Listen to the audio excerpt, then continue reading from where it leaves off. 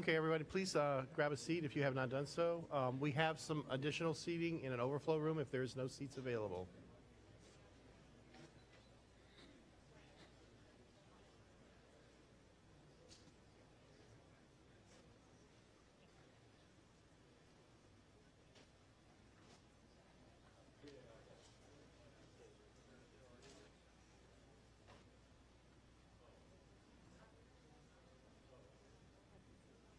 Yeah.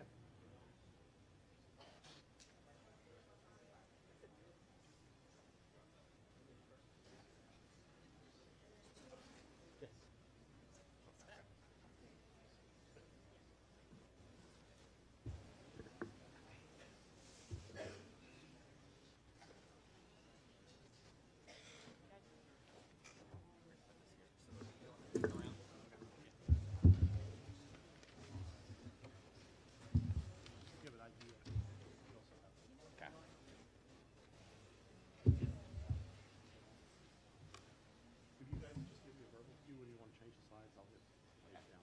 I converted everything over to PDF.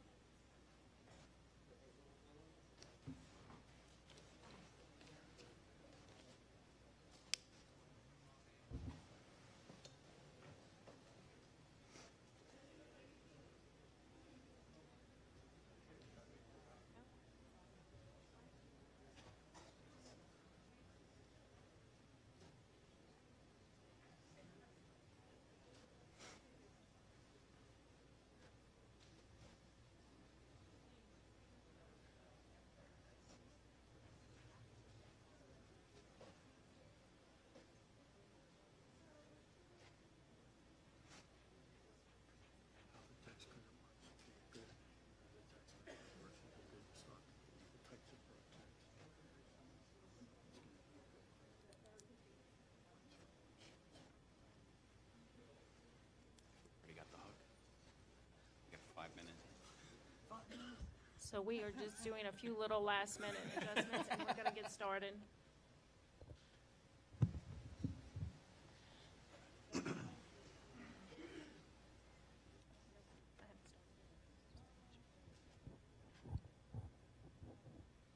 Good morning.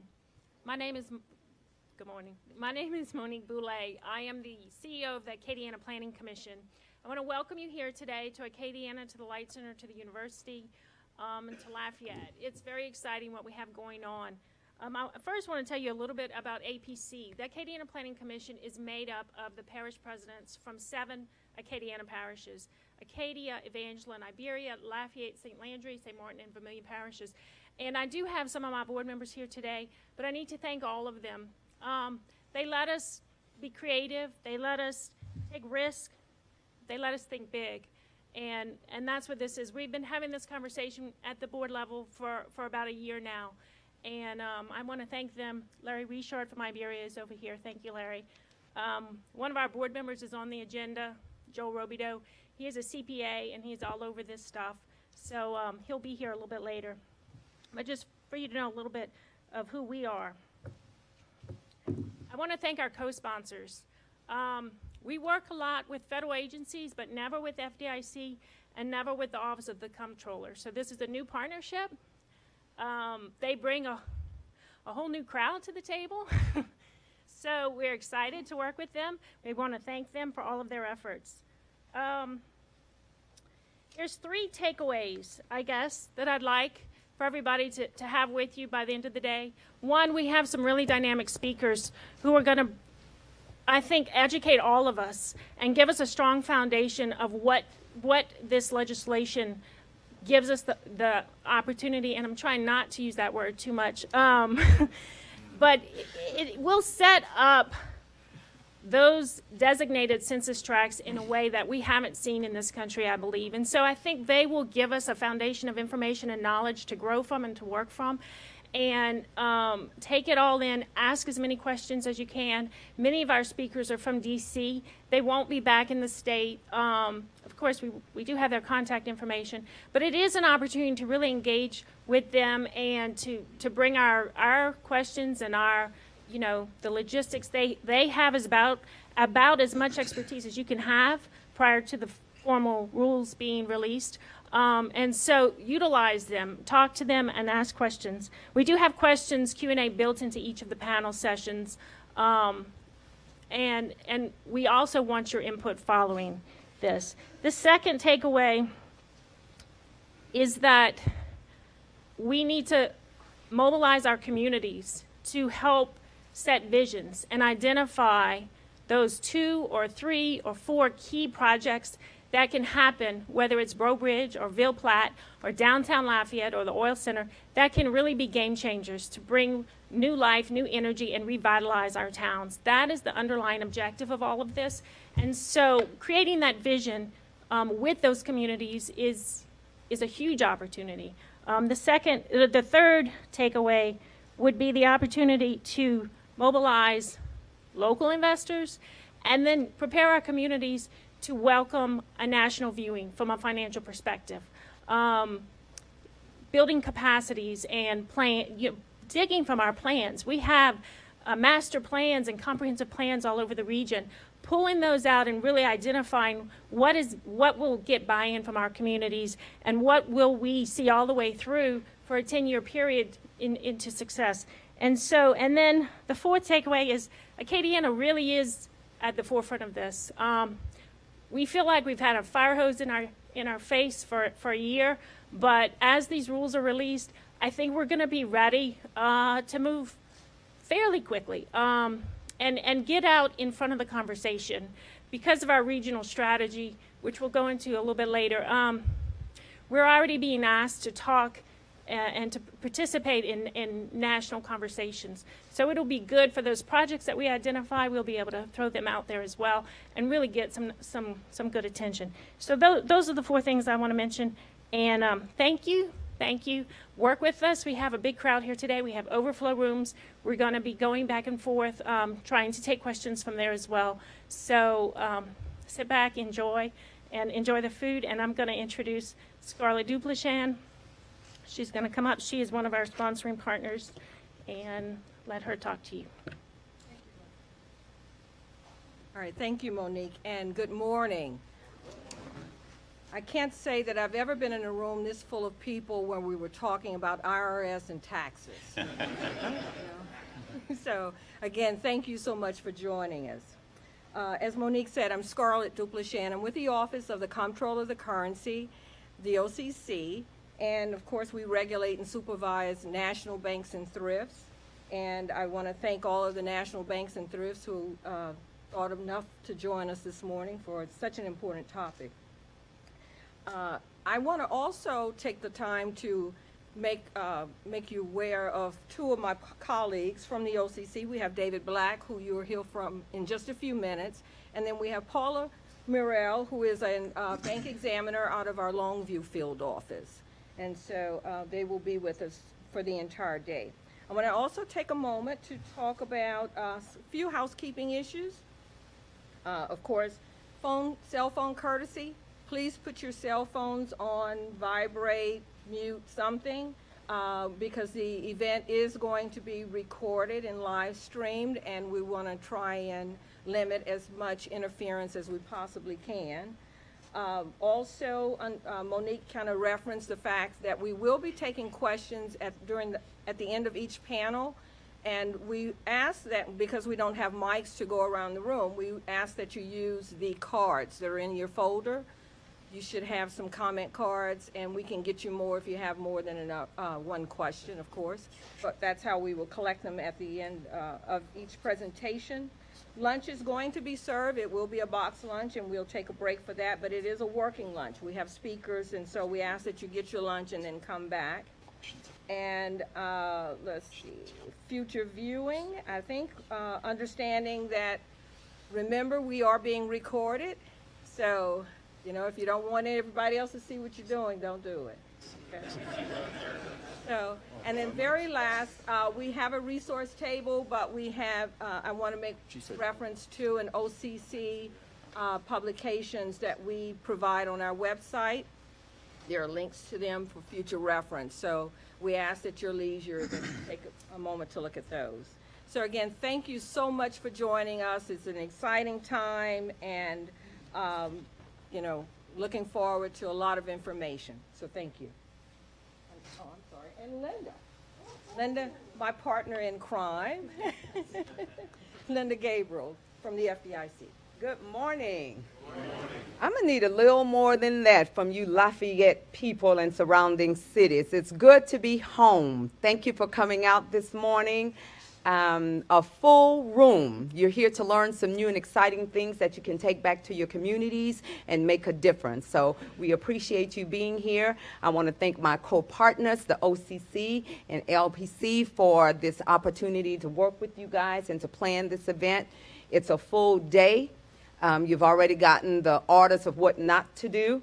And if you shouldn't be here and you told your manager or your department head that you're in the hospital, you'll be videoed today. So make sure you work out a plan to get that done. But we're going to move right on. I want to acknowledge a couple of my partners here from the FDIC. You met Deborah Sweeney at the check-in table. We have Regina Austin, which is part of the Dallas Regional Office. And there may be some other people here that I haven't seen as they checked in. Where is he? Where? Well, all right. So, Eloy Villafranca, the Dallas Regional Office Manager. Eloy, raise your hand, everybody. See, I didn't see him come in, so thank you, Scarlett. That was a good save, so thank you. We're going to go ahead and get started with this event, and I will go ahead and introduce our next two speakers. So we have with us this morning from the OCC, Mr. David Black, comes to us from Washington, D.C., and Mr. Andrew Seth. Both of their bios are in your packet, so we won't spend time going over that. And they have some really exciting information to share with us. So help me welcome our next two presenters. All right, good morning. Our job over the next 60 minutes or so is to introduce the topic of opportunity zones, what they are and how they work. And hopefully that will lay the foundation for the discussion throughout the rest of the morning. We're going to do this in kind of a conversational format, in part because we're learning from each other about how this works. But we really want to engage your questions as well. So please fill out the cards, bring questions. We'll take them up into the discussion. I hope you'll find this useful. By way of introduction, I am David Black. I'm a researcher within the Community Affairs Department of the Office of the Comptroller of the Currency. We are the regulator of national banks and federal savings associations, and I'm based out of D.C. And I'm Andy Seth with Sustainable Strategies DC. We work with communities across the country, helping them find funding for their community revitalization needs. And opportunity zones are a big tool added to that toolbox. And as David mentioned, our job today, we're the busboys of this event. We're going to set the table.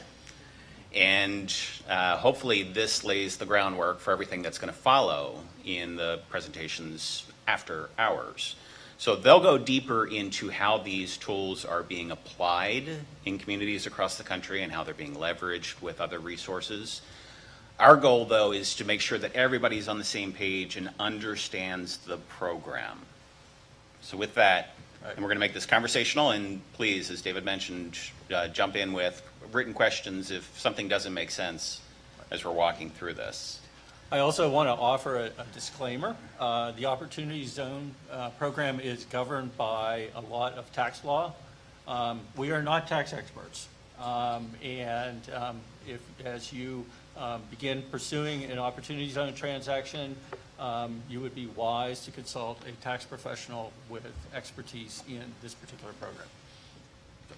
So excellent. So this program got started in late 2017. There was a tax bill that was moving through Congress, and there was a program, an idea that Cory Booker from New Jersey and Tim Scott from South Carolina were kicking around, a bipartisan idea to create an opportunity zone program. It came out of nowhere. The tax bill was on the finish line, and this got inserted to it, and it passed. So no one knew this was coming. No one was really ready for this, and we've been racing to catch up since. So it passed in late 2017 in the Tax Cuts and Jobs Act. We've got the slide's going to be available Yes, on our website. on the website. So we've got links and such in the presentation. So if you're interested in any of these links, but the actual legislative language is that link, and you can look in. It's a super long act, but there is a few pages in there about the Opportunity Zone program. Yeah, buried into that. A little background on the sausage making of the legislative process, because as Andy said, this really kind of came out of nowhere. Even though the bill had been really around for a couple of years as they've been kind of crafting it, but it didn't go through the normal legislative process. It went through what's called the budget reconciliation process, which is a process that's been around since 1974 to address certain tax spending and debt limit regulations.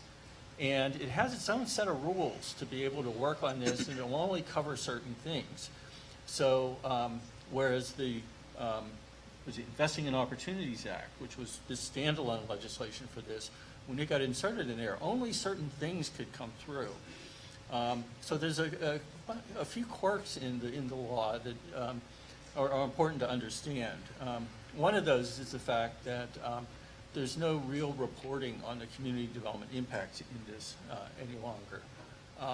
The legislators that had sponsored the bill were very strong, and have recently sent a comment letter saying, we really intended for these reporting requirements to be in there, but because of the tax credit, or because of the reconciliation process, those reporting requirements were removed. Treasury is being asked now to put reporting requirements into the legislation as they're writing the legislation. So we'll see how that goes. One of the other kind of interesting elements of this is, as we'll go through the process of this, there's a hard stop of when the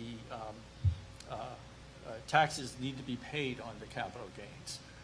That hard stop is in December 31, 2026, and that's going to have implications on some of the benefits. But that was inserted because of there can be no net spending increases as a result of the bill, so that was part of the trade-offs on this. So they had to insert this. That may change later on, but right now there is a hard stop for that. So, the rules, the guidance on this, how's that? So we're in a space right now, and the government shutdown certainly has delayed this a little bit, and we'll go through this a little bit, but the places are designated, but the IRS is working on guidance and finalizing guidance to make sure that everyone understands the playing field for this. So in late December, comments were due on some guidance that they put out in October, I believe. Right. And if you had questions, concerns, and like all tax legislation, it is succinct, and there are more questions than answers in the legislation itself. There were a lot of questions on how this would bump up against other programs. Did it apply to this, that, or the other? So there was a lot of feedback going into IRS. What they're working on now on February 14th, Valentine's Day, they are doing a public hearing in DC. They're going to be talking about some of the comments that have come in, and they're going to work to finalize that guidance. So the playing field will be largely established. And what we're hearing is that they're likely not going to tackle everything, that there might be more guidance coming out as more questions emerge. So there'll be enough to start your investing, to start, pulling this equity into your projects. So don't let any lack of 100% clarity slow you down. It's time to get started. And this is an amazing event. I work with communities across the country, and all communities should be doing events like this to get ready for this. So the fact that you're doing this here really will put you on the forefront of taking advantage of a program like this. So congrats to you. Yeah. I just want to say Valentine's Day at the IRS. Can you feel the love? So let's talk about the program itself, just so that everyone understands what's going on with Opportunity Zones. The idea was they wanted to encourage long-term private sector equity investment in projects. And the goal was that, you know, during the recession, a lot of places suffered, but there were a lot of places out in the country that when the recovery came, the recovery didn't come to these places. And they were slow to see the investment that other places did. So what the senators and the team wanted to see is a little incentive in those census tracts that needed more help to get back on a path to recovery. So that is the goal, and the incentive is a couple of things, and we'll walk through this in just a second. But it's deferrals on capital gains.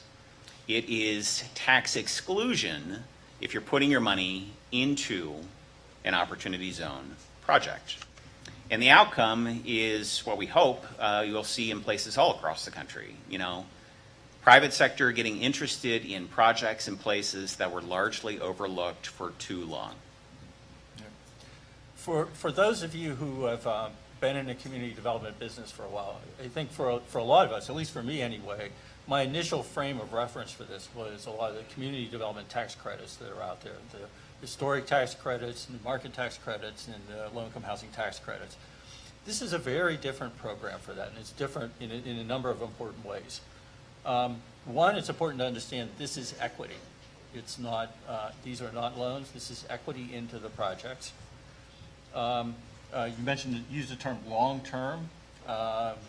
Long-term is, of course, a very relative term, and it depends upon the asset and what you're doing. Just for comparison, so the timeline for the maximum benefits for the opportunity funds are 10 years, at least 10 years. In comparison, the historic tax credit is 5 years, the market tax credits is 7 years, and the housing credits are 15 years. So it's a little longer than most, but not as long as all of them.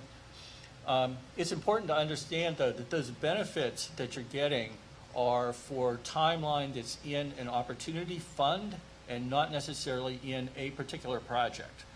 I think we see a lot of this as saying, oh boy, this is 10 years of money in a particular project. And no, the rules are set for in the fund. And the notion of when this was set up is that there was going to be the ability for investment into funds, and then the fund could invest in projects, recapture that money, and then reinvest that money back in. Now, those rules are not real clear as of yet, but that's the idea, is that there can be movement in and out. And that's particularly important for investing in operating businesses, where that timeline may not be as long, different from real estate, which really is much more structured for a longer investment period. Another difference in this is the depth of the incentive. As you know from many of the tax credit programs, a lot of the repayment comes from the tax credits themselves. In this case, there is an incentive through the tax code, but that's not the primary source of repayment. This is, you're depending upon the risks and the rewards of the project in which you're investing in. So that's going to be a little bit different from some of the other tax credit programs. In terms of the last point about the outcomes, it's certainly the incentive of this program is, or the intent of the program is to spur development where it didn't occur otherwise. And it's certainly reasonable to see this as a way of catalyzing additional private money. A lot of that is done through the targeting of the communities. The Economic Innovation Group, which is really the initiated this project, really talks about the concentration of equity capital in the country and how this is a way to kind of spread out that equity across the country. That said, there are no requirements within the legislation as it is now that there's not a credit elsewhere test in this. So if any SBA lenders in here, you know you have a credit elsewhere test. There's not a test like that in the documents. So let's just catch up a little bit. The designations are made, but I'll walk you real quick through how that process worked. So what the legislation said was that 25% of eligible tracts could be designated an opportunity zone. So every governor had so many tracts in their state that were eligible to be designated. He had to pick, and it was the governors who picked, and cities and counties and parishes who urged the governor to make certain choices. But 25% of what was eligible got selected. And you had to either have, and there were criteria, high poverty or low median incomes. So at the end of the day, 8,700 census tracts across the country have been designated as opportunity zones in this first round. And the goal of EIG, who David just mentioned, and others, is let's make this a success. Let's make that first round of opportunity zones go wild with investment. And I don't know if you tried to get designated census tracts that didn't get across the finish line. There could be opportunities to pull those in future rounds. That's all dependent, though, on whether or not this first round is, worth the investment, worth the time. And that's what we're going to figure out over the next couple of years is equity investment finding these communities. The majority of these places are urban, suburban, many rural as well. But if you look at the map, and I don't think I've got a map in here, but it's a checkerboard across the country with a lot of urban locations zeroed in on. It's interesting, this designation of tracts. A couple of the think tanks have done some analysis of this. The Brookings Institution has done some analysis of which tracts were chosen and which not, and as well as the Urban Institute. And they really looked at the degree to which the designations were going to areas of the most need or not, and whether these were areas that were really starved for credit or whether these were areas that were already getting credit. Now, it's definitely a trade-off on this, that it's reasonable to assume that areas that are currently starved of credit probably don't have the infrastructure and don't have a lot of projects ready to go for investment, as opposed to areas where there are projects ready to go, there's an infrastructure ready to bring in other types of subsidies and so on, and deals can move relatively quickly.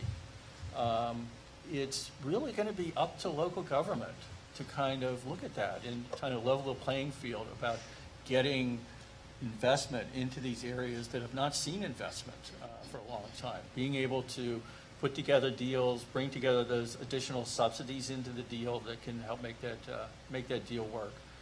And then in the areas where there is a lot of opportunity, I know there are certain areas where there's some concerns with gentrification as a result of opening up more investment. I know one of the areas that has been talked about is in Long Island, which was designated as an opportunity zone, and then Amazon announced that they're putting one of their new expansion headquarters in there, and they're saying this is gasoline on the fire. But again, that's a real role for local government here, is trying to help make sure that this is good development that's channeled into the plans and strategies of the community, and to kind of guard against some of the negative impacts in this. I've been really impressed by the level of planning here that's been going on. So there are three primary benefits of the Opportunity Zone program. So let's understand each of these three. And the first is a temporary tax deferral. And we'll walk through an example of this in a second that just pulls it all together. But the first is if you put your money, that is, if you've got capital gains that is taxable, if you put it into an opportunity fund, you stop the clock on when that tax on the capital gains is due. So it's delayed. So it's the time value of money. That is a good thing for investors, and urging them to put the money into into an opportunity fund. It's either delayed until December 31st, 2026, or until you pull the money out of the opportunity fund. So the clock is ticking on that first benefit. The longer you wait, that benefit's going to mean less to you. So early in the program, this is important. The second is a step up in basis. And what this means is the longer you keep the money in an opportunity fund, and again, this is supposed to encourage long-term investment. If you keep it in there for 5 years, then that original capital gains gets knocked 10%. You only owe 90% of what you owed, not 100%. If you keep it in there 7 years, it's 15%. So you owe 85%, not 100% when you reach either 2026 or whenever you pull the money out. And the last benefit is a permanent exclusion. And this is very, very attractive as well. If you're picking, low risk, high reward projects, you pull your money out of, say, the stock market, you've got capital gains due, you put it into an opportunity fund, and that fund invests in projects that go gangbusters. When you pull your money out of that opportunity fund, if you've kept it in there for the 10 years, you pay 0 taxes on the capital gains that you've made on that investment. So 3 layered incentives that should work together to get private investment interested in opportunity funds.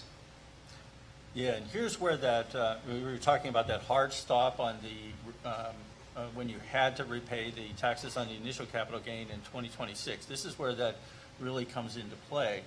You have to be able to get the 15% basis boost, that forgiveness of 15% of the amount that you'd have to pay a tax on, you have to have it invested in 7 years.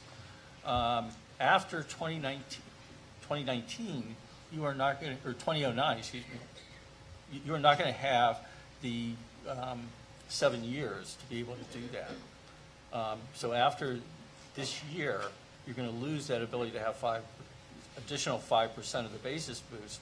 And 2 years from now, you're going to lose the additional 5 years. So the benefits are going to drop off unless the legislation changes. So just an example, just so to make sure that we're all on the same page, and this is Mr. Monopoly. He's got $1 million, and it's capital gains that he owes money on.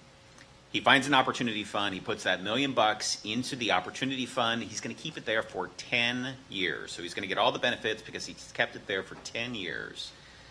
So in 2026, because he's kept it in there for 10 years, in 2026, that's what triggers the initial payment of capital gains of what he pulled out, out of the stock market.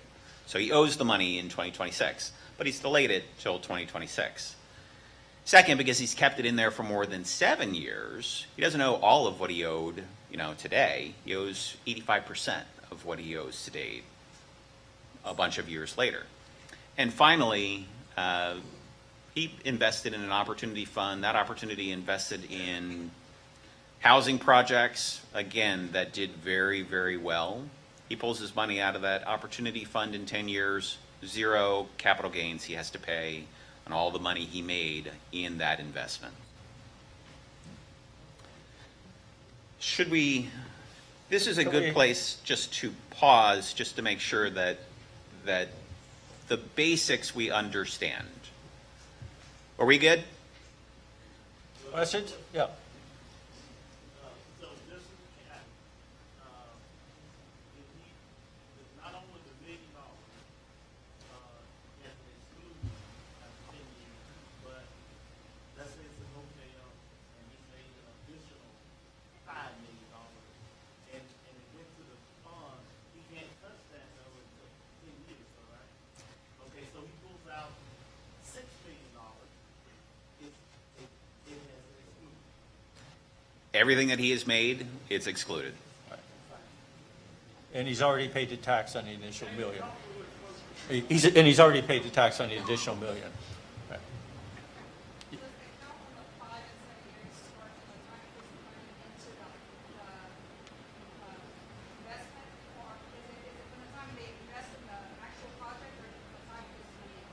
It's the time that they put the money into the fund. So they have 180 days in order to get their money into the fund. The fund has 30 months in order to invest that money. Yes, there are details. So there are fund requirements and there's, timelines that you have to hit. But by and large, yes. The fund can hold that. So I think the thing is as you're developing your project, you have a 30-month window for the fund. So let's talk a little bit about the types of projects that are eligible for this kind of investment.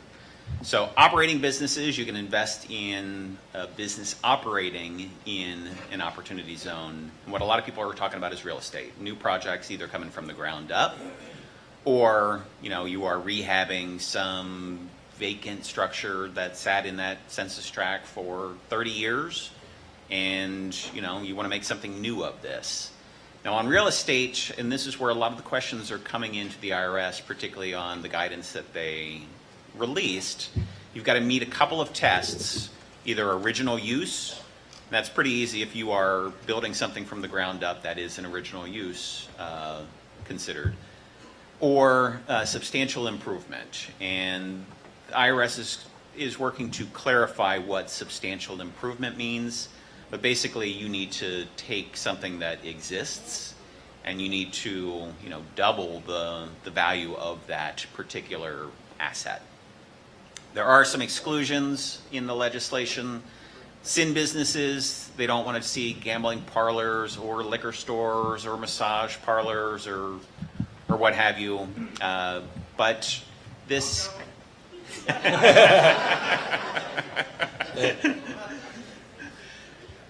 But housing. That was your project? Housing, hotels, light industry. I mean, this is a lot of opportunity for a lot of projects in the opportunity zones. Yeah, there's really few guidelines here, at least explicitly on that. Although within the actual tax code, there are a lot of very particular guidelines, and that's, again, it's important to talk to a tax professional around looking at particular projects. They have a lot of highly technical tax-related terms that are important to understand and comply with. I do also want to say, in terms of the flexibility on this, is there are no statutory restrictions on stacking or twinning the opportunity zones incentives with other state or federal incentives or any of the other tax credits. So it is at least theoretically possible to twin the opportunity zones incentives with historic tax credits, with renewable tax credits, with new markets or low-income housing tax credits. I know I've talked to some people who said, yes, that's completely doable, and I've talked to other people who have said, well, I'm not sure how that's exactly going to work, so I will say that right now that's theoretical, although I do know some people who say they really know how to do it, and I trust their judgment on this, but I think we're going to see about that being figured out. But I think the thing is, this is open to be able to stack these different benefits for particular projects. And beyond that, and I know that there's going to be a panel later, and Karen's going to talk some about this, but there are plenty of grant opportunities that are going to be attractive to opportunity zones. And you've got federal agencies who want to put brownfields money in opportunity zones. They want to put transportation infrastructure money into opportunity zones.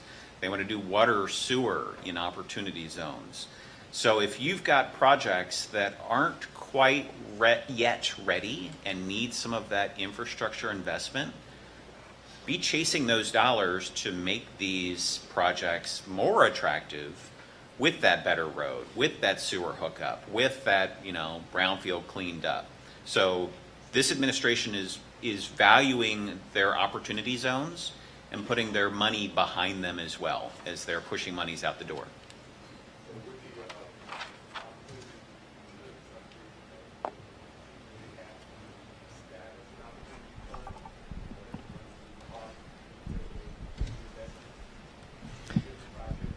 So there are time limits once you create an opportunity fund. The question was, I think the question is, can you sit on monies in an opportunity fund to wait for a project to be ready for investment? And you've got to move monies from an opportunity fund into projects in a very short time frame. Right. So that money can't sit there and, it needs to find a project pretty soon.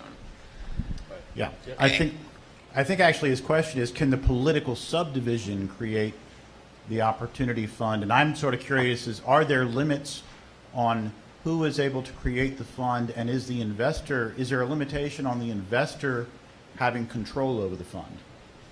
Or are we there yet? In terms of the eligibility for an opportunity fund, you have to be a taxpayer because, of course, this is a tax incentive. And the IRS has a form out now. It's basically a self-certification. So there are not a lot of restrictions on that.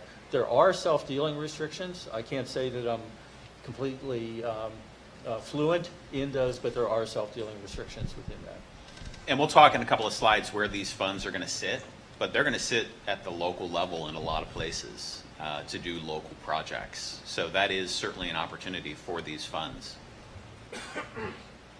Key players, and I'm just kind of curious in this room, I know we've got some overflow rooms, and you can raise your hands in the overflow rooms, but I won't see them.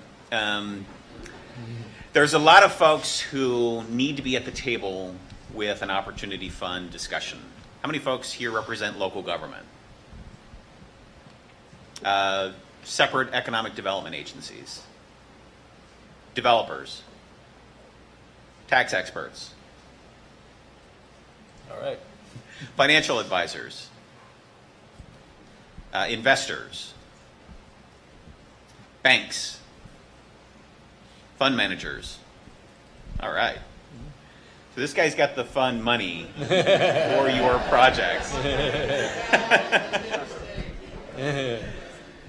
So this is, and you can see if you're watching the hands raised, there are a lot of players that are interested in this tool, and you should all be talking to each other just because you can get these projects working together, across the finish lines that you want for these projects. The cities should be talking to the bankers, and the tax experts should be talking to the investors, and we'll talk later about how to make that really happen in your community. Yeah. Just a couple of comments on the investors. Again, coming from this perspective of a lot of the existing community development tax credits, this is expected to see a little broader, or actually a much broader set of investors than some of the community development tax credits. The Economic Innovation Group estimated that there are $6 trillion in unrealized capital gains. There's no expectation that all of that money is going to come into this. I've seen estimations of between 30 billion and 100 billion over the 10 years of this legislation. I guess we'll see what this is, and it's helpful to understand that we're talking about people with capital gains, and probably pretty substantial capital gains. And that's,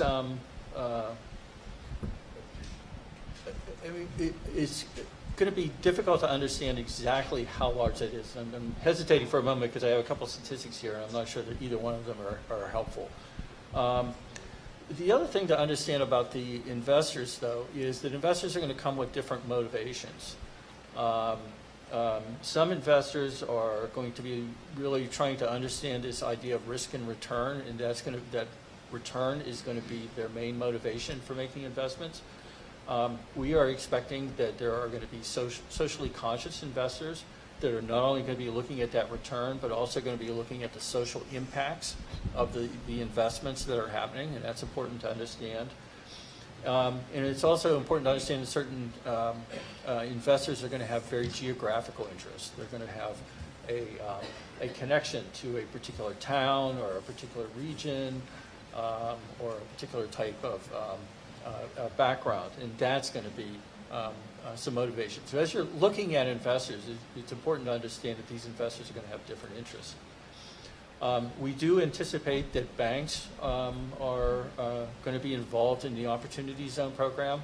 We've actually seen that involvement already, but they're going to be involved in different ways. Certainly they can be investors, and we've seen banks as investors already, Banks are not going to be as big as investors probably as they are in some of the other tax credits, just because banks do not normally have capital gains. Most banks don't. Some banks do because of their type of business. For the most part, in the general business of banking, there's not a lot of capital gains that are generated. So the investment side is not going to be as strong. We do see them taking a role as managers of opportunity funds. The banks are well positioned to do that, particularly with their knowledge of the local communities as they're working through their community development strategies and their CRA responsibilities. And we also see lenders as being involved, or banks being involved as lenders in the transactions. These transactions, the opportunity funds are, of course, opportunity zones are, of course, equity, but these deals are going to require debt, and banks are a good source of the debt. So it's going to be important to see the banks as partners in these projects as you're on. So let's talk a little bit about opportunity funds themselves. So we've talked about the opportunity zones, and this is where the projects or the businesses sit. Let's talk about the opportunity funds. This is where the investment money is going to go. And this is the investment vehicle. This is what investors put their monies into. These will be managed by fund managers, and these fund managers will look for, high reward, low risk projects to invest equity in. As a fund manager, you've got to put 90% of your opportunity fund dollars into eligible projects, and largely these are going to be development from the ground up, or substantially improving existing properties, as well as investing in operating businesses. And again, this is considered equity and not debt. So the people who are doing these projects, the developers, are going to want an equity partner. That's what they're going to have to get their head around. This is not a grant. This is not a loan. This is somebody coming in as an equity partner to participate in your project. Yeah, the funds are going to be very important in this. These are the guys that are going to be bringing together the investors and the projects. So they have to have knowledge of both, and they have to have the ability to structure deals. So they're the kind of glue that's holding this together. And a question earlier, I think about just, can a local government put together one of these funds? And David talked about this. You're going to see these funds sitting everywhere. There are already big national funds that are coming together that are going to be looking for big projects. So there is an opportunity to go to, the big banks and the big funds to figure out if your projects are attractive to them. There are going to be state and regional funds. And I don't know if there are any. Is your fund focused on any particular region? Yes, we're currently focusing on the Lafayette area. You're going to hear us speak a little bit later at Lafayette General on the opportunities that we're forming Yep. in order to make those investments in the health system. But as these funds come together, you're going to find some that are interested in particular states and regions, a little broader.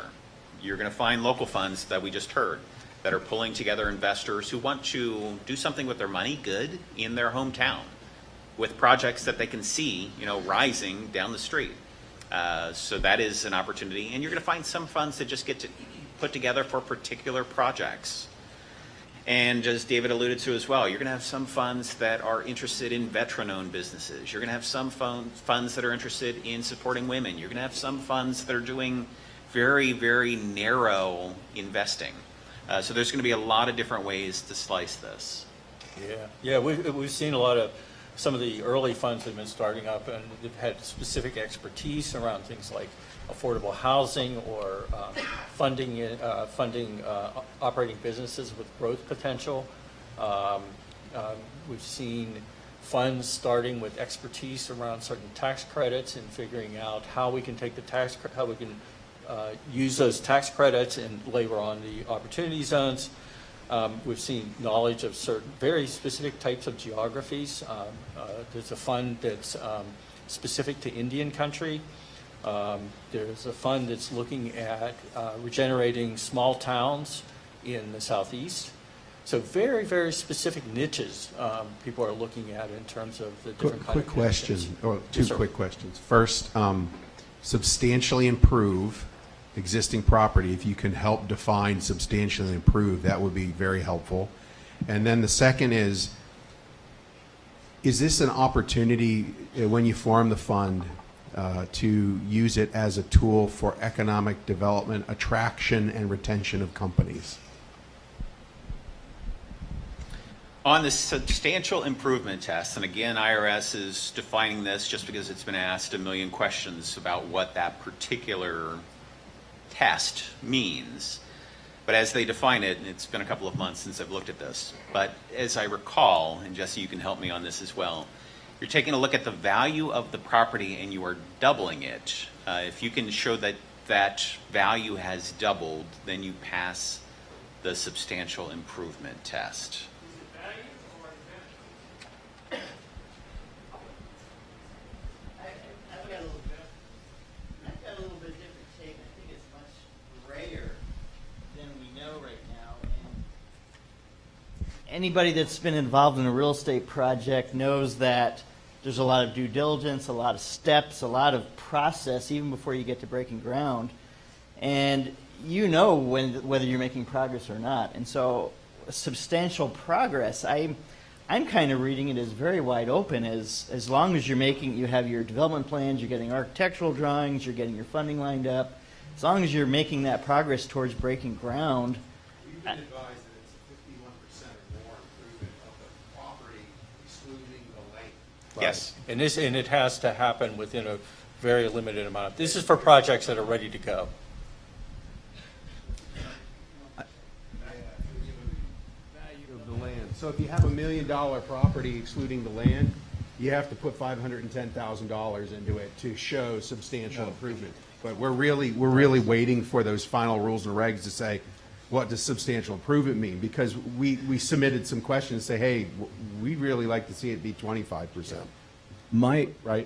Yeah, and again, we're getting into the details of the tax rules that we want to avoid. But I understand. But there is a substantial improvement that has to occur on that. And among the questions that I think IRS has received, I think it's around substantial improvement that they need to define that a little more clearly for folks to be able to run with. Thank you. I'm sorry. Yeah. Take your wife to Washington on Valentine's Day, and you can attend the IRS session.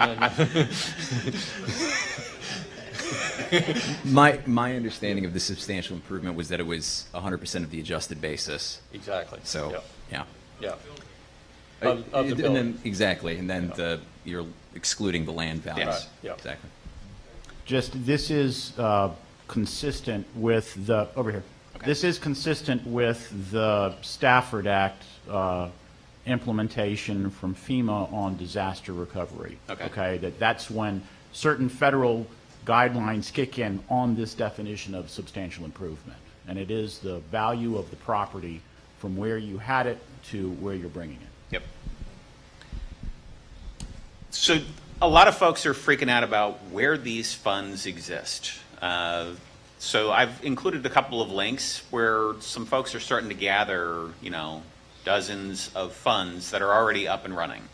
And again, these slides will be available, and these will be updated, I'm sure, as the funds go online. But there's a lot of opportunity out there. You just need to know where it is. These are just a couple of good resources to figure out what funds are out there, and they define what they're looking at. Is it a national fund? Is it a regional fund? Does it have a particular focus? So you look at these, you figure out, all right, these guys might be very interested in me and my project. I need to talk to these folks. And they've got contacts, and these people want to talk to you. I just want to say about these two sources that there is no official source of all these funds. Like, you register with the IRS, but the IRS is not publishing, here's everybody who's registered with us. These are surveys that you're doing. They will be continually updated. They are probably not going to have 100%. If you have your own fund, I would suggest that you contact these sources so you can get out there so they can attract investors. And a question we got, just what if your fund doesn't do well? Is that a risk? And yes. Yep. You're investing in a vehicle that, you want to do well, but if it doesn't, you lose money. So fund managers are going to look for projects that make a lot of sense, that maybe didn't pencil out without the incentive, but with the incentive, this is a good project. We're ready to go on this particular investment now. Yeah. So I want to talk for a minute about bank investment in opportunity funds. I mentioned previously that banks can participate in a number of ways: as an investor, as a fund manager, or a lender. In any of those roles, there are certain regulatory issues. So I just want to go over a couple of those. When a bank makes an investment into a fund, they're generally doing that with something called a public welfare investment. To do that, the investment must primarily benefit either low-income individuals, low-income geographies, or areas targeted by government for redevelopment. They can also meet this test if the project meets the definition of a qualified investment under the Community Reinvestment Act, which is something I'm going to talk about in a minute. What we've seen to date is that banks making investments in opportunity funds, which they've also managed, and those opportunity funds are generally set up as a limited liability company or a limited partnership. And that shields the bank from unlimited liability, which is a requirement of the Public Welfare Authority. I do want to say that investments in opportunity funds do not automatically qualify under the Public Welfare Investment Authority. We advise national banks and federal savings associations to discuss their participation in the program with the OCC prior to making an investment in a fund. The next slide, please. We've got a lot of questions about whether or not participation qualifies under the Community Reinvestment Act. The short answer to that is it could. The current CRA Q&As were done prior to the creation of the Opportunity Zone program, so they're not mentioned in the Q&As. Generally, what we've seen is that there is no automatic CRA consideration for participation in a project funded with Opportunity Zone funds. We look at the underlying project and to see whether that meets the definition of community development, which is defined here, and that it has the geographic requirements for consideration, meaning that it's in the bank's assessment area or it's in the larger state and regional area that includes the bank assessment area. For those of you who look understanding the definition of community development, it generally means affordable housing, services to low and moderate income individuals, economic development by financing small farms and small businesses, and revitalizing and stabilizing certain geographies. We have, like I said, we have been asked quite a bit about this question of whether or not there will be, how this will be considered going forward. As many of you know, last fall, the OCC issued an advance notice of proposed rulemaking that solicited ideas from the public on how to strengthen the CRA framework. We received over 1,500 comment letters, and several of those that specifically requested clarification around investments and participation in the newly authorized opportunity funds. Those comments are being taken into consideration in the development of a Notice of Proposed Rulemaking, or NPR. When that NPR is issued, and I don't have a timeline for that, the public will have another opportunity to submit comments before a final rule on that is issued. As I mentioned previously, we have seen interest on this, and I wanted to give you an idea of some of the examples of projects that are being done through this. These projects have been part of the bank's community and economic development strategies. Given a short time frame of being able to make these investments, these are deals that they've been familiar with. They are people that they're familiar with, and as I said, they're using their knowledge of the community and the different funding sources and being able to put together deals. You can also see they're primarily real estate deals at this time. We expect as the rules become clearer over time that there's going to be a larger variation in terms of some of the types of projects that are done. So let's talk about things that post this summit, some things that you should be working on in your region. One is we talked and we had all those different players who should be at the table, and all of those folks you should start to begin conversations, and someone should lead that conversation to gather those folks. You should begin identifying what projects are the most ready to go. You've got census tracts, you've got places in them that are further along than most, and you should be prioritizing which projects as a community you think are ready for investment, that are ripe for a conversation with an opportunity fund manager.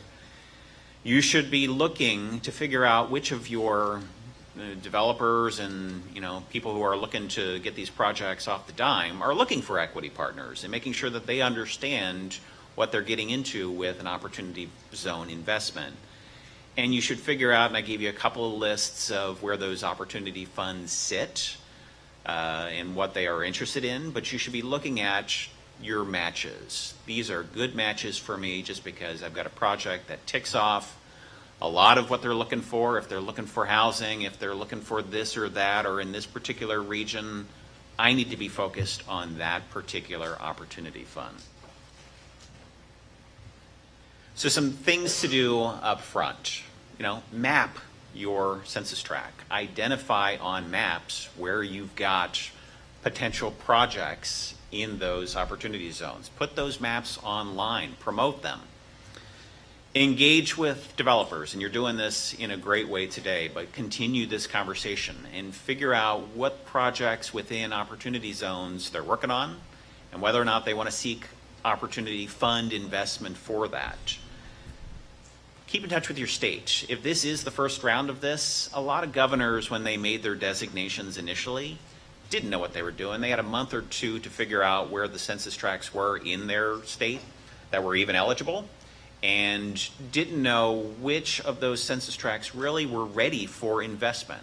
I think everyone's going to have a much better understanding of this program if there is a round two, and to figure out how to build on that. So as a community, keep in touch with your state office. Let them know that you are doing very good things in your opportunity zone, and that there are some contiguous tracts or tracts on the other side of town that you'd love to see included if there is a second round. Yeah, that's hard to. When might there be a second round? So the folks that designed this program are watching this program, and this is the Economic Innovation Group and others to let. Was there a program on? Oh, 2020. Yeah. And if it is doing well, then there will be a push to do more of this. And talk to your legislators. Keep them informed of what's going on in your opportunity zones. It's a congressional act that put this, into play. And if they see that this is working for them, they'll want to do more of this. So there's no time frame for when it might happen, but the sooner it's a success, the sooner it's going to see a round two. And it's important to understand that there is no mechanism right now for collecting the information about what investments have been made and what impact they have. That's up to you all to do that, to collect that, and make sure that gets to the right people. Can I ask another question? Sure.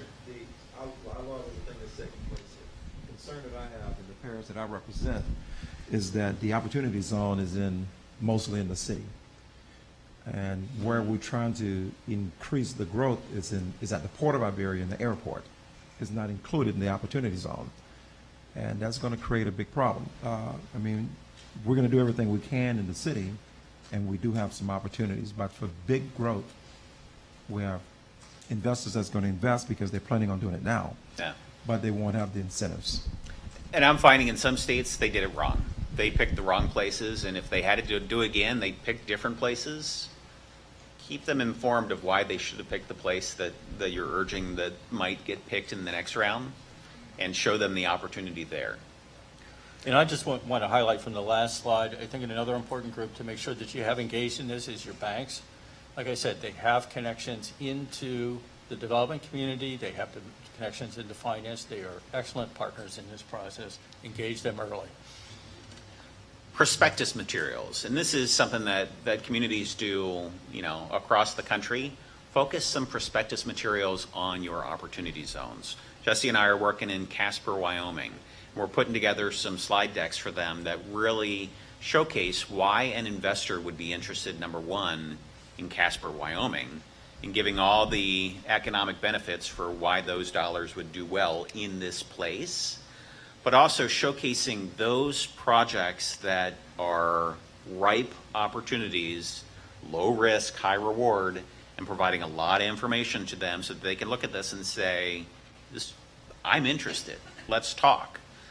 So put together those materials and start putting them in the hands of opportunity fund managers. Build relationships, build a team in your community with all the folks that I mentioned, and have somebody organize that team and start meeting.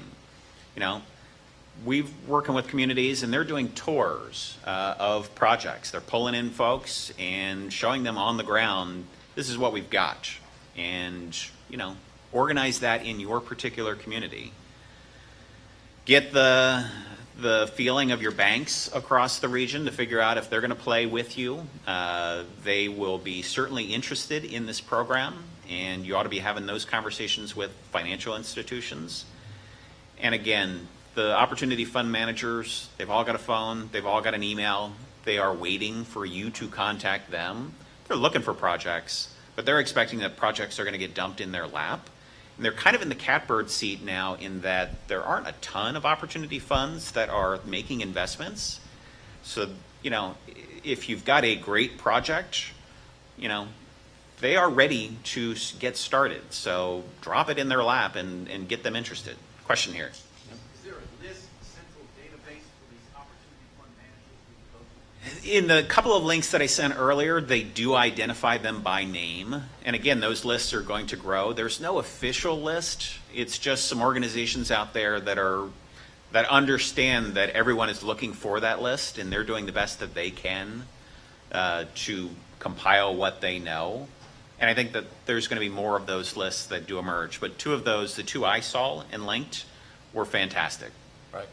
Yeah, I was actually talking with the folks at the National Council for State Housing Agencies, one of the groups that are compiling their list, and they expect their list to double within the next month. So these are really fast changing as they're going on, but they're a good resource. We've got a whole panel later on leveraging finance or leveraging opportunity zones. You'll talk more about this later, but federal grants, state grants, get all of those that you can, just because these are ripe for that kind of investment. Again, keep your governor's office in the loop and let him know that you are taking this opportunity zone to the next level and doing it better than anywhere else in the state. And this is where he should be focusing his investment. And again, if you've got census tracts that just didn't make the cut this time, or if you figured out that you've got a contiguous census tract that didn't make a lot of sense previously, but heck, if there is a second round, I want that included in the mix. Start making the case for those census tracts now too. You're not too early to think about the future of this program. Yeah. Question? As participants, will we have access to your slide presentation? Yes, we'll list them we'll put them on our website. They're going to be on the website later. Right. Is there a reason to go with an established fund opposed to establishing your own body specific fund? It's a good question. The question is, chase a fund or create a fund? And it depends. If you've got plenty of investors that can, shake loose the tree and put some of those monies into a local fund, then it might make sense to create a local fund. But in a lot of places, rather than developing project ideas, they are thinking about creating funds. In the absence of, all right, we've got finally interest in somebody putting their money into something, what are we going to invest in now? So in the absence of just obvious investors that are ready to do this, I'd recommend that there are going to be funds out there and plenty of funds out there make sure that you've got projects that are worthy of investment before you've got funds that are ready to invest. I'd like to approach that maybe a little differently. I think in a lot of the community development tax credits, a lot of the funds are set up so that they're very specific to the deal, particularly since a lot of them are real estate.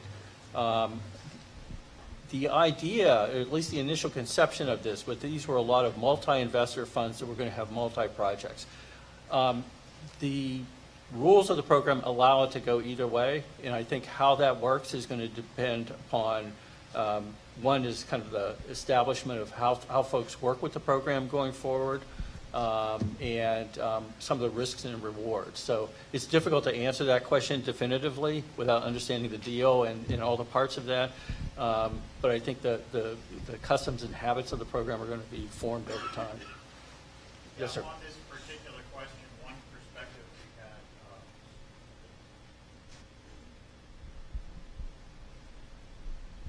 we had, On this particular question, I deal with a co-funding source, and what we found specifically for the St. Bernard Hospital Service District in establishing a hospital in St. Bernard Parish, they did create a single-purpose CDE for the purposes of a new market tax credit structure, and we found that it made the deal much leaner than if there was more money to put into the project than we were finding in other deals were going to the CDE transaction costs.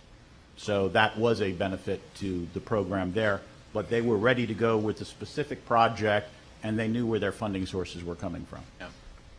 Are you twinning that with the new markets and the opportunity zones?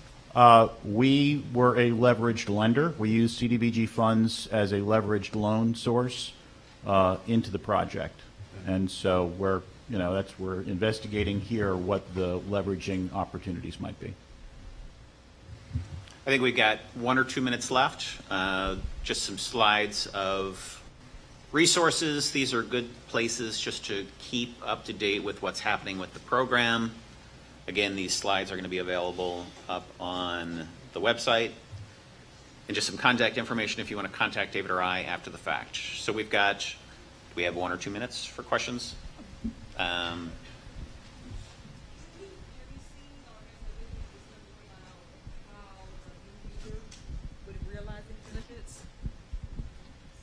Has there been any conversation or discussion or examples on how the end user may realize some of the benefits? It seems like it's very heavy in construction, which we have many programs that have done that. But has there been any discussion on how this is innovative and how the end users of these projects somehow benefit in wage increases and the housing, rent by end users, decreases? the community itself? Yes. Okay.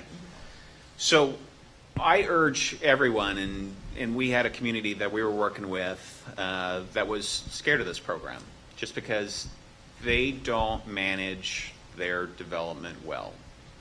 And they knew if they unlocked this and got census tracts designated in their community, that they would face gentrification, that they would get community pushback, that they would, so they didn't chase this just because they weren't ready to shape this. And I would suggest that along the way, the government, the community needs to be part of the conversation and to make sure that it is seeing the benefits out of this that it wants to see, that it is pushing the kinds of projects that it wants to have grow in their community. So they need to be a part of the early conversation. Otherwise, this is going to happen, it could happen to communities rather than with communities. Can I say that, just a comment, that in our community, in Monroe, Louisiana, we had the best mayor and the best council, and they put the opportunity zone and picked the area, and I'm the executive director of the Southside Economic Development, and everyone worked together, and we got exactly, I think we put in 7, we got 4. And so we got exactly in the governor's office and our state senator, Francis Thompson. It was a wonderful process, and I think it's going to be very successful because we got exactly what we wanted.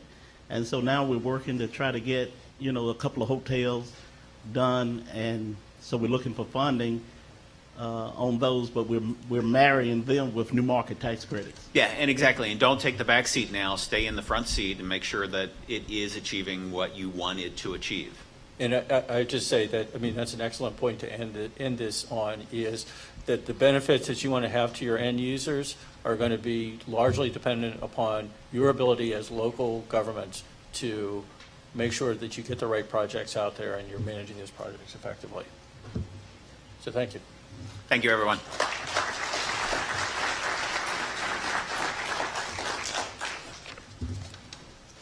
All right, thank you very much. And so now we're going to keep rolling, and we're going to begin our next panel. I'd like to ask our esteemed mayor, Joe Robideau, to come up and his next panel, and he'll do his introductions. So be quick if you, and there are restrooms upstairs. Yeah.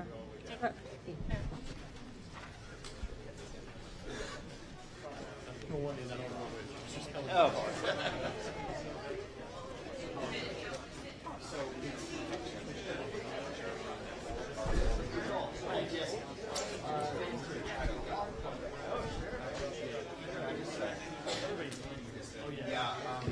That's not going to happen.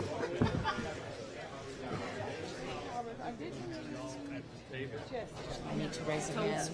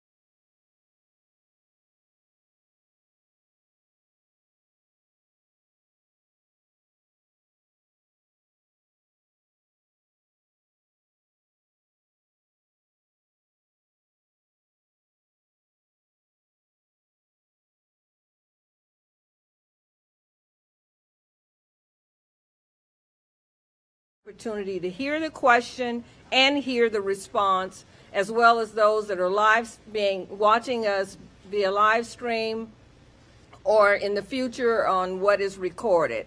So again, please raise your hand. We'll try to get the mic to you as promptly as we possibly can.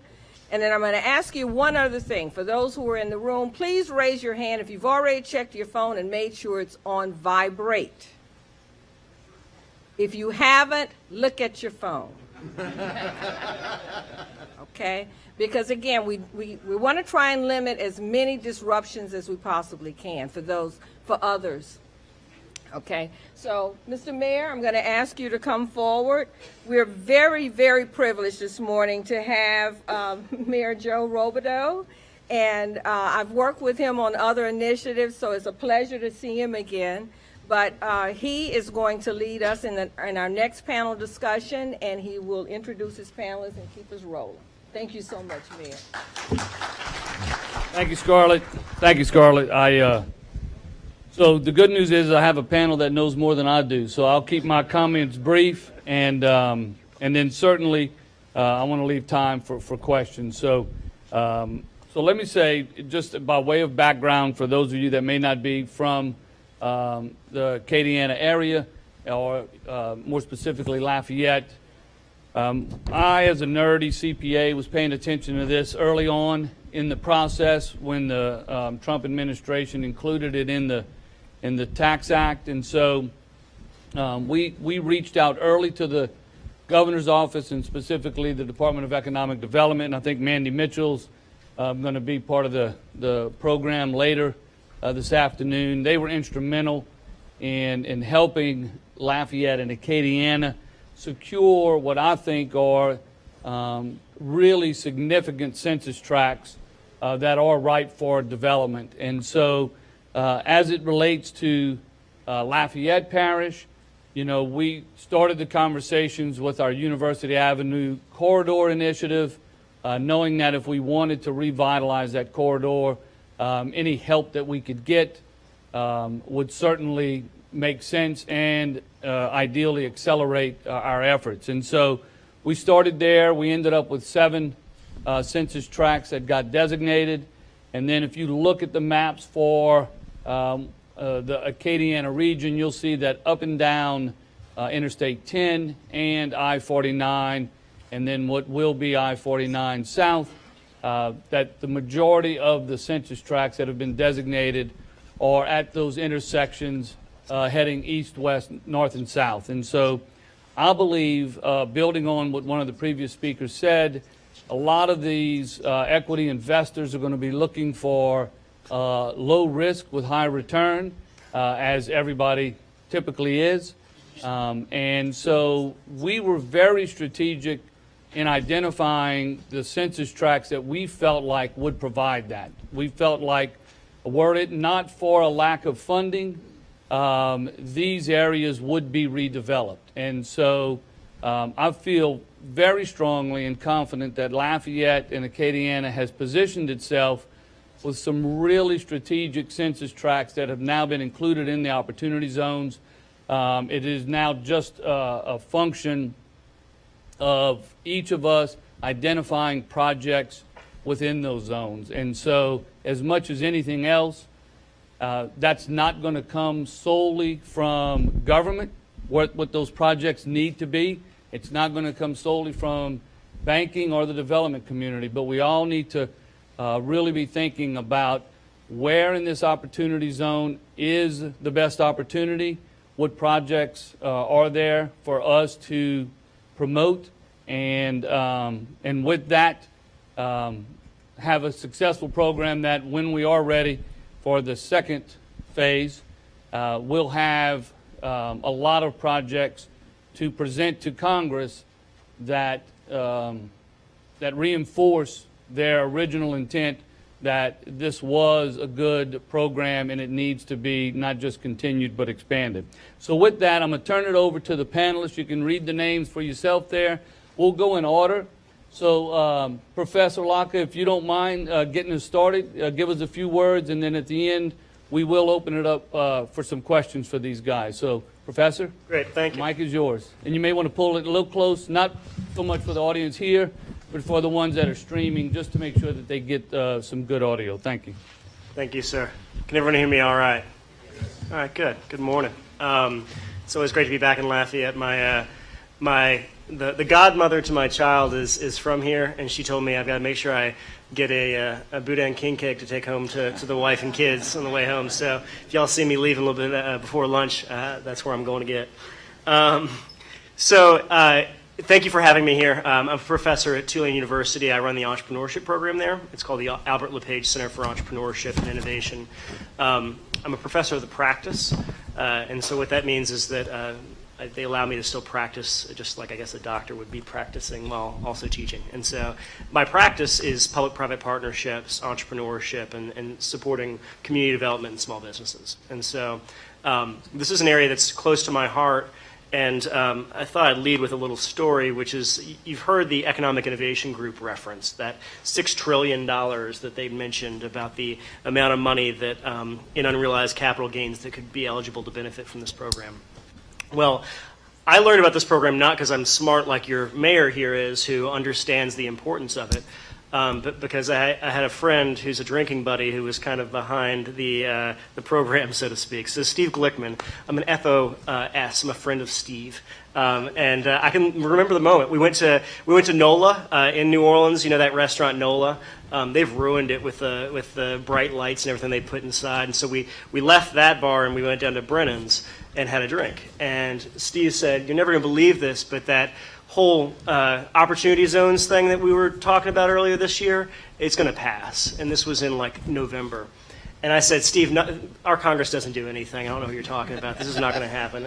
And this is way too smart, too, because when you think about it, just from a macroeconomic perspective, this is the time to do that. We're on an 11-year bull run on our markets, and the amount of unrealized capital gains is $6.1 trillion. That $6.1 trillion could become, and actually I ran the numbers, it's actually more like $6.97 trillion based on where the markets are right now. That $7 trillion could become $5 trillion or $4 trillion in unrealized capital gains if we had a recession. And so doesn't it make sense to put money back into the economy, into places that haven't gotten that money, and then to rebuild? And so it's a really smart, bipartisan, all the things that you would expect to not come out of D.C. actually came out of D.C. this time, folks. And so I paid attention to this. I paid attention to it when the act was actually passed, all the way to today, where I'm very impressed and proud of what's happening in Louisiana. Because part of the story I'm going to tell you this morning, just to kick the panel off, is that other states are leading, and there's real local leadership around this. And I would say that until today, it had not happened in this state, and now the Pelican State has woken up to the opportunity here. And so I want to congratulate Lafayette, Acadiana, and frankly the organizing team behind this conference, because without y'all's leadership, I don't think that we would be in the position that we're going to need to be in to be ready to receive some of this outside investment. Also, make sure to tell your state legislators and the folks at LED and everybody else if you get ideas on how we can continue to improve this program, because we've got a lot of work to do. So here's the opportunity we're talking about. The National Council of State Housing Agencies, which was referenced earlier by Andrew and David, have found 63 qualified opportunity funds in their directory that currently represents $16 billion in anticipated investment, fund sizes ranging from $1 million all the way up to $3 billion. Now, this is all money need to be raised. It's not necessarily it's already been raised, so let's keep that caveat in mind. But the vast majority of these funds are focused on commercial real estate, multifamily residential, student housing, mixed use, hospitality, or traditional commercial development. Real estate has been the focus of this because the law and the guidance that's come out is mostly focused around what the new markets tax credit law had looked like before. And so even though the law itself is open to operating businesses and to real estate has really been where the first movers have been. That's not surprising. I've done some of my own research where I've gone through all of the SEC Reg Ds, and so this is anyone who commits to raise a fund. I've searched for Opportunity Fund, Opportunity Zone, any of those. So this is just my own research I've done. There are 245 fund managers, that's 130 funds, with an estimated fund size in total exceeding $20 billion. And so this is the amount of money that's already being corralled, that's being announced to the SEC without even having the guidance finalized. That's a good chunk of money. Secretary of Treasury estimated there'll be about $100 billion to flow through that program. That's a real lowball estimate if you look at the amount that's eligible for the program and the fact that $20 billion is already being circled to be able to go towards these zones. But as the Economic Innovation Group recently wrote in a blog that came out right before Christmas, quote, state and local leaders are responsible for devising the strategies that will take these few new lines of the tax code, and turn them into something that unlocks opportunity for local residents and entrepreneurs. If you're going to remember one thing from my talk this morning, remember this. Capital alone is not a strategy. So the capital is going to flow, and it's going to flow to projects, and it's going to be based upon all sorts of different reasons for that capital flowing. But that capital alone is not a strategy. And what we're working towards here is actual strategy. We're taking projects, and we're taking all sorts of other government programs and cross-sector partnerships, and putting philanthropic dollars behind making some of this happen. That's where the strategy really starts to matter. And until today, I would argue that other regions were already ahead of Southeast Louisiana. So the mayor of Erie, Pennsylvania, worked with 35 local groups to prioritize a project, and then he created a concierge service to make sure that those projects happen. He appointed someone in the government to cut the red tape to make sure those things got done. Birmingham's mayor secured more than twice as many OZs as any other city in Alabama, and he then put an online mapping tool right after they were announced so that everyone knew where they were. The mayors of Louisville, Oklahoma City, and South Bend have all unveiled OZ prospectuses similar to this one that they paid outside consultants to come in and do. And then the city of Philadelphia has sent out an RFP to work on their zones. I would even say the city of Yonkers, New York, or the county of Yonkers, New York, which has 3 zones, just 3 zones, had its own RFP to try and help make sure that people knew about their zones. So there are other communities that have really gotten out in front of this. In 2 states that I really want to call out. We've got a colleague here from Columbus, Ohio, so thank you for being here. I want to cite Ohio's leadership in this, which was House Bill 727. A representative proposed this legislation, which would propose a 10% tax credit for investors who invest at least $250,000 in an Ohio Opportunity Zone. At present, neither the amount of investment nor the total tax credit would be capped. So that's a big deal. That's an extra state incentive to encourage these national investors to come to your state. But then Maryland really blew the hinges off the door on the first of the year. So Governor Larry Hogan, and I should mention, I'm not mentioning partisanship, Republican, Democrat. Hogan happens to be a Republican. This is not a partisan thing anymore. This is about communities. It's about really mobilizing capital towards those communities. Thank God. We need something to be able to do that, right? And so Executive Order 11-2019 created the Maryland Opportunity Zone Leadership Task Force, which is being chaired by the Lieutenant Governor. That includes a few benefits that would be a part of what's called the More Opportunities for Marylanders Act, which extends a 10-year tax credit for each new job created by a company that locates or expands into a Maryland Opportunity Zone. 10-year tax credit per job. These companies are also eligible for an additional $6 million in tax credits. They have 100% of their state property taxes exempted, and they have all business recording, filing, or special fees waived. That's what leadership looks like to then take what's the federal incentive that the states will benefit from naturally, but then also be able to take things another step further to say, we want to be the best place for outside investment to come in. And so we've had a lot of conversations about how Louisiana needs to catch up. As I mentioned, I think we're really starting to do that with your leadership today. But the beauty of this is that our playing field looks really good. And so I made a joke to the folks at GNO Inc. that it's a bit like the Alabama defense just decided to fall asleep and Clemson decides to run through, but also the field is tilted this way in our behalf, right? And so if we can look at it in that regard, let's look at our zones. So we have the 25 that are all cited in this prospectus, so spend some time and really get to know this on a project-by-project basis.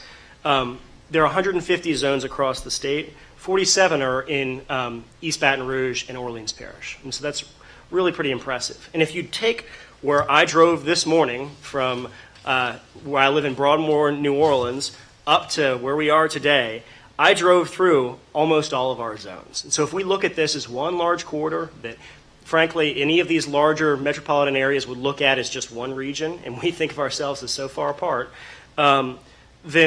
then you actually look at a picture that's really one of the best in the country, I would argue. And so let's do some comparisons. If you take the 23 parishes of the southeast Louisiana region between Baton Rouge and New Orleans, that's 87 OZs, 2.6 million people. If you add in everything that's discussed here with the zones that are there, that's putting us well over 100 OZs just in that corridor. Okay, so basically where I drove in Orleans Parish up through I-10 to get to here today. let's compare that to some other regions. The 12 counties in Charlotte, so this is on Charlotte's metropolitan area and also the area in South Carolina that's sort of the bedroom communities for them, is 2.5 million people. So not that different in terms of population. They only have 46 OZs. So we have over 100 OZs from here all the way to New Orleans, and they have 46. The 13 counties in the Dallas-Fort Worth region, so that's 7.4 million people. That's all of the Dallas-Fort Worth area, which, trust me, takes about 2 hours to traverse, has 50 OZs. If you look at all of the Atlanta region, and like y'all, I'm proud to tell Atlanta the only thing they're good for is for us going back there and win the next Super Bowl when we have the chance to. They have 5.9 million people and 65 OZs. So our map looks really, really promising. Like I said, the playing field for Louisiana has done this in terms of economic development. It's going to take smart strategies to get that capital to flow towards us. Why does this matter? I'll close out with this thought. This is an incredible opportunity for our state. We have lots of lessons learned from everything from Katrina to the oil spills to the floods last year in Baton Rouge and here. And then when we look at that, that puts us in a unique position to be able to know what economic development is about, not just in terms of transactions, but in terms of transformation of regions. And so we should apply that, because now we can put ourselves on the national map for national capital. Because there are no caps and there's no congressional approval acquired on a year-by-year basis, this could be the largest federal program for economic development in our lifetimes. Many people think that it will be. Unlike new markets tax credits, low-income housing credits, enterprise zones, there's no need for annual congressional approval, no reporting requirements, and this was mentioned with the gentleman earlier today. You just self-certify. And so it's a very easy program to get more capital to flow towards projects.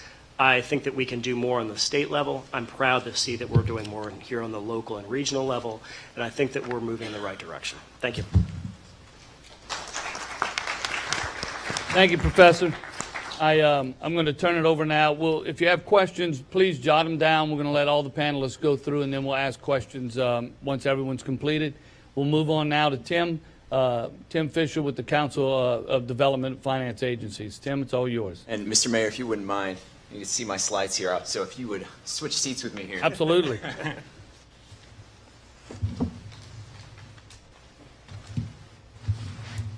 Well, good morning, everybody. So, first of all, I want to say I had the pleasure of spending the last couple of days in Arnaudville nearby, and there's a great project out there for a French immersion campus. And just seeing the local community buy-in to try to move this project forward is incredible. And going hand in hand with that, seeing the Acadiana investment prospectus, it truly seems like you all have a great team working together to try to make sure economic development happens in the Acadiana region. And, I just want to compliment all of you for it, especially Chad right over there. Your work in this has been great. So anyway, diving into this a little bit. So my name is Tim Fisher. I'm the Manager of Government Affairs at the Council of Development Finance Agencies.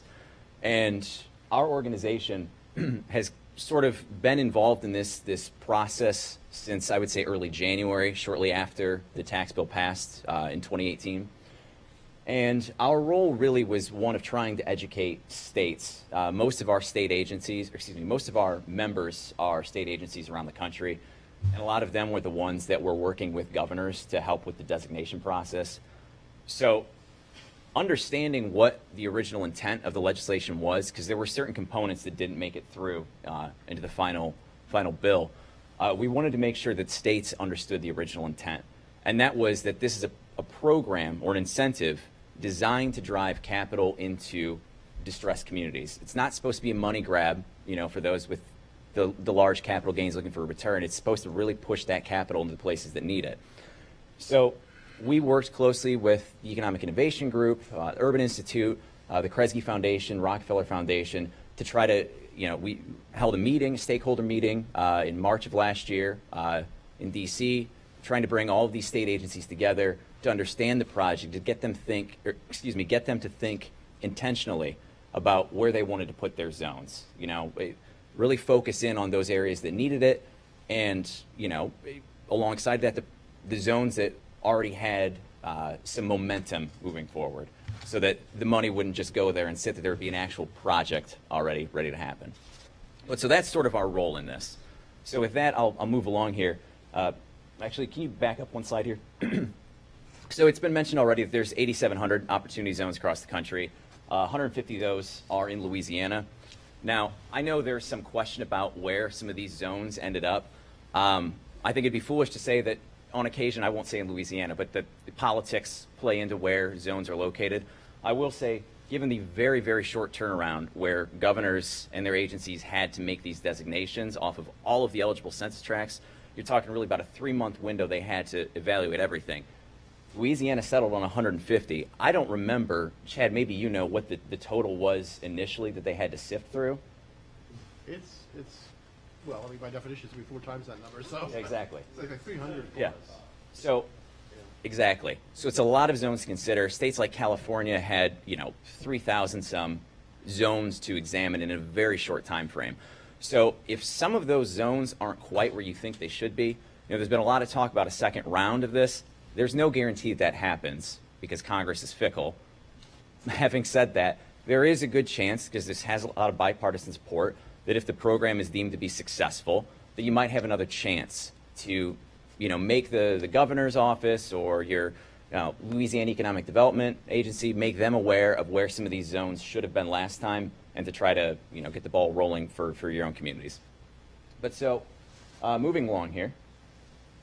Approximately 35 million people around the country live in opportunity zones. 56% of those residents are minorities. 294 zones are in tribal lands, and 76% of those zones are in metro areas. So you can keep moving here. I've glossed through some of these. So we were talking about a map earlier. This is also from the Economic Innovation Group. But their name has been mentioned a ton throughout this process. Go to their website. A lot of great information. I'll also plug CDFA's website, but they've got the really great visual graphics here. So this you can just sort of see the spread around the country.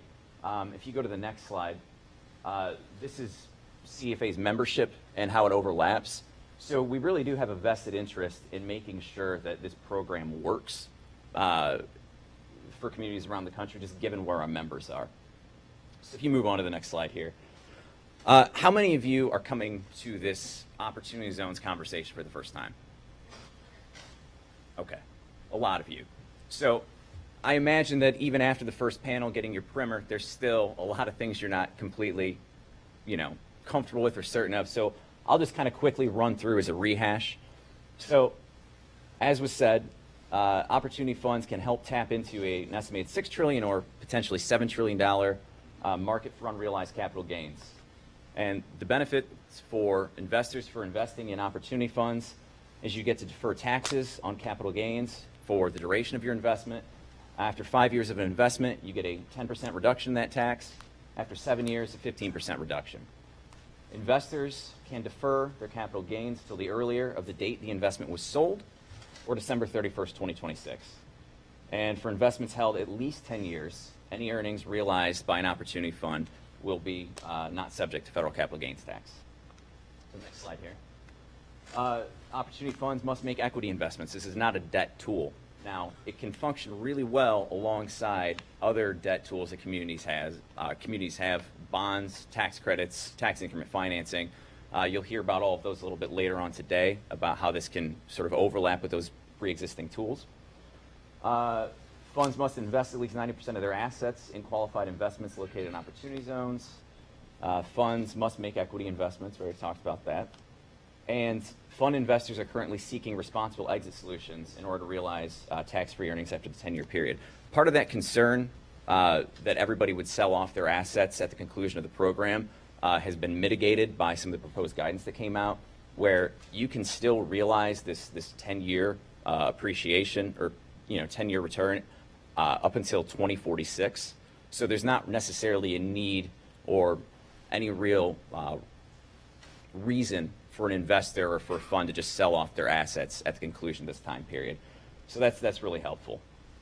Fund assets can be invested in opportunity zone stock, opportunity zones partnership interests, opportunity zones business property, I imagine you all will go through that a little bit later today. I don't want to get into all the specifics on this, partially because that's not my area of expertise, and I don't want to give you, incorrect information here. So the proposed guidance that came out was released in October of last year. The public hearing was originally scheduled for January 10th this year. Due to the government shutdown, had to be postponed, so it's been rescheduled for Valentine's Day, as was mentioned. So next slide here. So this is really where I want to get to, and sort of a quick overview of what's happening around the country. This report we did here is a little bit old now. We released it in August of last year.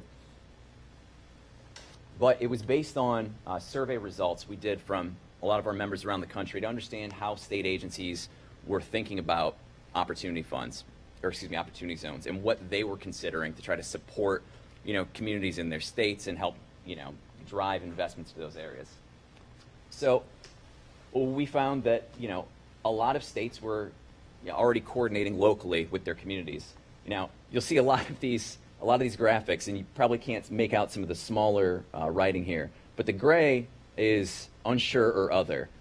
So I can't remember exactly how many states were in the midst of a gubernatorial race in 2018, but there were a lot of them. And as a result of that, a lot of state agencies had to simply just back off any forward progress they'd made until a new administration came in. So there's a lot of uncertainty here. So we'll just try to focus in on this blue and then the orange, which is a clear no. So are your states coordinating locally? Oh, and I should also mention this is based on 41 states. 46% of states around the country were already working and coordinating locally. That includes hosting, meetings at centralized location, state capital. Illinois has been working on sort of a road show of opportunity zones, stakeholder meetings around the state to make sure all the communities understand what's going on. CDFA has helped in this process. 2 weeks ago, we did a meeting with the governor's office, or an event with the governor's office in South Carolina. Prior to that, we were in Florida doing the same thing. Prior to that, we did a big event at our national summit. So states are, and this is a good step for Louisiana, states are really trying to make sure that their communities understand the tool, because it is a very technical tool, and you need to understand it to be able to take advantage of the money that's out there. The next question kind of follows that. Does your state have dedicated staff working on opportunity zones? 55% said yes, 15% no. That 30% number that's unsure or other has grown, or I should say it has dropped since this survey went out. A lot of states are, if it's not already in a pre-existing agency, they're thinking of ways to sort of spin off and create maybe a nonprofit of some sort that represents the state and is sort of that go-between between investors and the communities. So a lot of states are thinking creatively on this front. Next.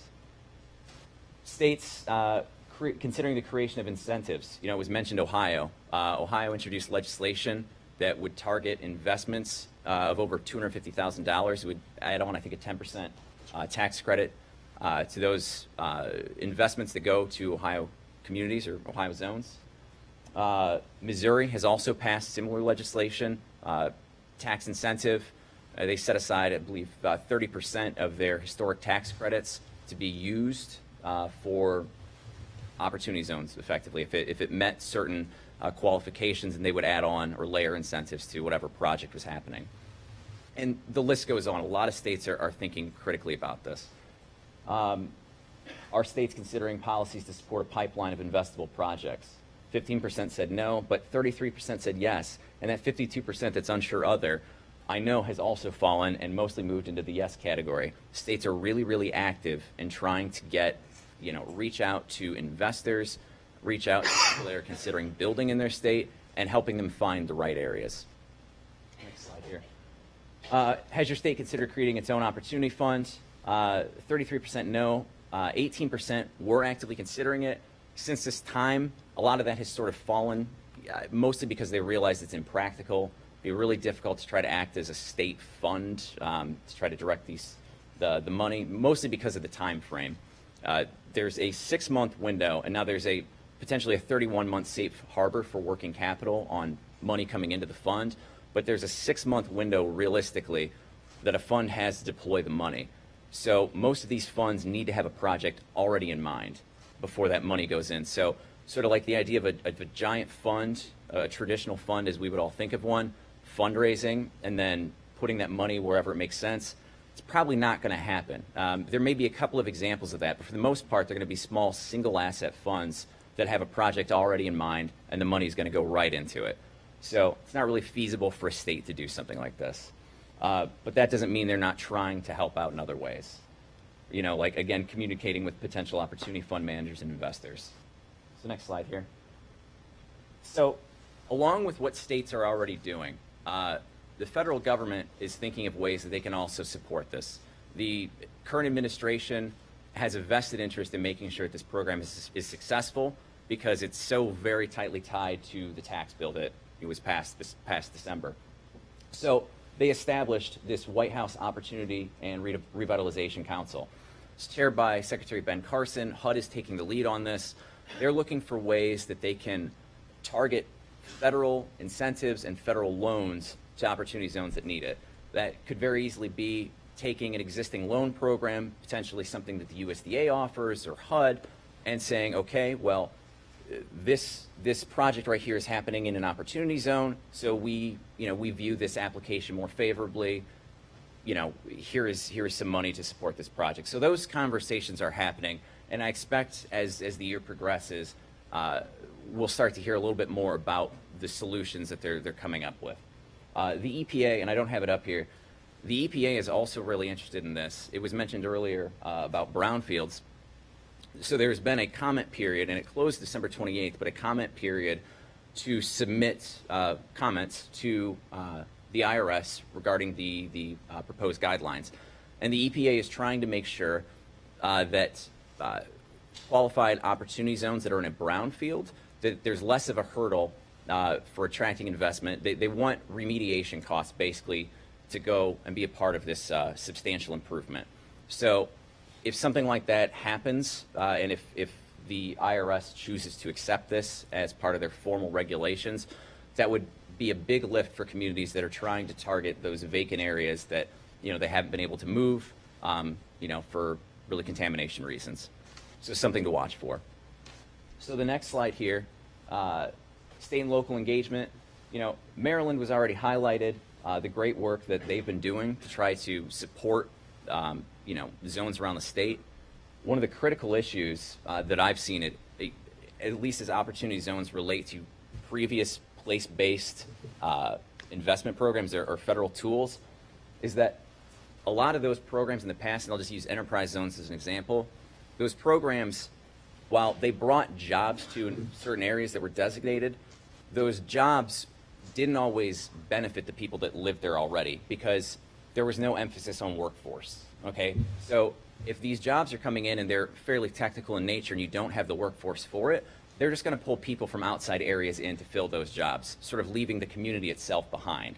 So one of the things that the state of Maryland has done is they set aside $3 million for workforce development to try to give communities a leg up so that this tool is actually benefiting them. Something I really encourage the state of Louisiana to think about doing.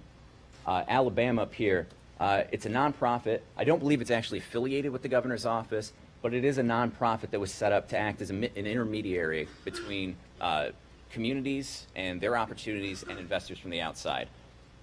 So it's really something that's essential here to try to make sure that communities in smaller, or I should say zones in smaller communities, are able to connect with funds elsewhere so that the fund money doesn't just go to, say, New Orleans or Baton Rouge, that it can go to small towns like Arnaudville. Next slide here. Apologies too, I'm kind of rushing through this. I have a lot of material, but I see I have 5 minutes left. The city of Erie was also highlighted. It's tough. I was talking to Chad yesterday about this. I'm coming here, and most of the conversations I've had on this is trying to get communities to put together an investment prospectus. Think of ways to market yourself, highlight the assets that you already have, the incentives, the project opportunities. Well, Acadiana has already done that. So, huge congratulations to you all for putting that together. The city of Erie is a great template for other communities in the room that might be thinking about doing something just for your own area. Also, Accelerator for America, it's a nonprofit. It's the advisory council consists of Eric Garcetti, the mayor of LA, and a handful of other fairly prominent mayors around the country. They've been working with sort of a group of business, really stakeholders in this Opportunity Zones incentive to help communities craft investment prospectuses.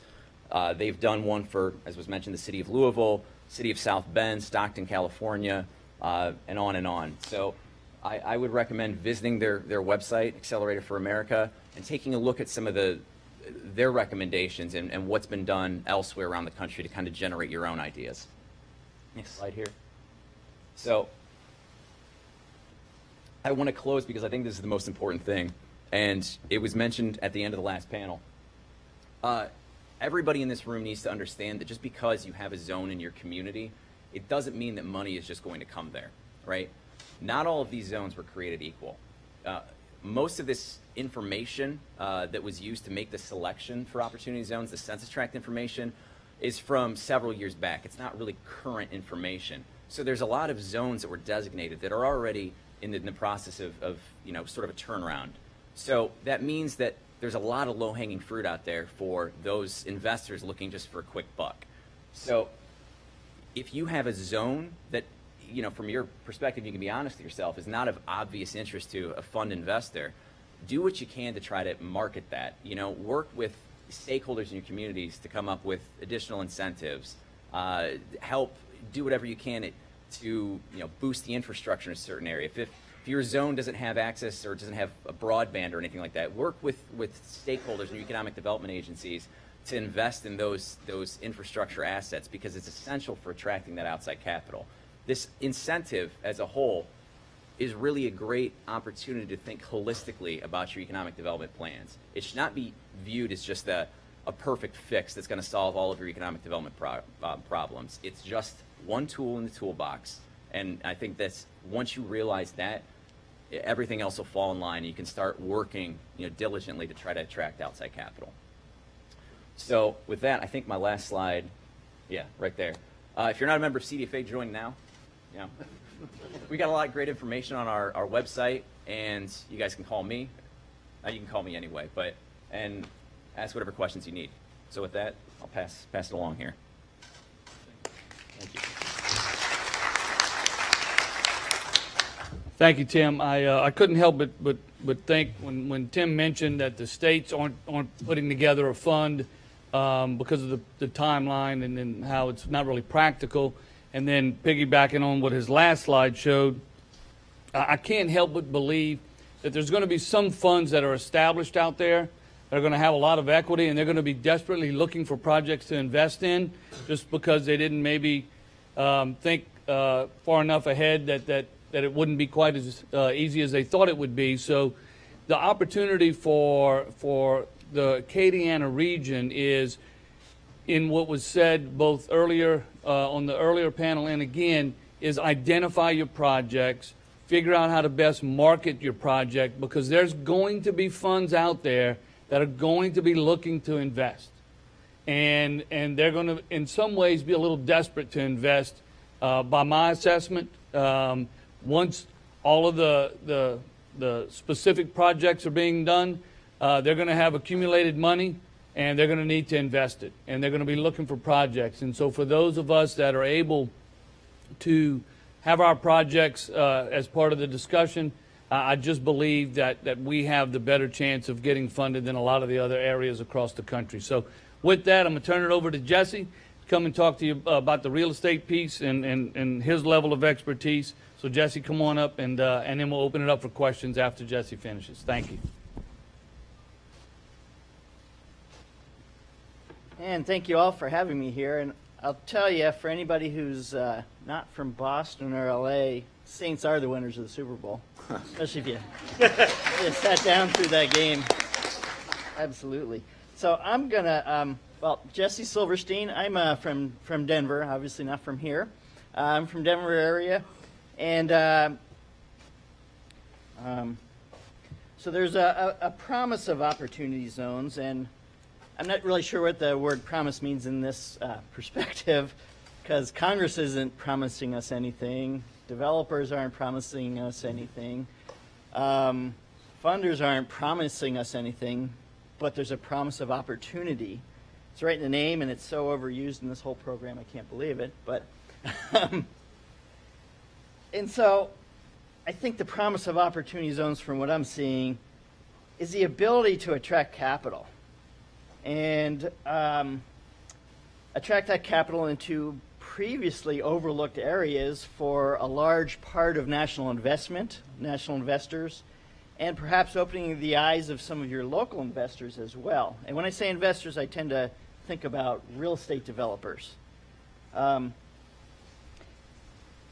think what the opportunity zones have done, it's now created a set of funds that's looking for opportunity. It's also looking for community opportunity, not just a rate of return, but also a social rate of return as well. And the concept of social impacting has been around for about 10 or 12 or 15 years. And I've been watching it, and I've been trying to put the notion forward of real estate as a socially impactful investment. And this has really brought it to a head and has really brought it to its own, and I think it will keep building that way. Not only an opportunity for investors and developers to find you, and for funds to develop who now have a managed fund director who's looking for both investors and opportunities for you. But I think one of the most important things about all this, it's given communities a reason to develop a community profile, economic development, outreach materials, to a reason to think about how their own local economic system works and how they can best take advantage of that, pull funds in for great development. And one of the things I think that is super important is bringing patient capital to the market. This is really important for perhaps slower paced economies, rural areas, things that are not Boston or LA or New Orleans. Oh, we're there. Good. And so I'm going to start talking. So I'm going to lay out to you in real estate terms what this investment looks like. What does it mean to a developer, to the development market? I'm going to start on the right side here because I mentioned patient capital. So when you talk about real estate, people put money in like any other investment. They get money out of it like any other investment. The difference with real estate in the high level is you have two sources of return of that capital, two sources of payment. And that is from the added value that you do by building a building or renovating or adaptively reusing a property, as well as rental income, net operating income over time. And so if you're a value-added investor, you're looking at that build and flip, build and flip, build and flip. What's my value added? Problem comes down to a lot of communities do not have a fast-paced economy that can support that kind of value-added return. And really what you need is patient capital that can wait for that added value plus the net operating income coming over time. And there are different types of developers out there, many who seek that longer-term hold, and many of those are more local investors, local developers, regional, people who understand that patient money, and it's usually folks that want to do something good for the community that they're living in. Oh, you got to head me a little bit. Keep me going, are you? And so the role of opportunity zones, as I see it, as was mentioned, it's just a layer in the capital stack. When you look at that equity, it's another investor, whether it's laid upon a multitude of investors or just two investors, one investor. It's a layer, all sorts of federal grants and state grants that can go into it.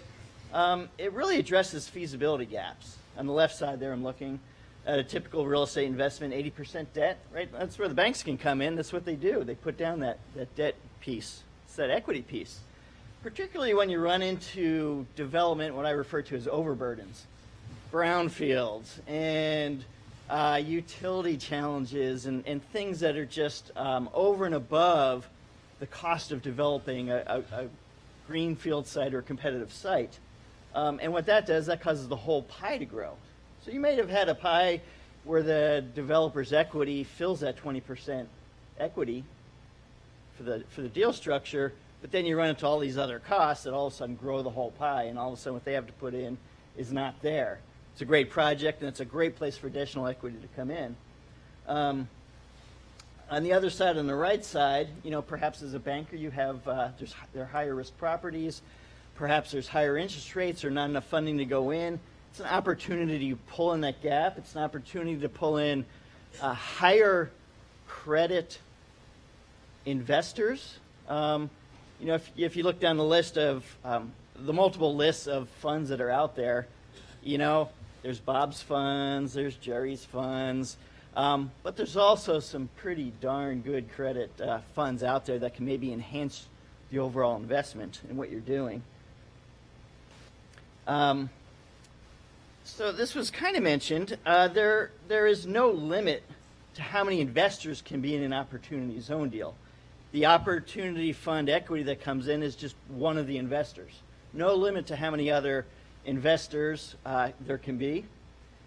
There's no limit on the types of other kinds of public investment, whether it be development incentives, fee waivers, outright city owns a piece of property that they donate, contribute to that. And while the opportunity fund itself has to invest 90% of its fund, there is absolutely no limit, restriction on how much of that fund comprises the whole of the investment.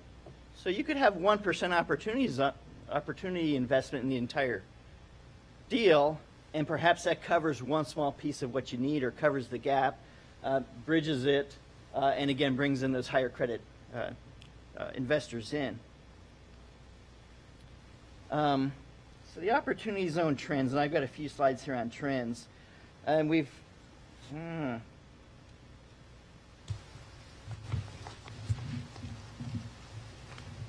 so where are we now? And I've been following opportunity zones from the real estate side. There's a lot of large brokerage houses and small on the real estate side that are also following their capital investors. Right now we're in the we talked about this a lot already. The gimme sites in the high momentum market. There were some opportunity zones created to kick things off, right? The easy wins that would probably go whether they had the opportunity zones or not. But it's a way to create excitement for the program. It's a way to iron out the kinks of the program using investors with a lot of capital to absorb some of those errors or whoops or learning curves for everybody else. So I think it's actually a good thing that we have all this starting off where it is. Some markets, Arizona in particular, I've heard the property prices are actually getting little bits of premium prices for properties that are well located and can draw in people investing for the tax benefits alone. And what I hear from our real estate community too is where the funds are looking is at those places where there's already something happening. There's momentum in the market. And that momentum could be as simple as, gosh, there's already been public investment in the market. There's already been private investment, pioneering development that's trying to revitalize things. And this is a neighborhood in motion. So it doesn't have to be necessarily a high-powered site. It just needs to be a place in motion that has, right, we're talking about long-term investments, so we're trying to pull in people who see a long-term benefit to being invested in this. It's not a program. I got to excuse myself. It's not a program, but this tax benefit that's available seems to be really tied to the private sector. The government shutdown didn't seem to phase interest. Recessionary clouds that seem to be coming in and blowing away and coming back don't seem to be causing any waning of interest, and that's primarily because people are more interested in not paying taxes now if we're coming into a recession or not. So I think it's drawing in a whole lot more capital into the program. A lot of property owners, I don't know how many of you know about 1301 exchanges. It's an IRS tax program where you can take your investment, liquidate it, put it into another similar investment, and defer your taxes. The opportunity zones are so much more flexible because you don't have to put your entire principal in. You just have to put your capital gains in. So you still have principal left from selling of your existing property to put into the next property. So it's kind of a multiplier effect almost on investment. And because the program is self-certifying, there does not necessarily need to be intermediaries involved. You probably need CPAs. I think they're the heart of the whole program, actually, is figuring out how to work on the tax side of things. And what we're seeing in terms of investors themselves, we're seeing a lot of high wealth individuals, people that have personal property taxes that they want to address. We're also seeing a lot of family investment offices, and if you don't know what a family office is a very wealthy family, old school money, maybe new school. They basically hire a dedicated financial manager just for them, and that's called a family office. And this family office basically acts as the owner's rep and makes investments on their behalf.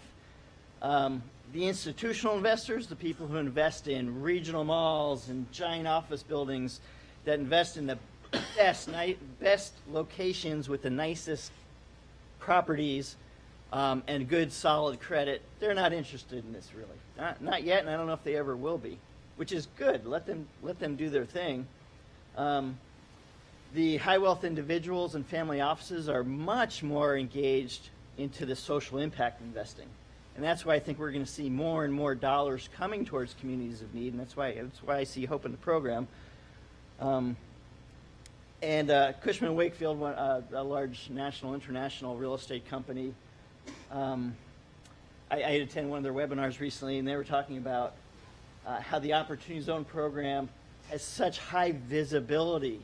It's really right in front of these high wealthy individuals and families, and they are really looking at trying to do good things for communities. In terms of the safe harbor extension, 30 months, 31, yeah, I agree. How do we talk about substantial investment? How is that defined? I was starting to answer before in terms of how much money have I put in against the project. I've heard specific numbers which I hadn't heard before of specific 51% value added, which is a lot different, actually. I think right now we're in a gray area, which a lot of people are afraid of opportunity zones because it is in a gray area.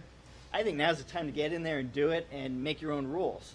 As long as you're not doing something that's illegal, then nobody's going to come back on you and say, you've done something wrong, you're setting the precedent. Now's the time to go forward and do.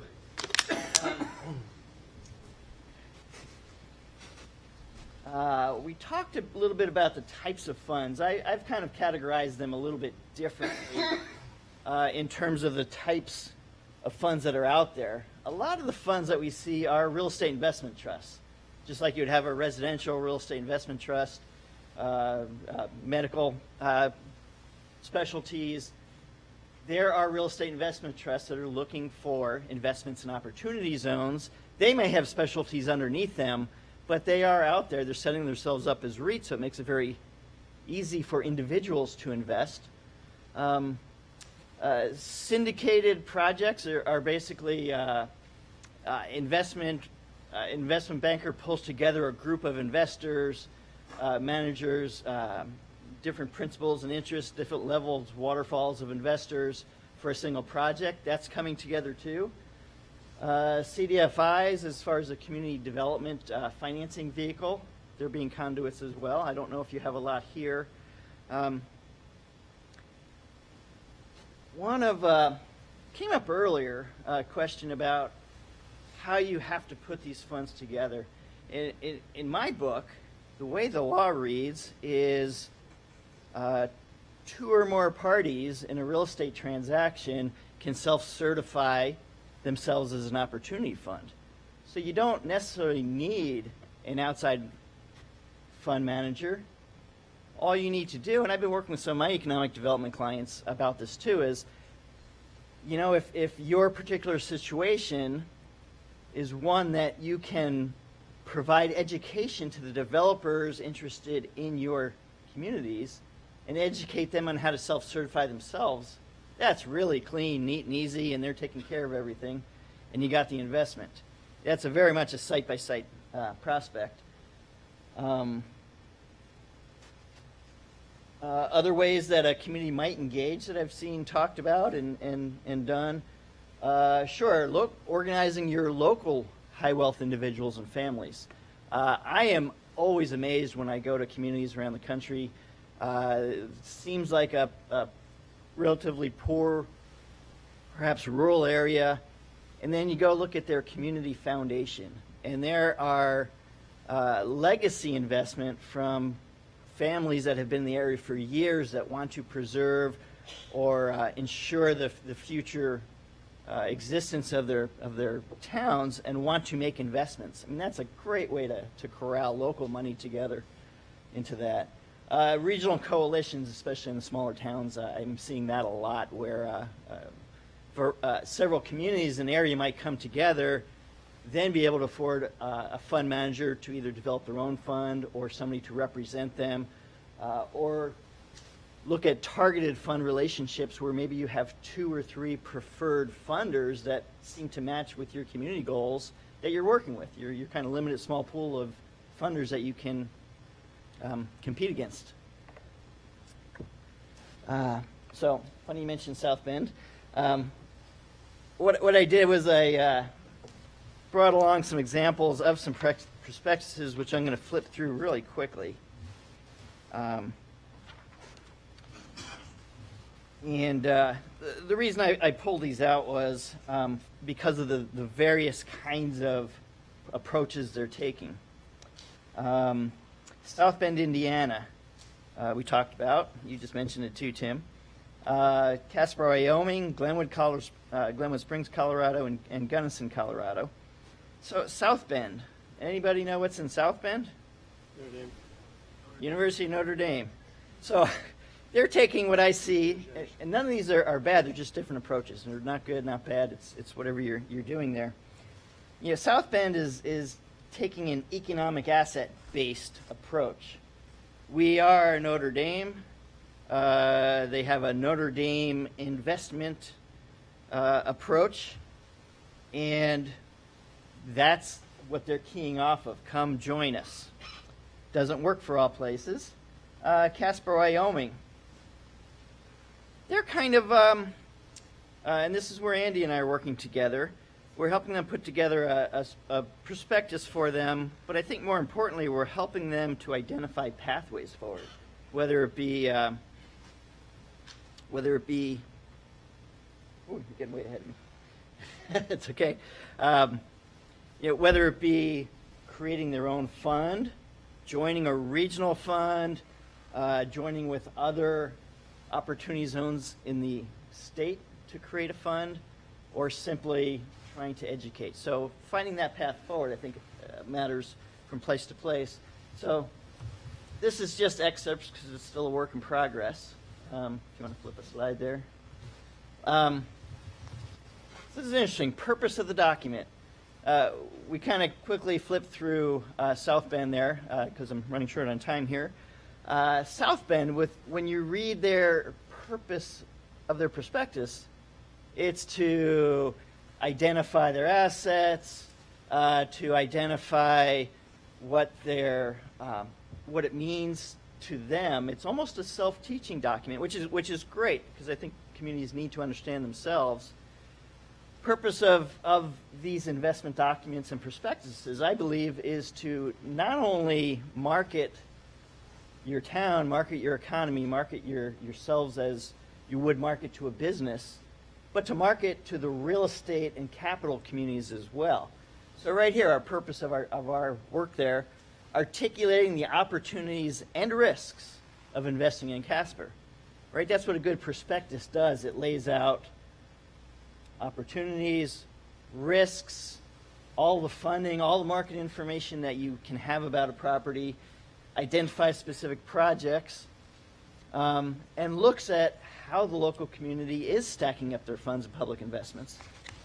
We can go. You know, so we kind of laid out as Lafayette has done here, and you guys have a great. I really love how that came out. It's really good.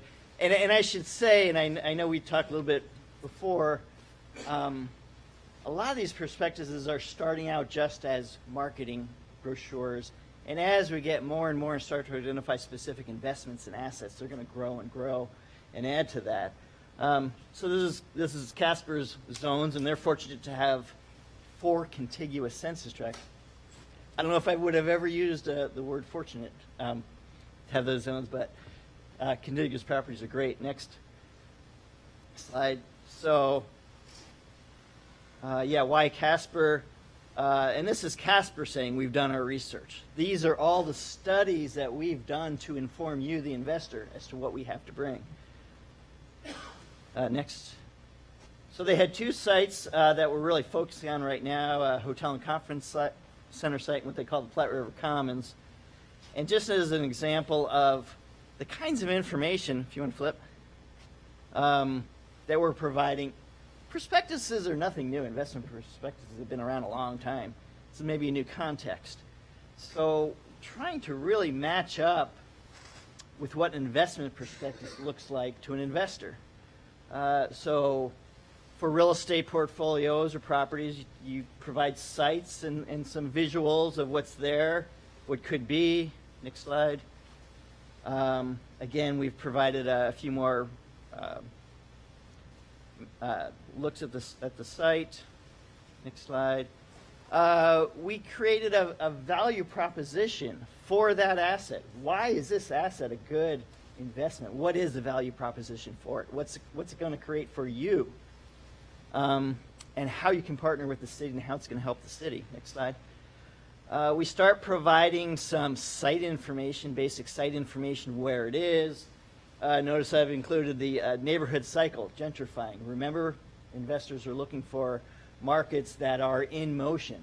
Gentrifying means that things are happening and going forward. Also means displaced people, but we're on the investment side of this.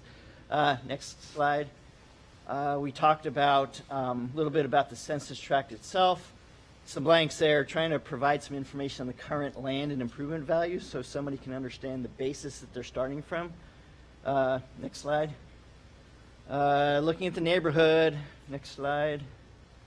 And then looking at the development program metrics. Let's tell us, investor, what are the rental rates? What are our construction costs? What is our occupancy rates? You know, what is our estimated guess at what construction costs are? What has the city already put together in terms of putting public investment on the table with that? You know, that's how you grab people in. Next slide.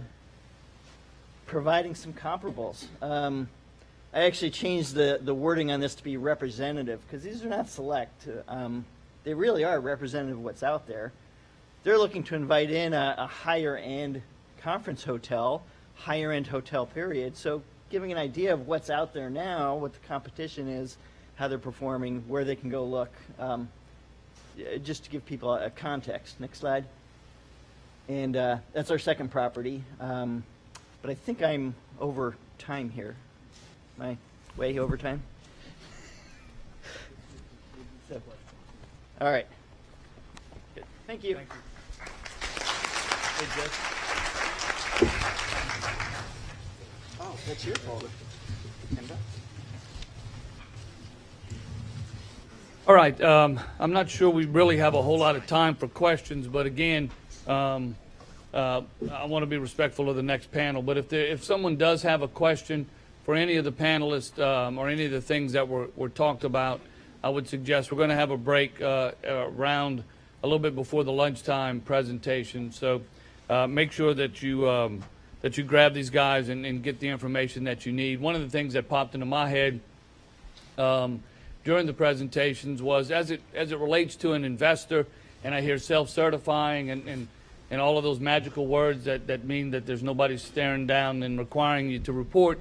But what does it mean for the investors if you put into one of these funds and the timeline doesn't quite work? What does that mean to your investment? And those are the kinds of questions that I think we'll try to get answered as the day goes on for all of you, because that's a big component of it. If you're both thinking about establishing a fund, what does that mean for the folks that are investing in your fund?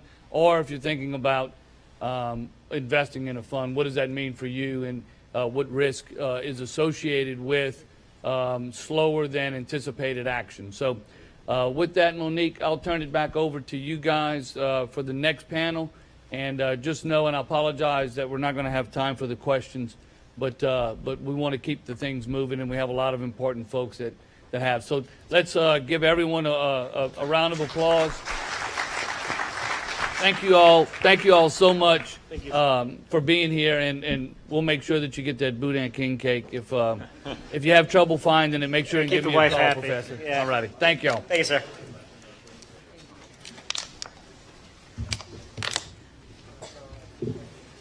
Okay, as we get ready for the next panel, Revitalizing Acadiana's Core, moderator Danielle Bro, panelists Monique Boulette and Troy Wayman. Danielle, take it away.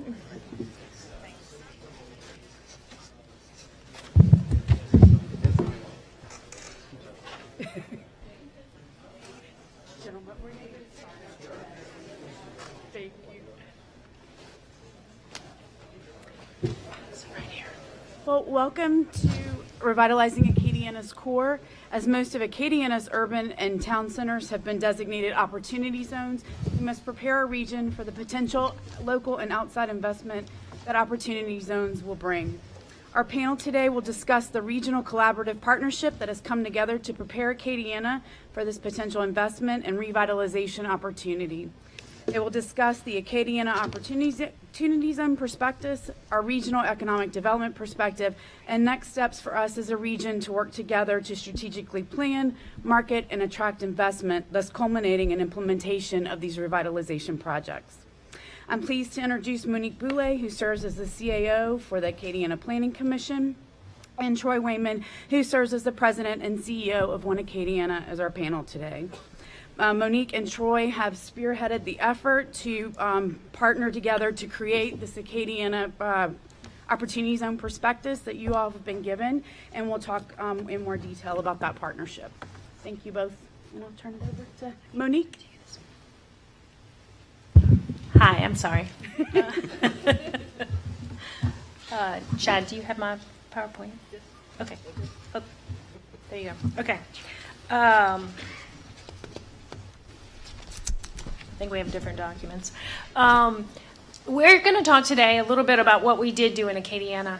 And I was going to, Troy and I had discussed our platform, and we were going to kind of make it conversational, but he was going to take a first shot at this and talk a little bit about the region. Sure. So I'm going to pass it back to Troy. Sure. And when Monique said that she and I, when it was said that we spearheaded this, I'll say by spearheading, Monique called me and said, hey, I think we've got an opportunity.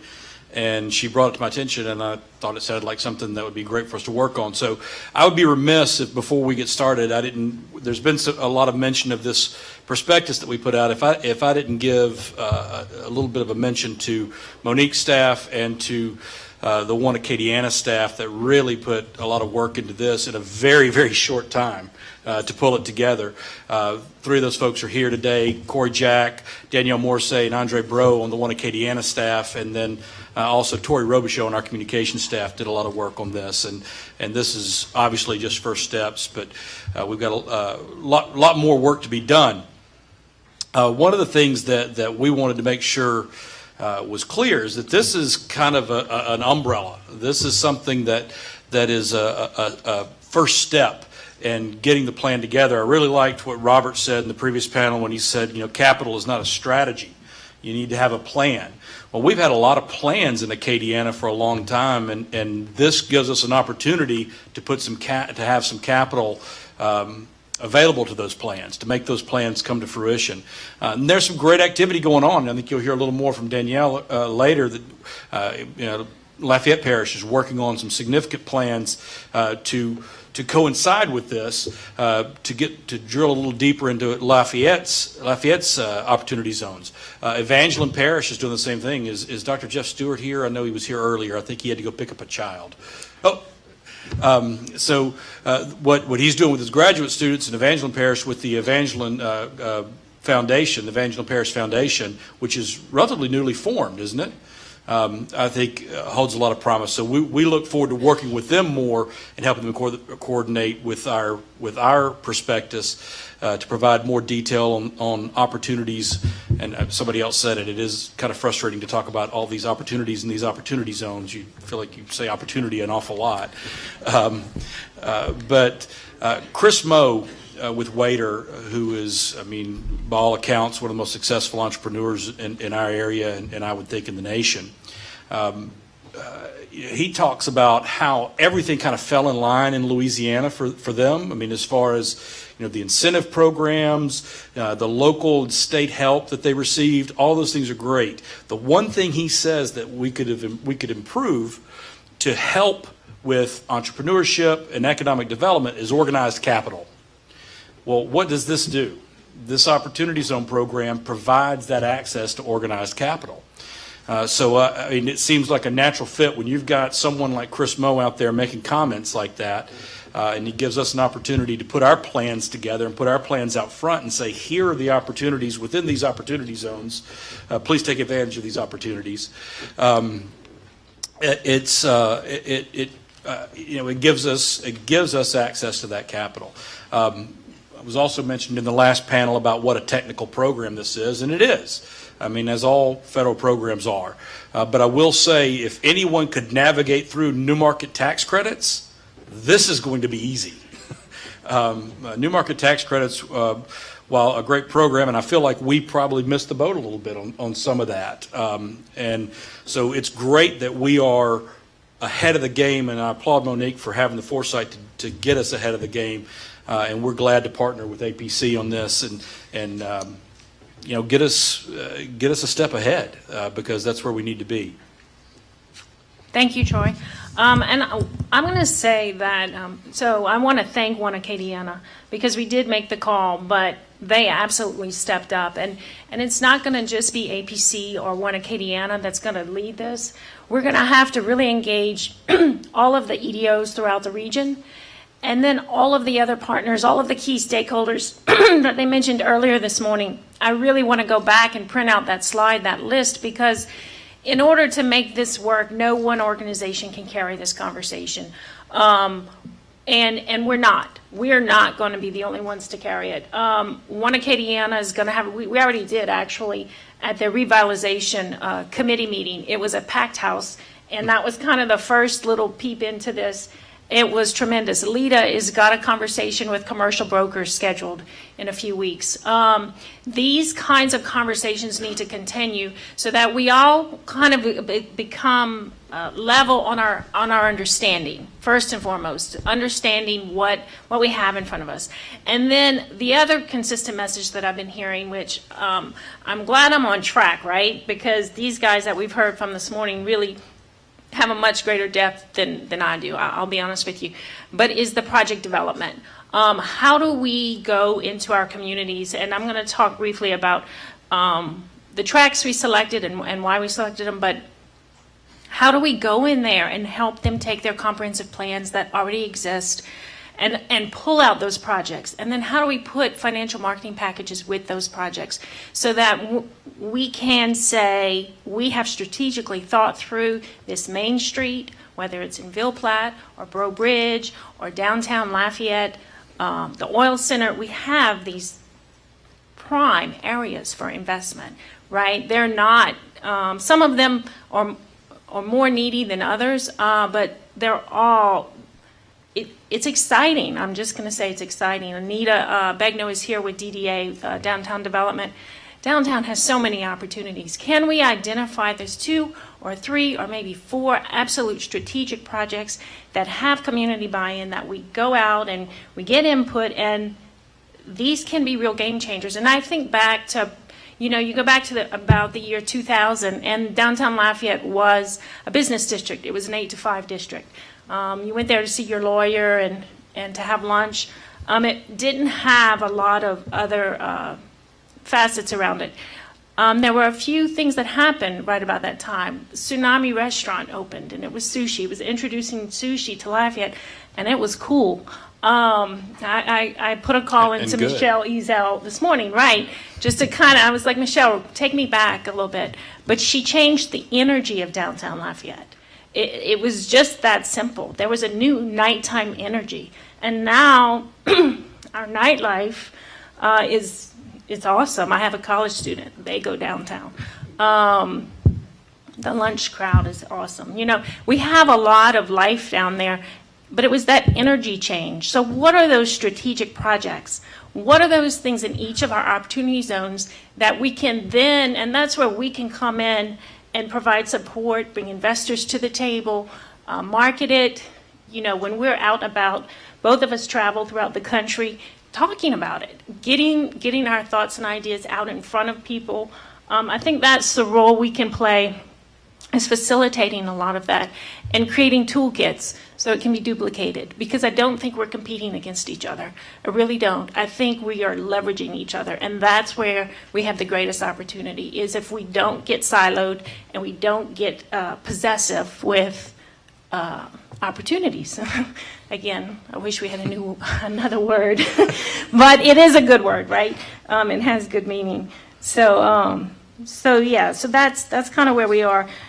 In selecting the tracks, Chad Lacombe, over here to my right, Chad's been mentioned a few times today. Chad is really the brains in our office with this. He caught this as soon as it passed, and we were working on the University Corridor with Mayor Robideau, and he said, this is perfect, and it is. In that corridor, it's a gateway to Lafayette. It was the hub of activity 30, 40 years ago.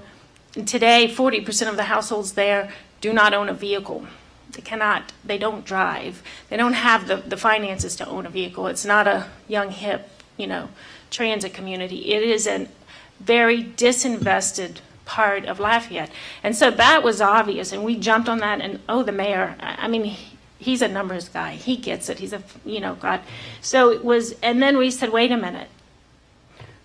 The region, we've got to look at the region. And Lafayette is, Baton Rouge and New Orleans dominate these kinds of things traditionally. So we put in a request and we sent a regional strategy with it. And we hope to get a few. We said if we get some of these, this will be great. And we got what we wanted, but then we weren't the only ones. So there are some extra ones. There are some other people thinking in Acadiana. So we can't take credit for all of it. But what we ended up getting was awesome. And it was just some forethought on the front end. So I really do want to recognize Chad and thank him. And he's also responsible for bringing all of these awesome speakers here today. So thank you, Chad. And then the team from One Acadiana is up here. If you guys would wave, please. They also have been tremendous in this. It's also been a great partnership for an EDO and a planning district, an LDD is what they call us.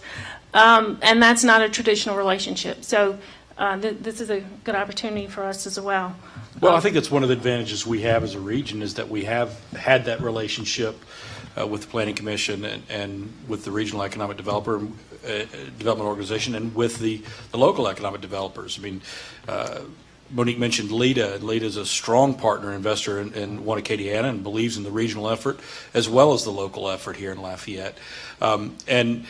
We have spent, as an organization, we've spent 5 years building very strong relationships with local economic developers throughout the non-parish region of Acadiana, and with local chambers of commerce and with local elected officials.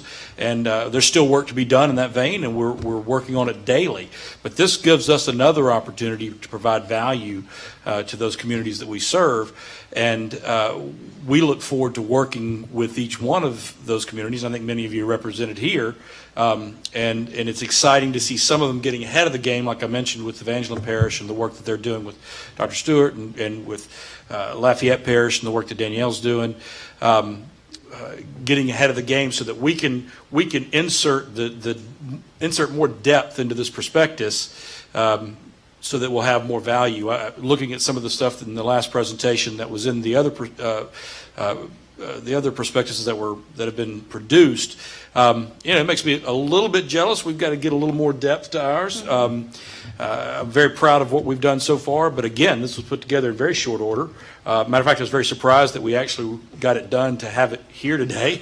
We were a little bit under the gun, but we did get it completed for this event, but we've got more work to do. So I think that the next steps are working with the various parishes and communities within the region to help them take a deeper dive into their opportunity zones, and then gives us. You can't always make the comment about anything that we work on, whether it's certified sites or the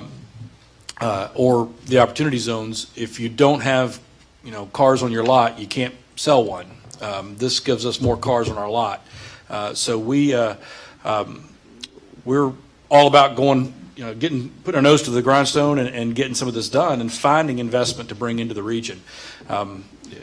Monique mentioned it. I mentioned it earlier. The number of plans that we've had on the oil center for downtown for various communities, and it's like, oh, this is great. All we need is some money, and this actually gives us an opportunity to.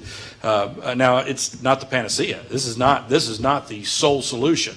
The Opportunity Zones program, but it is a significant arrow in our quiver to use. So something else that Monique mentioned, I want to talk about in just a second, is the competition. I don't see it, and we look at it the same in economic development terms when we're dealing with business development projects.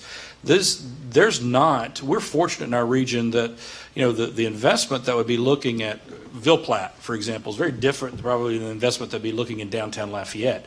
Or it would be somebody that could do investment in both. So the more people we can bring to the table, the more opportunity is going to be for everyone across the board. Yes, and I'll say this. This was done very quickly. I don't remember exactly when we started. It might have been October or November, and with the holidays right in the middle of that. And we were very well aware that we would not get everything in this prospectus, but the intent is this would be the start and a website would be next, so that we can backfill more data, we can backfill projects, and we can build those projects, those individual project prospectuses as well on the website. We have set up an investacadiana.com, and it will be a joint website where we can really build this out and add and grow. And do we do another printing at some point? We do have several next steps that I want to lay out, but first of all, I do want to talk about the prospectus a little bit, because our intentions were to create a data hub, right, to start collecting this, to have that. And that's what this does, and that's what a website will do. We want to host the projects that we do develop out, and then we want to prepare our communities for local investment. We do think the first hit in Acadiana will be local investors, people who already have some attachment, some intentions for redevelopment. But we want to prepare our communities all the way from Lafayette to Ville Platte. We keep using Ville Platte as an example, but it's two very, very different communities, to receive national viewings, for national funds to come and look and see. We have a variety. This prospectus puts together a topography, so you can look at rural areas, you can look at urban areas, you can look at areas with universities, you can look at areas with hospitals.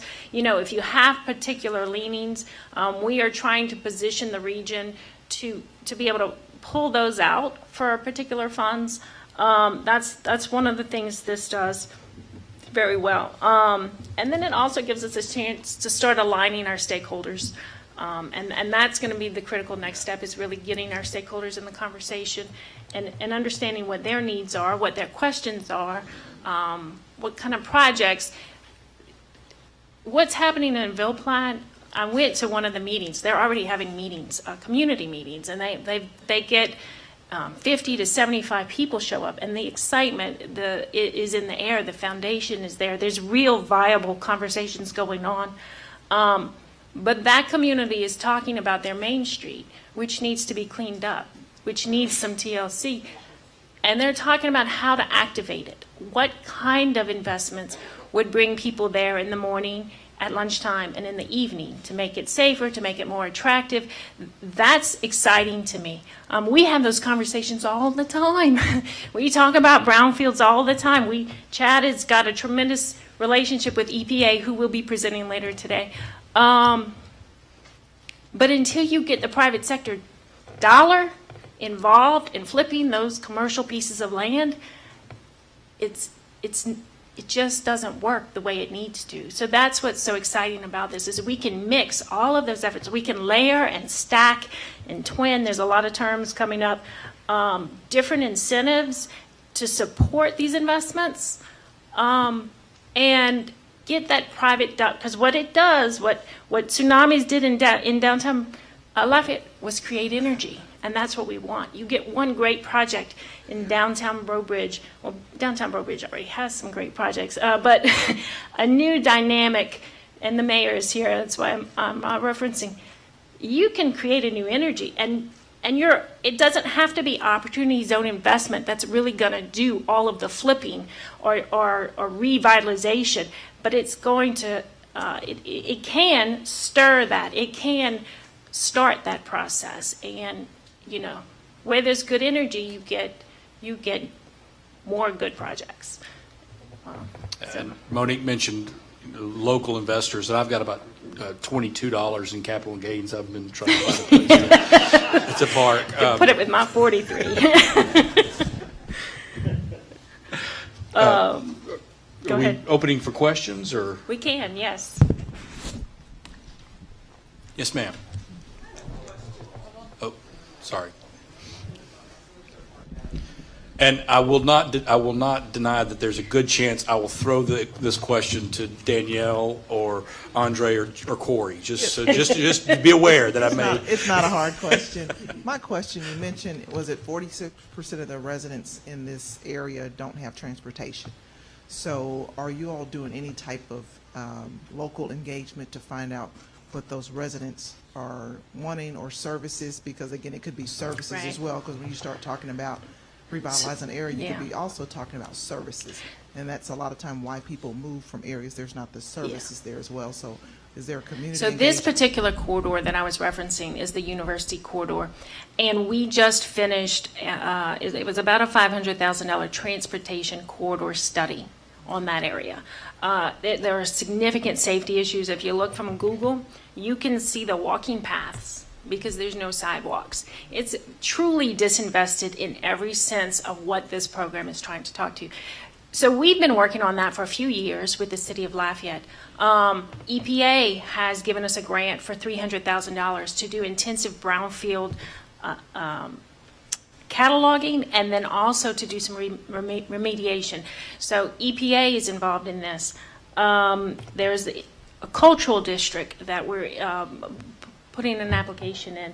We have several layers, and so, I mean, this is a presentation we gave last year at DOTD because it started with transportation funds. We also do transportation planning in our office, and so when the Opportunity Zone came up, yeah, there's a lot that needs to be done in this area, right? And that's the beauty of it. We're going to have some local investment in the transportation facilities. We're going to we have a firm out of New Orleans who is looking at an old historic building already. Actually, they're in negotiations right now and looking to tear down the horrible motel that has poisoned, I would say, that whole corridor. That will come down very soon.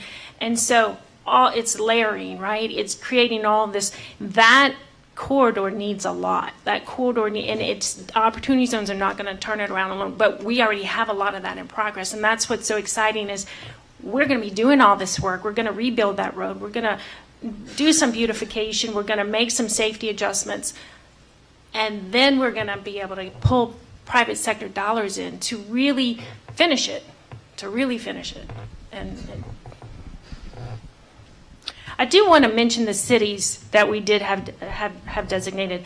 Lafayette has 7 key core census tracts: Ville Platte, Opelousas, Eunice, Church Point, New Iberia, Abbeville, Breaux Bridge. Did I get them all, Chad? Jennings, And then St. Mary Parish has 3. Right, Berwick, Morgan City, and Baldwin. Those are our towns, and it's really the core of those towns. It's the main streets, it's the downtowns. It's our opportunity to really go back, and that's the core of our culture. For those of you that are not from here and that hear about our culture, it comes out of those towns. And that's why we're so passionate about it. Because if we can go back and bring life back there, it really does help us preserve that culture for years to come. And that's not the only reason. It really does help the people too. There are a lot of reasons. Yes, good morning. Hi, my name is Crystal Jones-Taylor, and I'm with Housing and Urban Development. I represent HUD New Orleans field office. And I just want to just give you guys our excitement of congratulatory. In 2017, of October of 2017, I was invited on behalf of HUD New Orleans field office to give a presentation on behalf of HUD by Dr. Nelson to talk about the Opportunity Zone with a group of about maybe 60 stakeholders. They had some local banks, some community individuals, and to also do a half-day capacity building training, which turned out to be a 2-day grant writing capacity building training last year in November. And so I really am excited to where you guys have come to really embrace today and to have our other federal partners, the bank. And I called Scarlett in October of 2017. I said, Scarlett, Lafayette. And here we are today. And one of the things that anybody who knows me, I mean, I'm joined to the hips by anything that's moving the train and moving it and help moving it. And the FDIC, Federal Reserve Bank, and the Department of Treasury, and our partners, EPA, Karen. I mean, we're all over the place, journey to the hip. So kudos to you, Dr. Nelson, for that first invite. You was the first community development office in the state that invited us to have that conversation. So you guys are just really rocking it. So you guys, thank you so much for today. I'm excited about it. I think you guys are doing a yeoman's job. And whatever we can do, tomorrow, HUD headquarters is convening a national conversation on the Opportunity Zone. We mandated to work with you guys to really push the needle further. So whatever we can do on behalf of HUD to help and assist, we'll be there. And Cheryl Bro, Community Development Director, on her behalf. Thanks. Thank you. Thank you for those kind words. I will say President Trump issued an executive order in December to all of the federal agencies to, he set up a council and to look to ways to target their grant programs, their support systems into opportunity zones. So I thought that was, we work a lot with the federal granting agencies, with EDA and EPA, and so it will give us also another leg up when we do those grant applications, or when you do your grant applications, to mark this is an opportunity zone. They will have extra incentive to fund those projects. I'm asked Chad to pull up the LED map. I'm gonna walk over here. I'll let you drive. Yeah. Louisiana Economic Development does have a map for opportunity zones, and you can really, this is our little region, right? You barely see our zones, but I'm telling you, we have powerhouse zones, because the towns are awesome towns that we're in. They're here, but you can go all the way in. See, here's Opelousas, and you know, if you want to go all the way deep. We did put copies of the maps with the prospectuses because I want people to have that reference point, that visual, to be able to go to if you're thinking about something. I want you to be able to immediately know what's in it, what's not in it. We have a lot of companies that don't realize they're in it. We have the university in it, the hospital. Lots of opportunities. So this is the LED map. And if you go to Louisiana Economic Development Opportunity Zone map, it pops right up.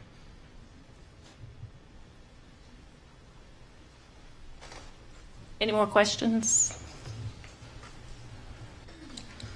Okay. This one.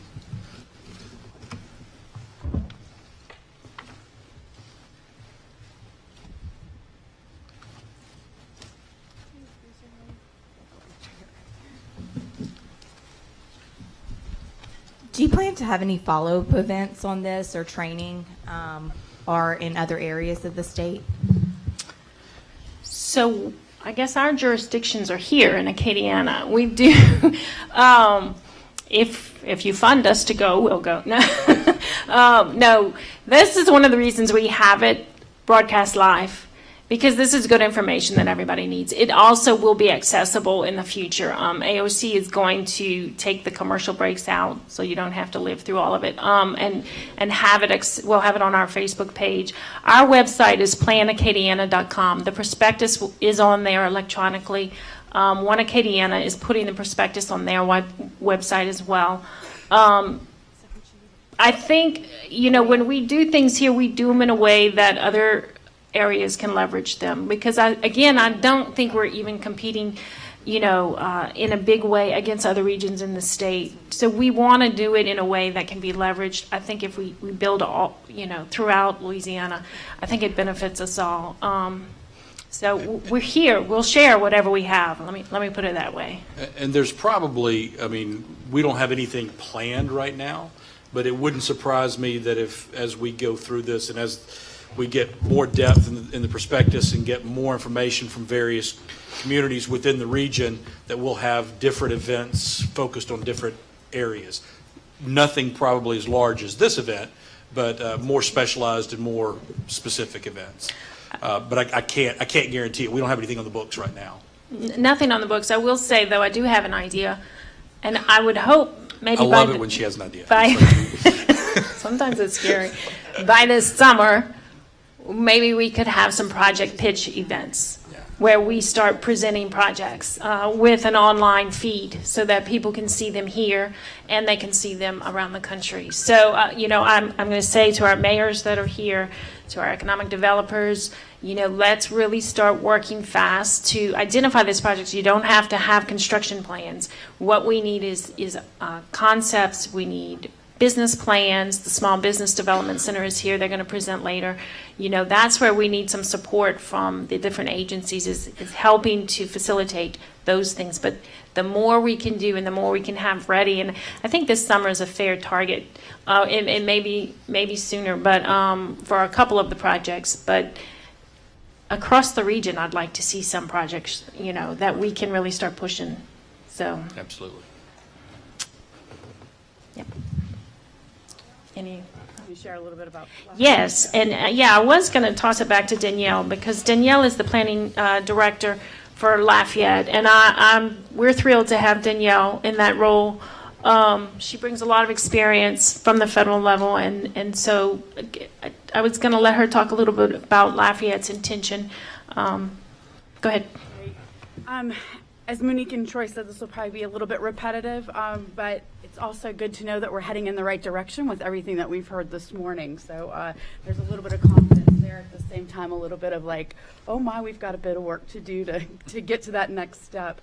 And that's what we're doing here in Lafayette Parish. We've got 7 census tracts in Lafayette Parish, so we are looking to build within that umbrella of the Acadiana Regional Prospectus and create a Lafayette Prospectus that's going to take a deeper dive into what the prospectus is doing. What we're doing is we're going to be analyzing the existing state of each of the census tracts. We're going to be looking at the key characteristics of the opportunity zones, looking at existing cultural, educational, recreational facilities, existing businesses and neighborhoods, schools and community centers, current zoning, land use, developments that are underway, existing infrastructure, and planned infrastructure investment. By analyzing the existing resources and attributes of each census tract, we'll be able to identify growth opportunities, common themes, and linkages amongst our different census tracts. The next piece of this are identifying opportunities, and this is where we will bring in more stakeholder conversations within the community.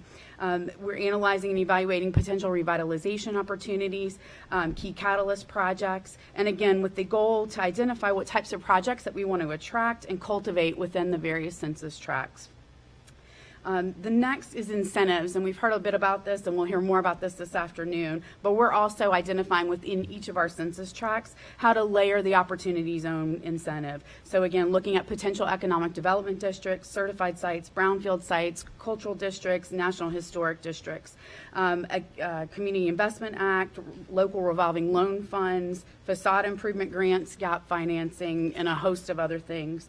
We're actively working on adding cultural districts right now within some of our opportunity zones. We're also looking at adding a new historic district, a national historic district as well. So again, open up more areas to those incentives. And so this will help us to identify the full complement of potential incentives that are going to be available to developers. The next piece of this is the what's available. So we're doing a deep dive into what I call painting our opportunity zone canvas. We're looking at what the available property mix is in each tract, where are the opportunities, what vacant parcels that we have of varying sizes, what commercial buildings and structures are currently vacant and available, what historic structures we have, and what brownfield sites that we have. Again, to allow us to have a better holistic picture of what's available within each tract. So our end game, we're working with LEDA, we're working with Downtown Development Authority, we're working with One Acadiana and with the APC to continue this partnership, and again, at this more localized level for Lafayette Parish, that we can layer together the existing state opportunities, incentives, potential opportunities and catalyst projects, and the available property mix among the census tracts. This will allow us to identify catalyst projects to spur revitalization within the parish and utilize this effort to promote investment within the parish. We're incredibly excited about this and look forward to working with key stakeholders and our partner agencies in the community to further develop the opportunity zone perspectives for Lafayette.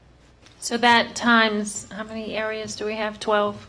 We need to do that in each of our areas, but that's where we're going, right? It's awesome. I'm excited about that, and I'm excited about Lafayette jumping out. But it's a lot of work. We really do have a lot of work ahead of us, and we want to see it duplicated across the region. So, thank you all so much for joining us. Thank you, Monique and Troy. Thank you. Okay, so we're going to go ahead and break for lunch. For the rows that's upstairs, there's box lunches and all of the fixings that's upstairs, so you don't have to come all the way down. For the rows that's below, you can come on down and go to the foyer where all the other lunches are. We're scheduled to be back in here by 12:15, but we're running just a little behind, so do the best you can to get back for our lunch speaker. Hey.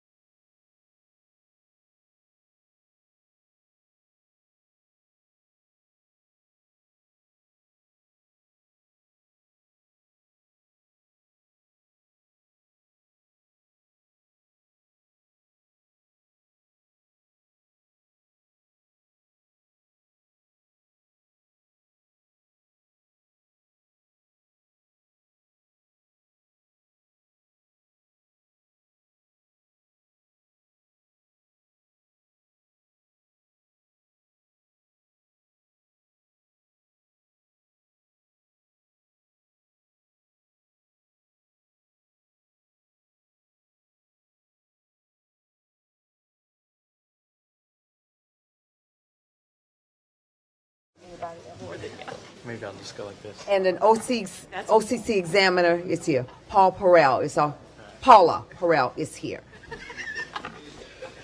That'd be great. We should be. Thank you, Linda. I want to add two more thank yous to two critical partners in all that we do. The University of Louisiana owns this building, and they open it up to us often, and they did donate it for today's forum. So I really do want to thank Dr. Savoy. He also serves on my board, and Dr. Kalor for allowing us to be here today. And then AOC, Acadiana Open Channel, also is here. And, you know, I was listening to their mission the other day, and this is it, really providing airtime to voices that really can benefit the community. So I want to thank AOC for airing this. It is running live right now, and they will repackage it, and you will be able to go back and review it at any time, if we didn't say that already about 5 times. So our next panel, when we started talking about this, I wasn't aware of any actual funds in the region, and very quickly I heard Lafayette General has a fund. Lafayette General has a fund, really? And then I heard Cian's name, and so I put a call into Cian, and I know his wife. His wife is a very dynamic leader. She runs our community college here, and had an electric conversation with Cian. And so I wanted them to come and talk about what it looks like in Lafayette. We have a fund already in place with project targets and with everything that we really need. They are running maybe faster than us.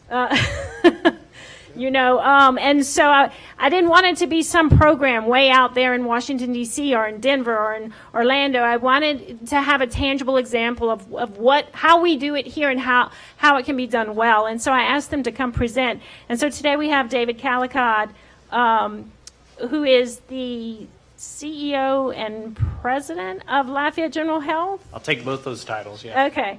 And Cian Robinson, who is his financial guy. I'm going to give him that title because he has a big, long title. And I'm going to let them take it from here and tell you about what they're doing. Excellent. It's great to be with you here today, and I just want to be clear. I do serve as president of the company, but today I'm just the setup guy for Cian Robinson, who's really been running with this as in his role as executive director of our innovation fund and also our real estate ventures within the health system. It is true that Lafayette General is moving quickly with this, and as we're moving quickly in a number of areas, we say in healthcare right now, if you're not transformer quicker than the other guy, you're falling behind, because healthcare right now is rapidly evolving as an industry. And so one of the ways that we are trying to move forward is to really approach innovation in a way that other health systems perhaps have not done in the past, certainly not other health systems in the state of Louisiana. And then also what we're doing with real estate and our real estate investment fund and taking advantage of this opportunity zone structure is something that I think is going to be great for Lafayette General. I'm going to do a little plug and get you kind of a level set before I turn it over to Cian. But I did want to, who's going to talk about specifics about what we're doing, but I wanted to give you a little bit more background about Lafayette General. You may not know sort of who we are today versus where we were maybe 10 years ago, but we've changed significantly over time. This past year, there were 150 hospital systems in the country named Best Places to Work.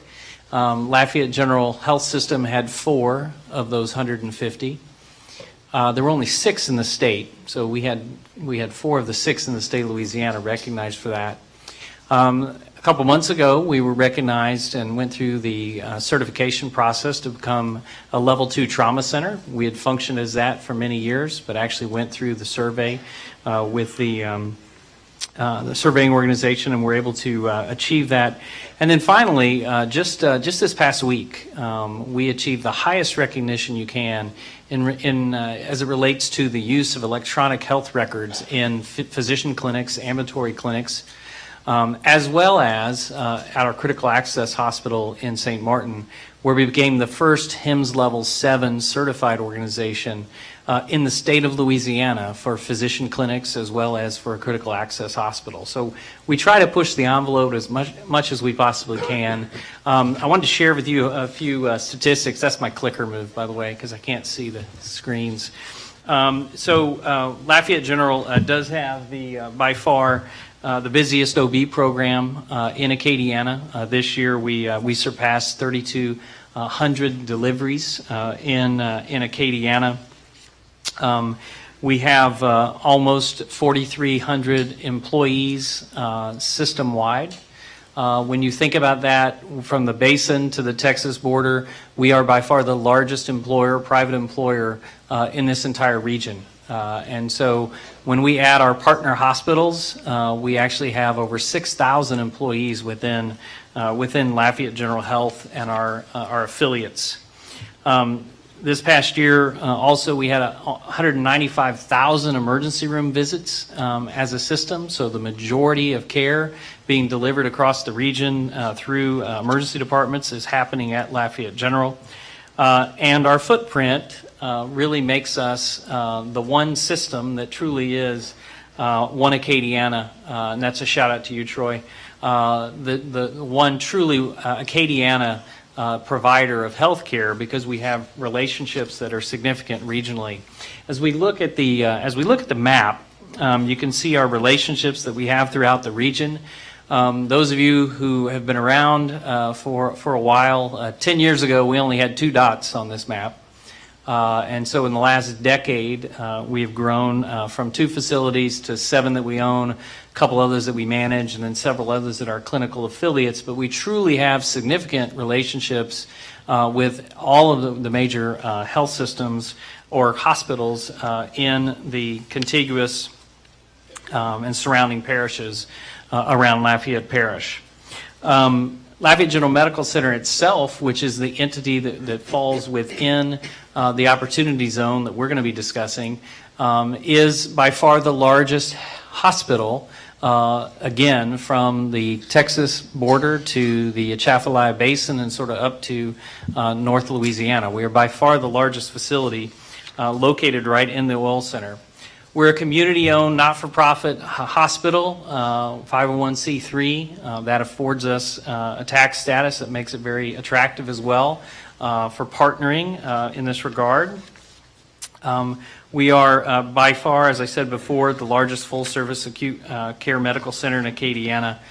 And just within the oil center, we have 2,100 employees.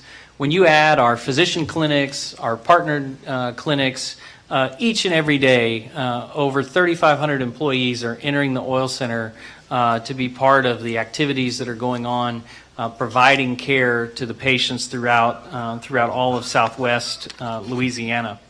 The main campus also has 451 beds, and we provided 94,000 emergency department visits this past year at Lafayette General Medical Center. And so we by far, again, you hear the same message. What's happening in the oil center is by far the busiest activity in this entire southwestern part of the state of Louisiana is happening right there within the oil center. And that is important for a number of reasons. One, I think the oil center, quite frankly, was the original opportunity for a river ranch. We just didn't have as much residential housing. I mean, there is retail located there. There is restaurants. There are all types of businesses. Plus, you have a huge healthcare enterprise. And really what we needed was to add sort of additional residential opportunities. But it's walkable. It's safe. And when you look around the country and you look at hospitals our size and providing the complexity of care that we do, the high acuity care, there are very few places in the country that are blessed with a neighborhood and a surrounding area from the large flagship hospital that is like the oil center. And I think because of that, it presents us with huge opportunities for development of entities and partners within the oil center that will support the activity that we have there. The organization functions using strategic business objectives, and so every year we update our 1 to 3 year strategic business objectives, and I'm not going to go through each one of those pillars because then Cian will not have any time. But the final pillar is the important one for today. I would say that very few health systems in the country have as one of their pillars real estate, but we do, because we feel it is such an important part of our move into the future and all part of our future growth strategies and our ability to really build on our real estate investment fund that we've put together through our foundation, and also take advantage and participate in the wonderful opportunity zone. So as we look at that last item, that purple item, we're working to really establish the real estate needs within the oil center for us as we look at new programs and new centers of excellence. And I'm going to talk about those as Cian kind of runs through our look at developing the oil center. So with that, Cian is a professional and has brought so much to our organization. And I dare say that he, his wife's pretty sharp, but I think he's pretty sharp too. So Cian, I turn it over to you, buddy. I appreciate that, David. Thank you. Before I get started, you heard the information that David talked about, which is the growth that we have, right? And that growth, you try to do as much of that growth through your own balance sheet. But sometimes there are objectives that you want to seek, go after, obtain, that you need access to growth capital. And so working with our phenomenal board of directors and our leaders and our senior executives, we were able to come up with a couple of ideas on how to form funds that allow us to invest in companies and invest in real estate. And then once I go over that, you'll understand why when the Opportunity Zone Fund or the Opportunity Zone program was put together, it made a lot of sense for us to immediately start and embark upon forming a fund. We have two healthcare innovation funds. Let's first start with, we're Acadiana, and we regularly outkick our coverage and punch above our weight every single time. And these are the other systems in the United States who have healthcare innovation funds. I would dare to say I think we're in pretty good company, David, right? When we first formed our first innovation fund 4 years ago, this is where we had to go look to see who was doing what.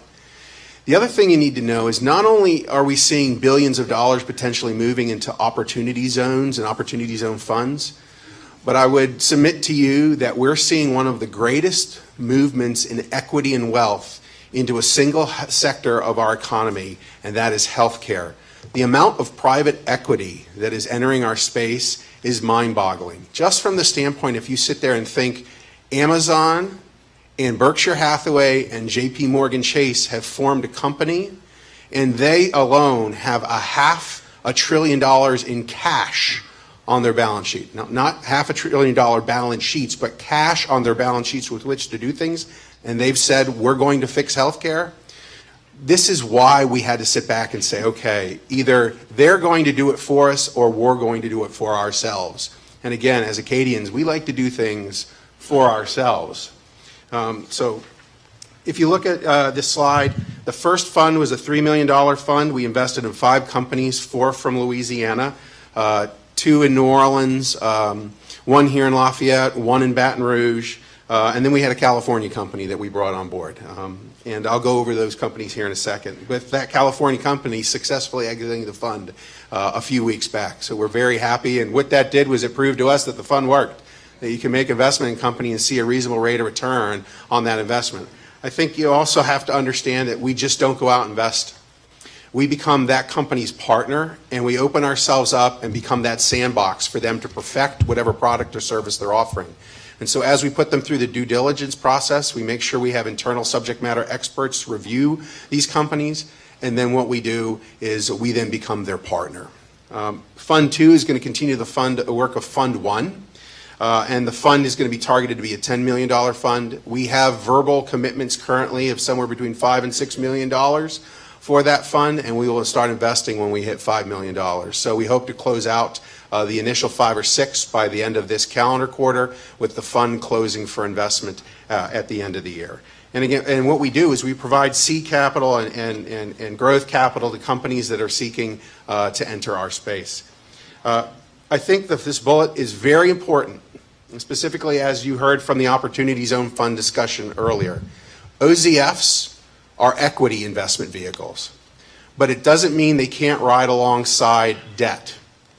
And so what we do very often is we look at these companies, and if they're so early that sort of trying to figure out a company valuation is like wetting your finger and sticking it in a wind and going, okay, let's figure out what their valuation is, we come in with debt instead of equity.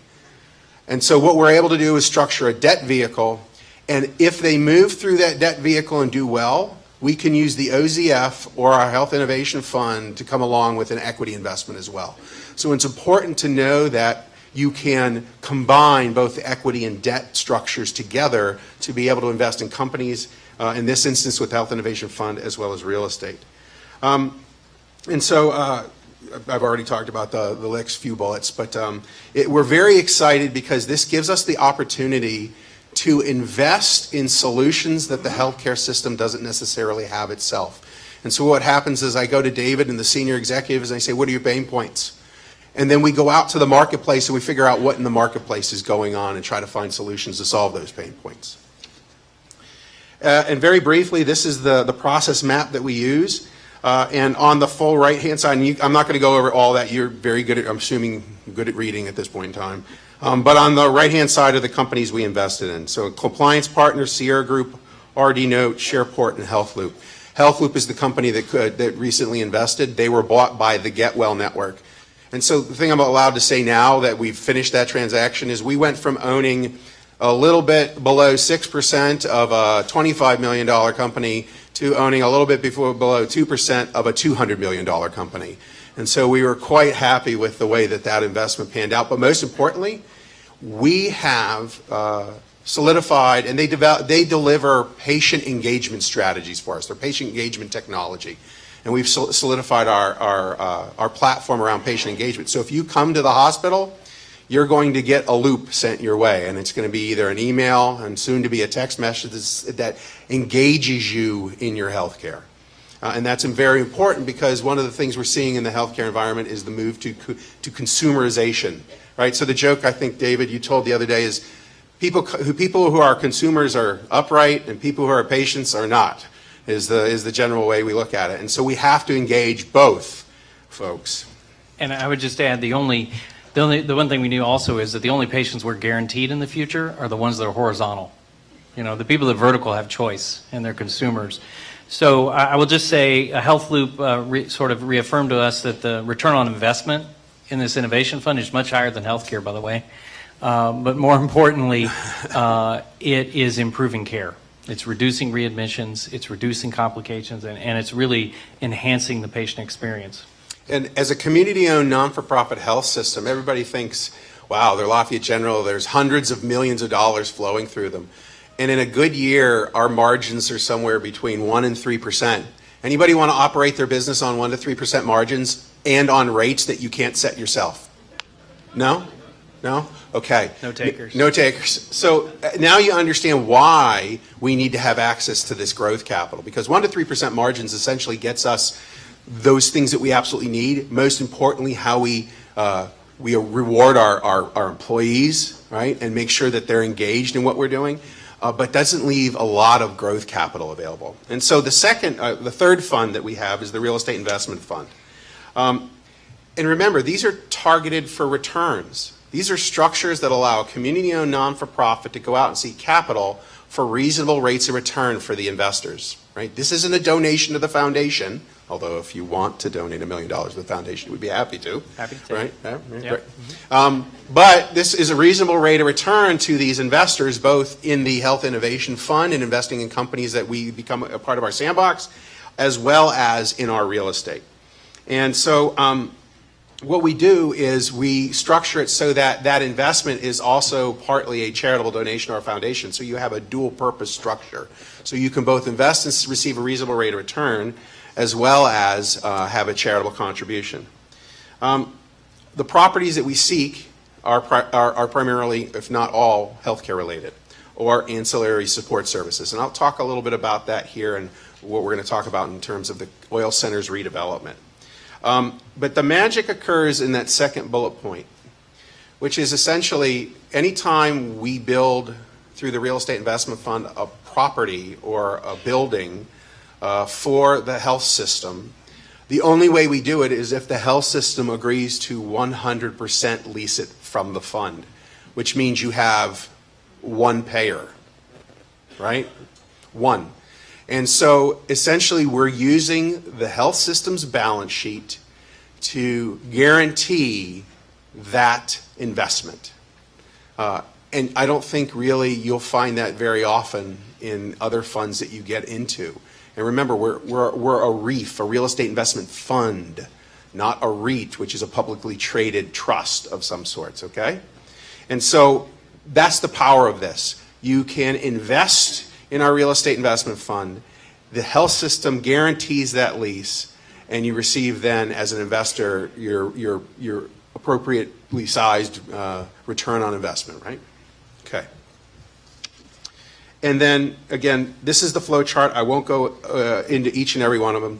It took us 3 years of working with a firm out of Chicago, working with a firm in New Orleans to perfect this structure. And so we had done a lot of work to get this in place, and then all of a sudden, the Opportunity Zone program showed up.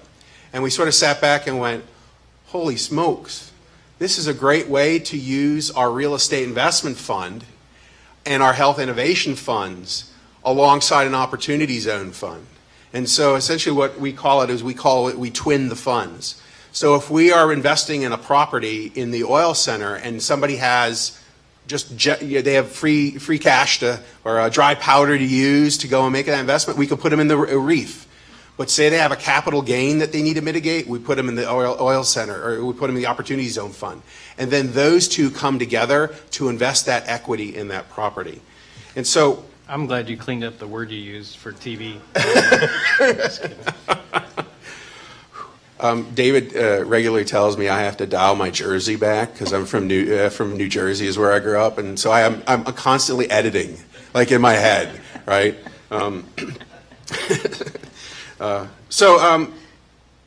Our major project that we're looking at working on is the redevelopment of Hospital Drive. How many people know where Hospital Drive is in the oil center? If you don't, you go down Coolidge, and it's the first left you can make to head back towards Girard Park. And so we're really looking at that entire right-hand side, if you're thinking about Hospital Drive, of redeveloping that.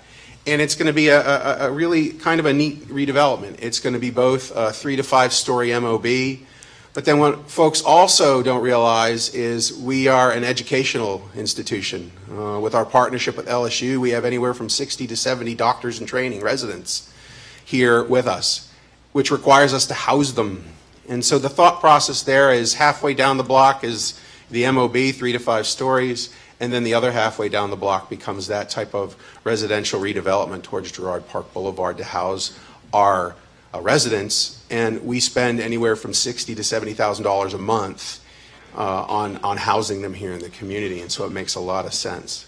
And David, what some of the things that we're thinking about with that 3 to 5 story MOB? Yeah, so we talk about the growth of the system over the last decade, and what we intend to do is really house 2 of our key service lines, bringing in new centers of excellence for them, and really developing new centers for them. So the Cancer Center of Acadiana 10 years ago didn't exist. We didn't have medical oncologists, hem-oncs that were employed, and since that time, we now have. We're now up to 51 physicians that are associated with our cancer center, from medical oncology, radiation oncology, various surgical services. The program has just been unbelievable. In the past 3 years, our cancer program has doubled in size. And so we're now treating patients from all over Southwest Louisiana. And so we're looking at a brand new Cancer Center of Acadiana to have a significant amount of space in the new in the new building. We also have really expanded our neuroscience division, and so again, when we started 10 years ago, we didn't really have employed or a coordinated neurology or neuroscience division, and so we're going to have a new neuroscience center for Acadiana based there as well. And so when we look at that, we have 20 providers, 8 physicians and 12 nurse practitioners involved in our neurology practice, and we're in multiple offices now. And so the exciting thing is for both those programs, putting everybody under one roof, and then looking at sort of the pieces that go along that need to be in the building to support them. And so we're excited about retail and other health-related groups that we would bring into to the development. From a standpoint of training, we have really sought to be the best place for LSU physicians, medical students to receive their training, and we have improved the experience in Lafayette, not only at UHC, but also the 20-plus residents that we have at Lafayette General Medical Center. And our belief is that while we think that we already have achieved it in terms of it being a very robust and thorough clinical experience for them, we also want to make sure that their experience in Lafayette is as positive as it possibly can be. And so creating living space for them that puts them within the oil center, puts them walking distance to the hospital, that's what these young kids want nowadays, seeing. And so we believe that it will be that last piece that will make our experience completely different than others. 80-90% of the physicians, when they get out of training, stay where they trained. I think it's important for this community that they stay here. And so we're trying to make it as wonderful an experience for them as we possibly can. We're also looking at a new breast center that we'll be adding, and so again, same story. We didn't really have a program 10 years ago. Now, as of today, we have 3 breast imaging physicians, radiologists, and then also a breast surgeon. And so we're going to be looking at a very nice breast center in the oil center area as well.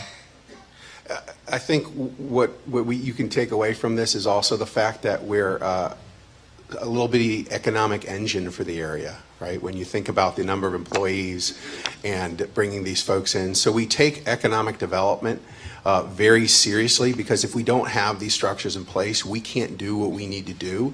And I think it would be important for you to understand that all of this is done to restore, maintain, and improve health. It's to fulfill our mission, and that's for all Acadians. So if you go to the sort of the final slide, so I'd be remiss in also not talking about a success story we had with our first innovation fund, our health innovation fund, and it actually came through a program called Accelerate South. And there was a company that went through that program. I'm not going to name the company because we're still working with our partners at LEDA to figure out the details. But because we had our Health Innovation Fund, because they had access to our health system, because they had access to a partner of ours, I think you all know them, they're called Acadian Ambulance and Acadian Companies, they are choosing to consider Lafayette for the relocation of their company and their global corporate headquarters. OPS, they're going to be in the oil center in the opportunity zone. And so that became a strong economic tool. So we are able to make an investment in them through the Health Innovation Fund, and should they prove out their mettle and their worth, we follow it on with another investment of a larger size where we can either use the Health Innovation Fund again or the equity that's in the Opportunity Zone Fund to help them continue their growth and their strategy or their strategic climb. Really, I don't know if they're excited, but I'm excited seeing. They are excited. They're coming to. Oh gosh, they can't. They're coming to town this evening. So today's a long day. I actually meant the audience. Oh, You know what, David? It's kind of like teaching at UL sometimes. You stare at the students' faces and you're not quite sure if they're learning anything or you're just talking. This is a big deal. And again, I think what you get this, the gist of it, which is, we have a project that's ready. And so for those of you considering putting together your own, you're in an opportunity zone, you're considering putting your own fund together, having those projects ready to go is extremely important. Putting that prospectus together is extremely important. Don't just think real estate. Think economic development and company retention and attraction. And then make sure you understand what other programs you have. I know our friends at LEDA and LED, we work with them, and specifically with this company. We're seeing if there's twinning opportunities on other incentives that are out there. We're working currently with the city on trying to figure out if there's different district overlays that we can have for the oil center. Maybe there's a historic overlay that we can think about, because then you can bring historic tax credits, new market tax credits. There's all kinds of other different opportunities to twin and to, I would say, exponentially grow that opportunity. So with that, I turn it back over to you all if there's some questions, or how do you want to do this, Ms. Monique? So do we have any questions? Yes. Kayla's coming with the microphone.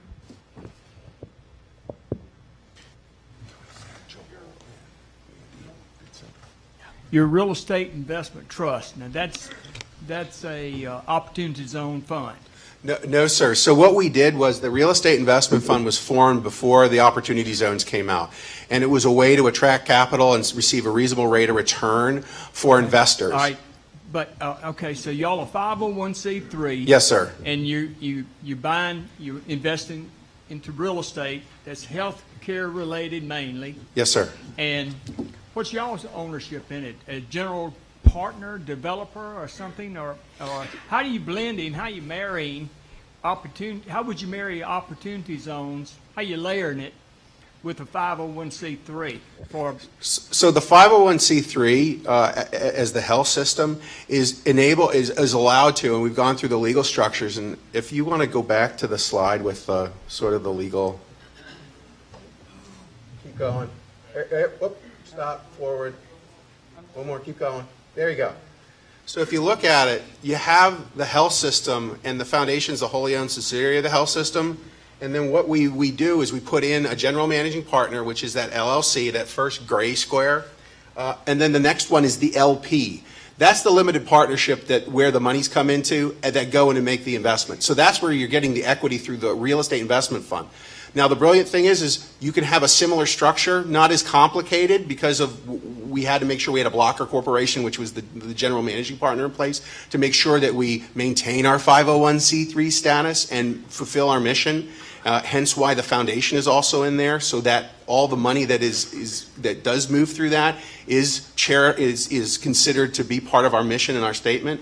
But you can do something similar with an opportunity zone fund, which is you sit there and you form that fund. It has a similar structure, and then what you do is you twin it. You have people who have just dry powder ready to invest in real estate. You can put that into the REIF, and if you have people who have capital gains mitigation needs, you put it into the OZF. You take the two together, and that becomes the equity play in the property that you're developing. Okay. Other questions? Ask Cian. Obviously, he's got this very well thought out, and I think this is, a more complex example, probably, than what we see. So it is a high-end example, but they really have a lot of information. So ask some questions. So the OZF itself, when we go to form it, isn't going to be as complex as that. It's going to be an opportunity zone fund. It's going to have a private placement memorandum against it. It's going to have an operating agreement. It's going to be very simple, and that's where we're going to attract the equity. We had to make sure it was this way because otherwise we look like a REIT, not a REIF, right? We had to go through that regulatory process. We're not publicly traded. That's the big thing. Well, and I think that's part of the beauty here is that the Opportunity Zone Fund allows a simple slip into a much more complex, well-thought-through plan. You're not just out there on your own in a singular investment. So, And make sure that you do seek advice. So we use Laporte as our accounting firm on these projects. We also use Fishman Haygood out of New Orleans, and Megan Reese is the attorney we use there. She's wonderful to work with. So we've used both Laporte and Fishman Haygood to make sure that we're right with the rain, I guess is the best way to put it. Dan Reese. No relation to Megan. You mentioned the private placement memorandum. We were chatting over here about the overall securities law aspect of soliciting investments, and how is this not triggering some sort of SEC issue on marketing investors into these projects? So what we do is SEC has rules that say you have to go after qualified investors. Those qualified investors, if they're married, have to have $300,000 or more in annual income, or a net of $1 million in assets that are not related to real estate, okay? And so those become qualified investors. The SEC's tried for a long time to figure that problem out, and they essentially said, hey, look, if you're smart enough to earn $300,000 a year and you're smart enough to have $1 million in assets, you're smart enough to determine if you should invest in something or not. And so that's that. Now, do we have to, this is really technical, do we, once we have somebody sign the PPM, file a Form D with the SEC that they've invested? Absolutely. It's pretty simple for me. I just talk to the people he tells me to. We have a question up here. Are you planning to use any of the Opportunity Zone funds for projects for your critical access hospitals? And if so, how does it work to invest in a tax-exempt political subdivision that receives non-operating revenue from millages? Wow, great. Well, awesome question, P.S. You know? So I just realized it when I was outside looking at those maps in terms of the opportunity zones. And yes, there are several that are in our current portfolio of hospitals, as well as hospitals that we have relationships with. So I do think that there's some merit for us to really run the traps and figure out that. Cian, I know, has some initial thoughts, but I think it's a wonderful way in which for us to enhance those communities and bring needed services. Our whole point is to make all of our partner hospitals stronger, and for as much primary care to be delivered in those communities as possible. It's better economically for that local community, and it's better for the patient. And so I think this is a huge opportunity for us. Cian? I really think we would have to delve into the specific structure that is between the hospital service district and whomever's running that hospital. I know in our instance, many times we lease that building back, and then we're the operating company that comes in. But say there is a need for a new wing or another building, we would have to very carefully run those traps to make sure that we're not violating any issue, there's not any issues associated with that. But I do think you can use an OZF in a public-private partnership to help build that building on that piece of property that maybe that HSD owns. You can, again, you're thinking of and then you're talking the 100-year lease, you're talking how much is that lease worth, we need to know what the millages are associated with it. I mean, there's a lot of different pieces, parts that would be involved to run that trap. So that information you would get from Laporte, your company that you work with, or where do you gather that information? So we get a lot of good advice from Laporte and our attorneys on working through that, but then also it's your relationship with your HSD as well. Thank you. Great question. You're not one of the first that has said, you kind of have to, the program is sort of focusing on real estate, but you can get outside of that as well. And so I looked in the prospectus, and it refers to opportunity fund investments being businesses, real estate, and business assets. So what would qualify as a business asset? Have they gotten that far on these definitions? I mean, is it, in your case, you got it. Medical equipment? Yes. Vehicles? So say we needed to go buy say instead of leasing the MRI, we wanted to buy a brand new one, and it's $30 million. That'd be an expensive MRI, but go ahead. MRIs? Am I totally off? Am I totally off the? Okay. I'm apparently completely off on the cost of MRIs.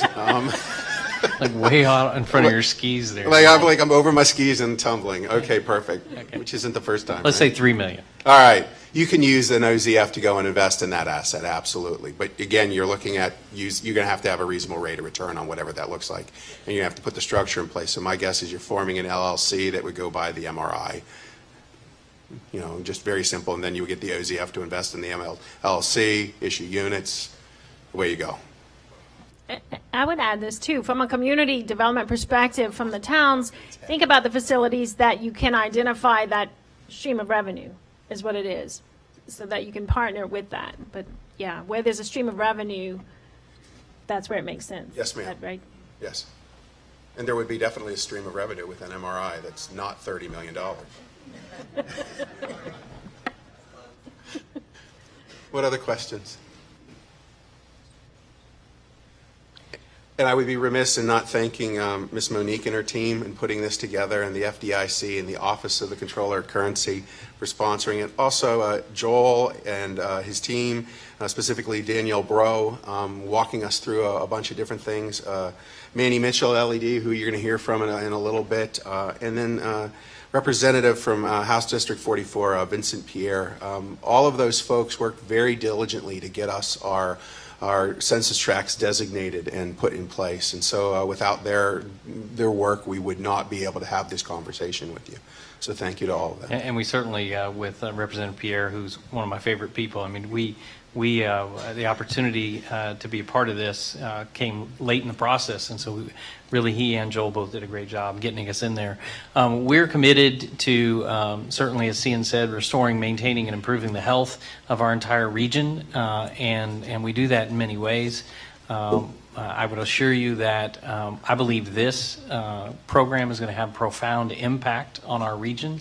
We're moving quickly with this, and we certainly are willing and able, and will provide any feedback or follow-up that you might have, because we want this to be successful in all the communities throughout Acadiana. And it's a pleasure being here today. Thank you. Thank you both, really. Thank you for sharing and being so open with it all. I think it helps. So our next panel, our next few panels, are really going to talk about how we layer, how we bring different opportunities into these investments. And so I'm going to introduce or bring Scarlett Dupchesham back up. She's been up. And let Scarlett take the next panel.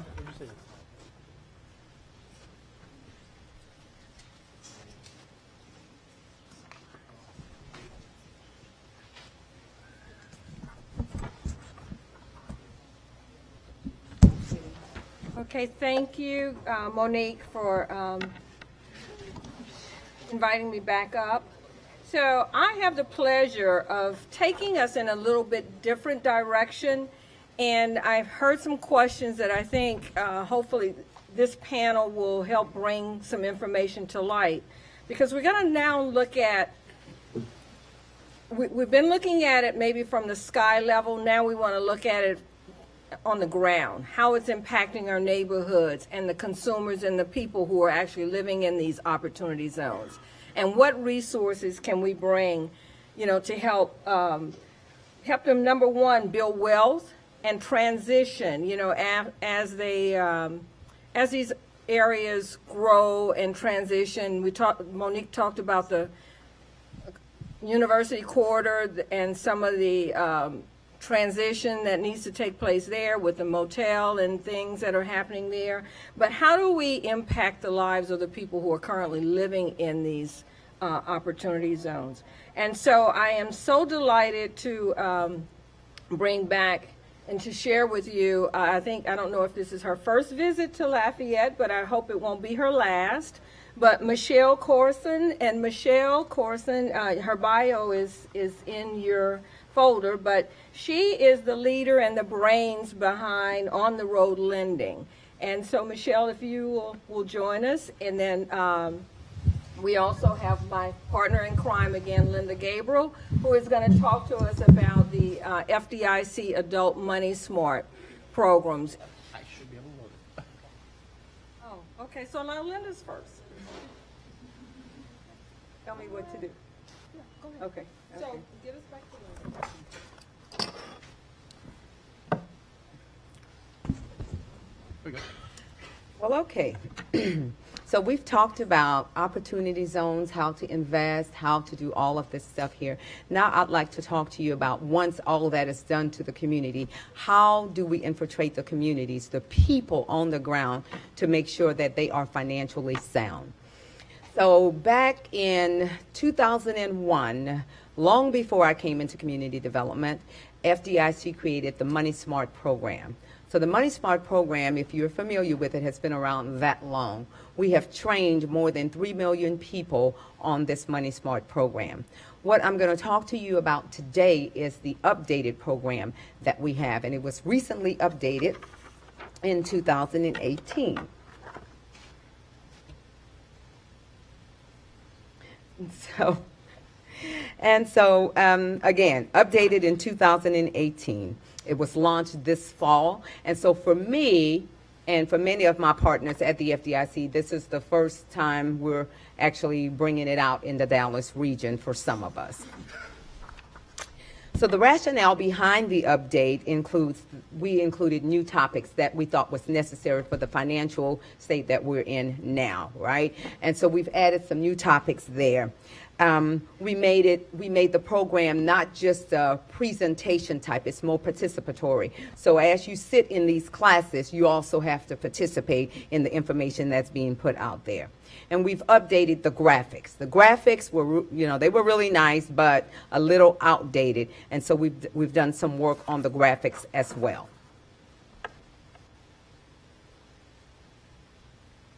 Next slide.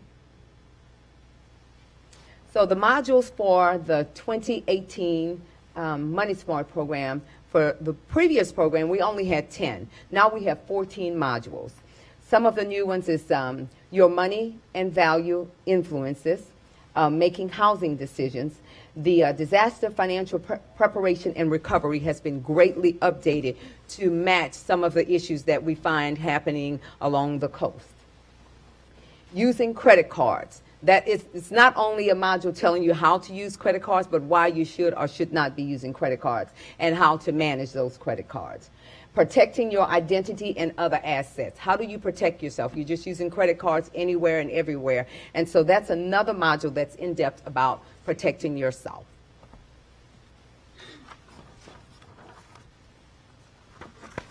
And so what we're looking at here are the components. You see these three components. It's the participant guide, the instructor guide, and PowerPoint slides. Each one of those are contained within each module. So you will find something specific. It's the same structure, but it's for each of the 14 modules that we just looked at previously.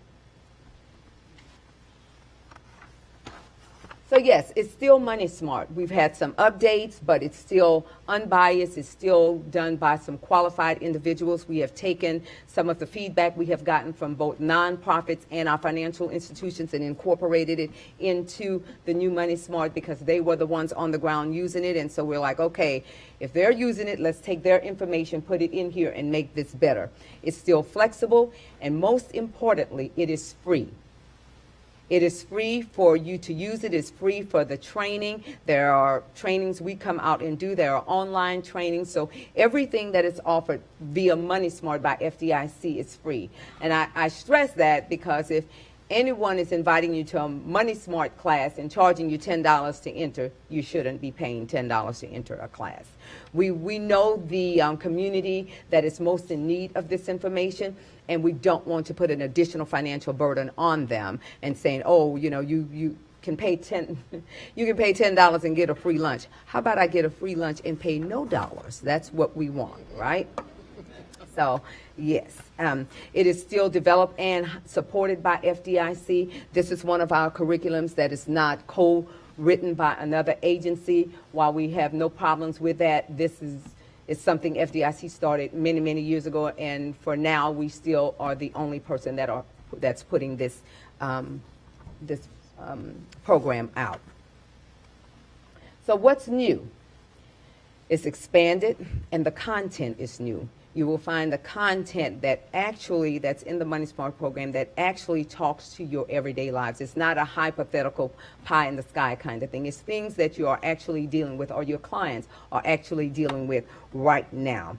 The 14 modules are divided.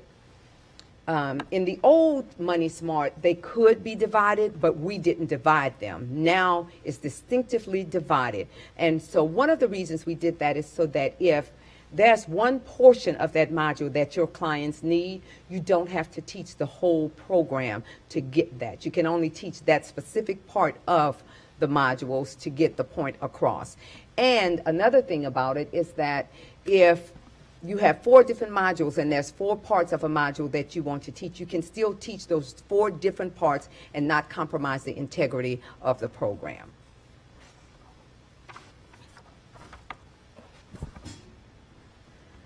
So some examples of the new and expanded topics. So what influences your financial decision? That's module 1. That talks about, are you living, one of the 2018 terms is living your best life.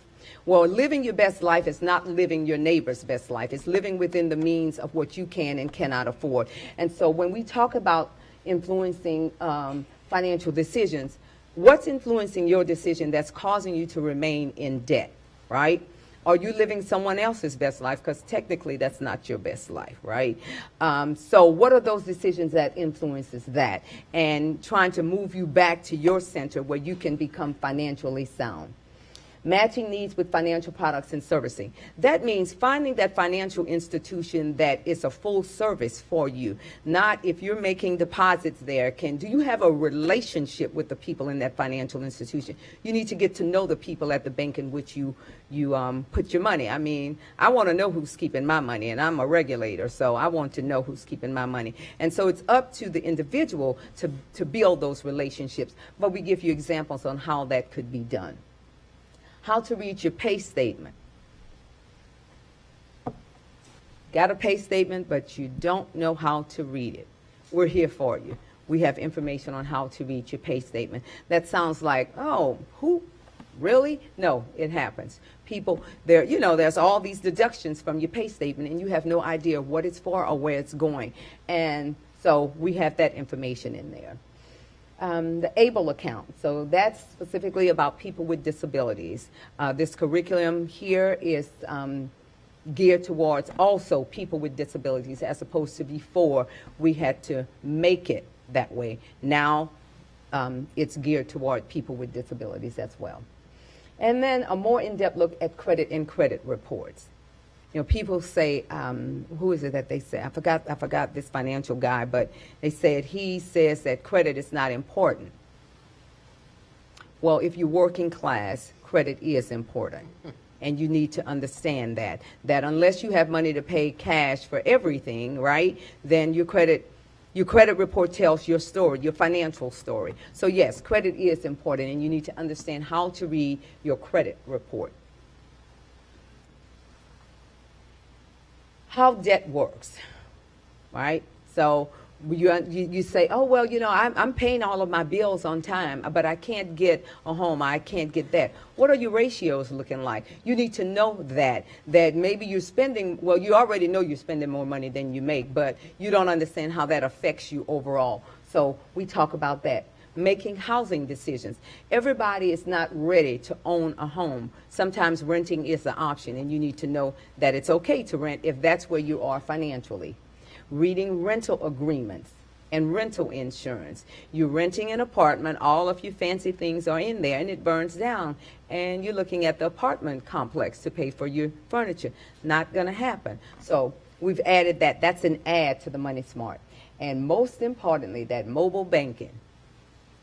We want to do it on our phones, our laptops. We don't want to go into the institutions. And so we've added some ways, some safe ways to make sure that your clients and our clients understand exactly how that's done.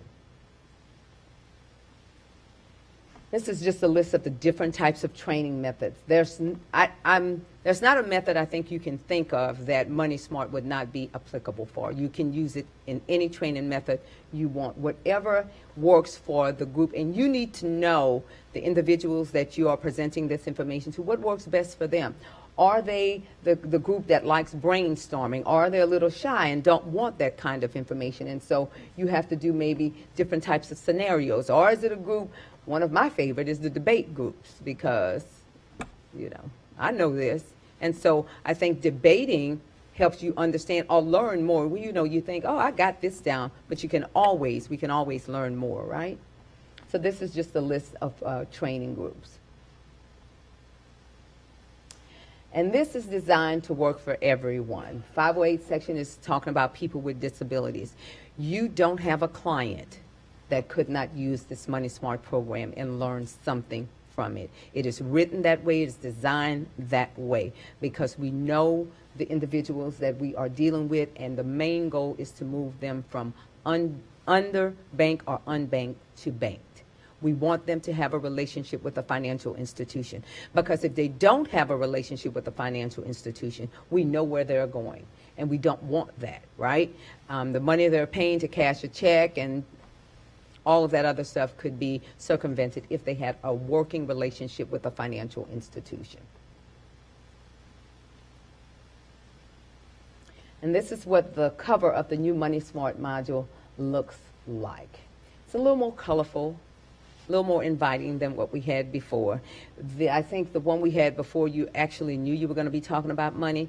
And while it's very important, it's not always a topic we want to tackle, because, you know, it's like, well, I don't want to talk about that today. Well, today or tomorrow, but we have to talk about it. So this is what the new cover of the Money Smart program looks like.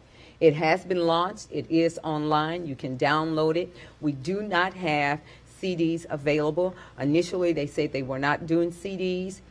Well, they need to do CDs. And, you know, while we're the FDIC and we are fabulous, we're still government, so it takes time. So y'all just wait on these CDs to be released, and I promise you, we will get them in your hands. And so this is something totally new that was not part of the original Money Smart. It's scenarios for financial inclusion. Sometimes instructors are a little timid, and this is just additional information to make them comfortable with the subject. Because oftentimes, even your instructors are not where they want to be financially, so they feel some kind of way about presenting before a group. So this provides them with additional information where they too can learn while presenting. So the English version has been launched.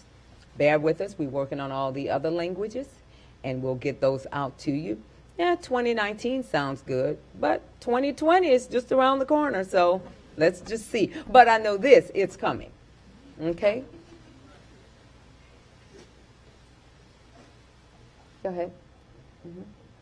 And thank you.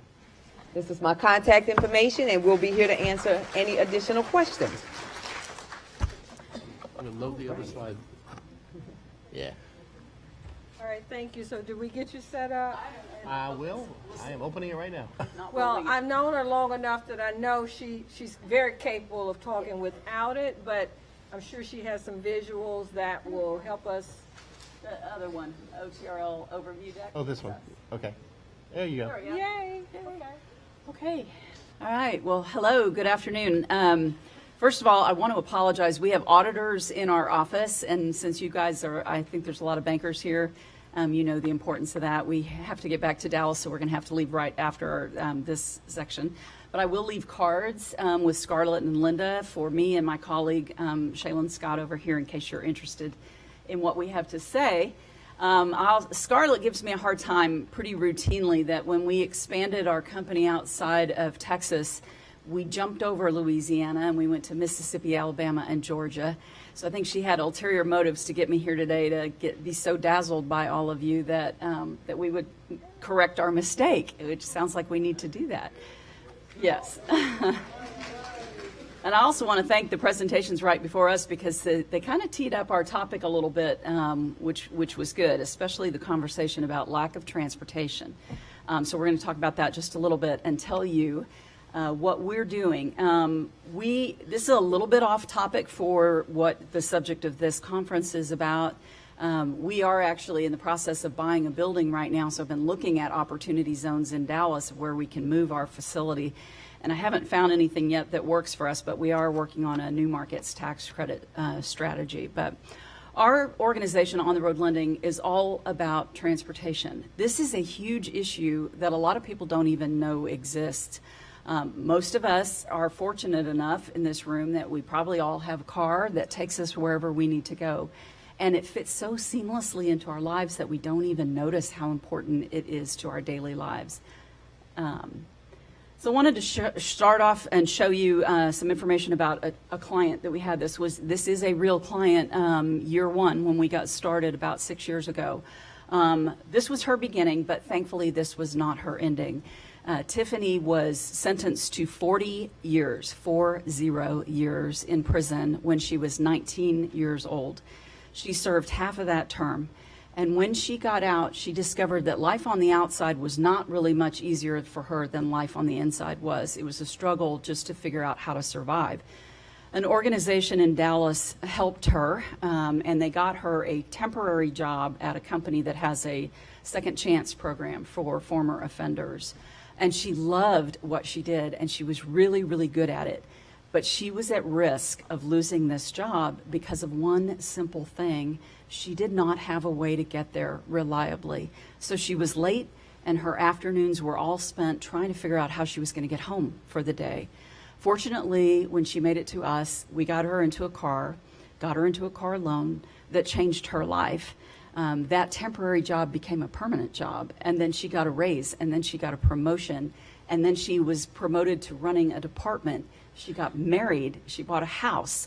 All of these outcomes for someone who was a disposable person ended up changing as a function of just helping her get a car. So her outcomes were amazing. I don't think a lot of people know that the number one reason that people lose their jobs is lack of reliable transportation. It's this sleeper issue that's out there. So we work with all kinds of clients, not just people who were formerly incarcerated, but they are all predominantly low to moderate income people, the kind of people that Opportunity Zones were intended to help, trying to help them to find a way to access employment and live a better life. This is a last mile problem. Getting ahead requires transportation. We could give people job skills training, but if they can't get to that job, it's all for naught. Good jobs are far from home almost everywhere, in almost every community out there. We've been asked to expand our program all across the country, including in places that might surprise you, like New York City and Chicago and San Francisco, places that seem to have a pretty robust mass transit system. Mass transit doesn't reach all of the jobs. In Dallas, where I live, I was surprised to learn when I got this started, we actually have the largest mass transit system in North America in terms of linear light rail miles, and 3% of our population uses it. Why is that? Because it accesses 14.7% of the jobs in our community. You can't get there. If you have poor credit, as Linda was saying, it makes everything more expensive, and it's very hard to buy a car if you have poor credit. Predatory lending, I don't think I have to talk about what this is all about. It is a vast and growing market. Just the subprime auto lending business alone is $300 billion nationally. So our theory of change, why does any of this matter? What are we trying to do about it? If we can help someone have an affordable loan on a really good car, and this is a key, and provide them with financial education, Money Smart is a great program, it will lead to economic mobility for people. And we've seen this, and it has been borne out in our work. So what is our business model? We are recycling capital for social good. I've heard the terms out here, social investments. We have a social purpose private equity fund that we have created. It is a community development finance institution. We pay a small return to our investors with the expectation that that capital can be used for a really good social purpose and recycled using impact investment. Next slide, please. Okay. So our process to build a sustainable business is that we make character-based loans to low to moderate income people.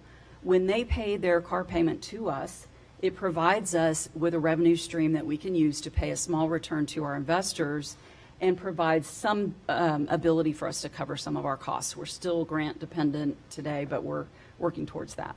The excess principal gets reinvested into new loans. So $100 million or whatever the number is can get recycled over and over and over again. We have some really great blue chip partners that we've put together over the last 5 or 6 years since we got started. Toyota, State Farm, Interstate Batteries, JP Morgan, Goldman Sachs, Bank of Texas. We're constantly adding to our group of partners on a daily basis. So our progress was really slow in the beginning. We made 16 loans in year one, and we improved in year two because we made 17 loans that year. It was such a slow start, and I would go talk to people about transportation and trying to raise money and trying to get them excited about what we were doing, and they looked at me like I had three heads. So it took a long time to begin, but we've put together some major partnerships in the past 6 to 12 months that have really put us on the path of a lot of growth. Our default rate is very, very low.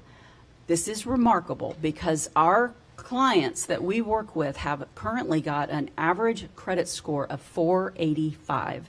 These are deep subprime borrowers, and they are routinely charged 24, 25% in the marketplace, and I understand that. They're high risk.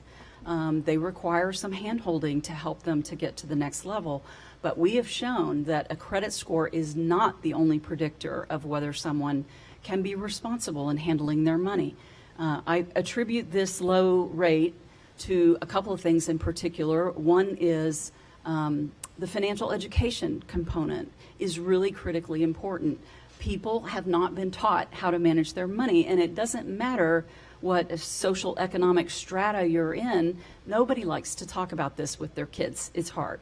The other thing is that we're getting people into the right kind of car. So this is also very important. Next slide. Our clients are transportation challenged, so we don't ask them to come to our office and sit across the table from somebody to have financial education. And now that we've expanded into 3 other states, it's even more that way. So we do remote service delivery. Our coaches are actually based in New England, and we don't serve that area either, by the way.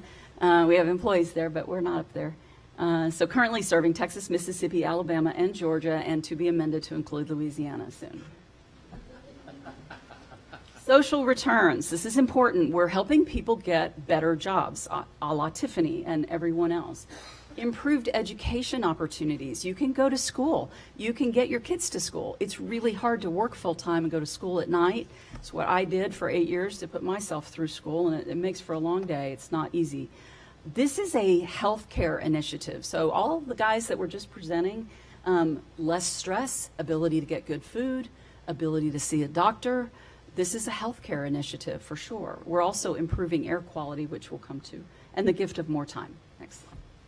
Air quality. I don't know whether this is a problem in Louisiana or not, but it is in Texas where I'm based. We do not comply with federal air quality standards. We have terrible air pollution. The cars that we're getting people into are typically a 2 to 3 year old Camry, Corolla.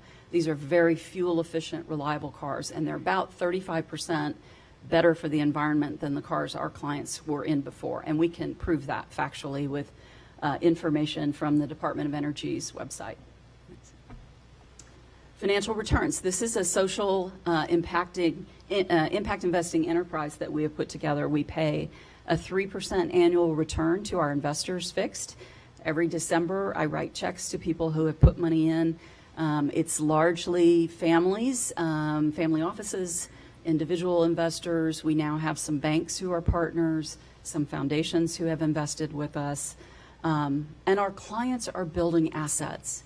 We are saving them, if you think about this, the difference on a $15,000 car, which is our typical loan, of 24% interest versus our interest rate. Everyone pays the same no matter what their credit score. It's 9.75%.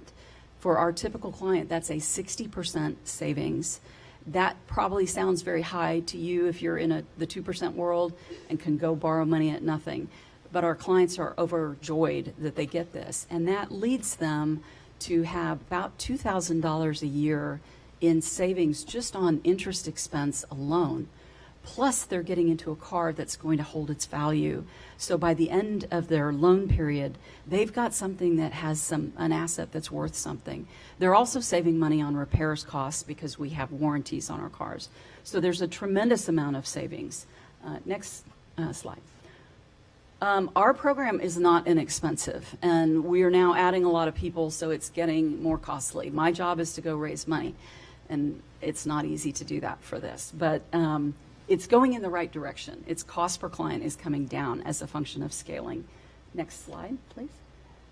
So we're now helping about 1,000 families outside of the state of Texas at our goal for Mississippi, Alabama, Georgia, and Louisiana. Will be to help about 1,000 families in the next 3 years.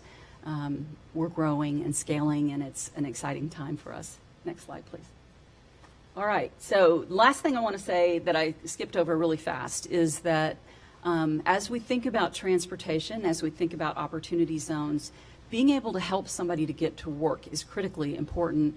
Being able to help them to get to a place where they can take the very best job that they can get, not necessarily what's within walking distance of a bus stop, is critically important. But our lives are more, our transportation needs are more than just getting to and from our job.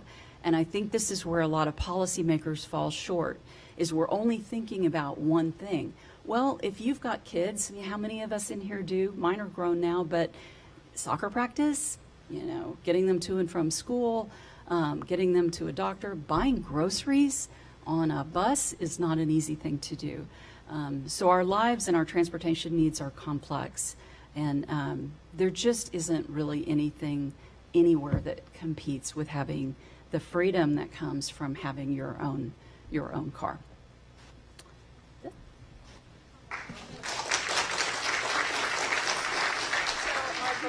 I believe we have time for questions, so if you guys can maybe take your chairs.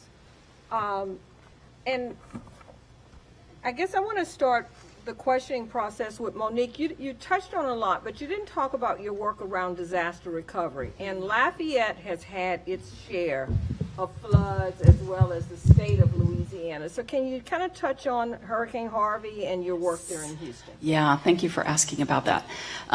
When Hurricane Harvey hit Houston about a little over a year and a half ago, we saw a lot of news articles that came out and said that there were as many as 1 million cars that were flooded in that storm. And we mobilized really quickly. We had never really done any sort of disaster mobility program.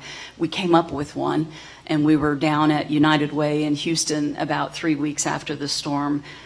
We have now worked with over 400 families and gotten over 100 people into decent transportation, made them loans.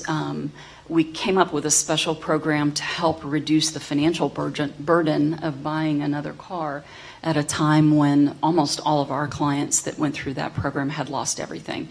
One of the things that we found was that there was a lot of resources for homeowners, but people who lived in apartments or mobile homes, there was nothing for them, and there was nothing available to cover the cost of a car.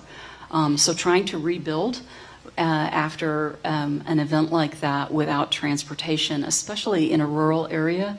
South Texas is a huge area.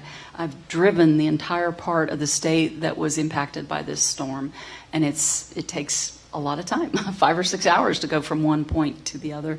So it was a really, really big deal. And interestingly, too, the one job opportunity that's really plentiful in the aftermath of a storm is construction. And trying to get to a job site without your own vehicle or hauling, materials or tools is just impossible. Thank you. So, okay, Linda, I have a question for you also with, you talked about the new module, but train the trainer. And you refer to these, I guess the supplement that can assist with the training, but how are you guys providing assistance? So depending on the need, there are train-the-trainer classes that's online. You can get them. They're not readily running, but there's a schedule of train-the-trainer classes. We do have specialists that will do train-the-trainers with a group of at least, I think the number is 15 to 20 people to get out there and do train-the-trainer. But what we have found is that for some people, it's easier to just go online and do the training, and that is available. If you have trouble getting that, you can always reach out to me, and I will point you in the right direction for that. Any questions in the audience?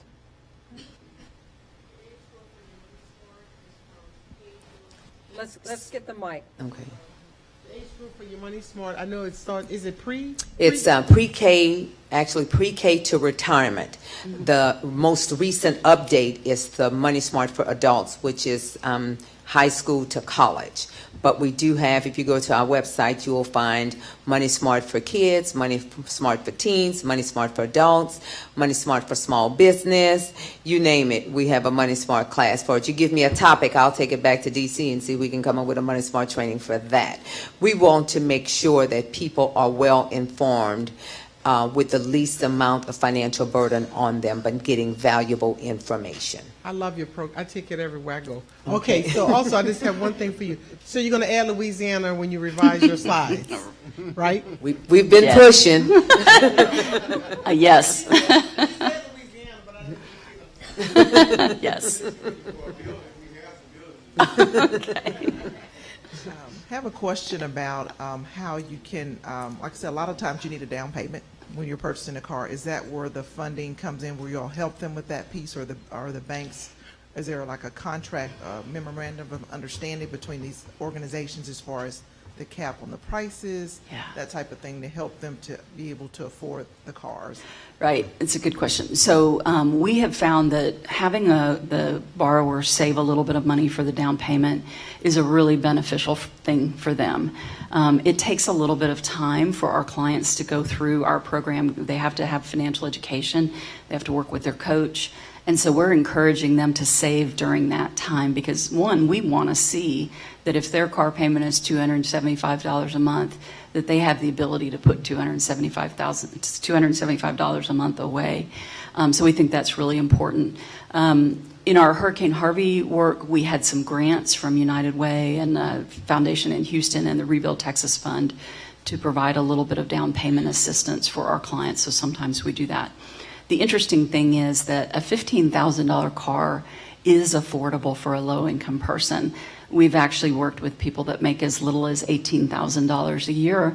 And it actually, when you factor in the cost of time, it's much more affordable for them to do that than anything else. Our coaches are going to work with those clients on an individual basis and figure out what their budget will allow, what do they need, and try to work with them. We don't put any caps on anything, and some clients actually can afford more. I think the highest loan we've done was about $26,000. So it can vary, but the average is 15. Yeah, it's important. Yeah.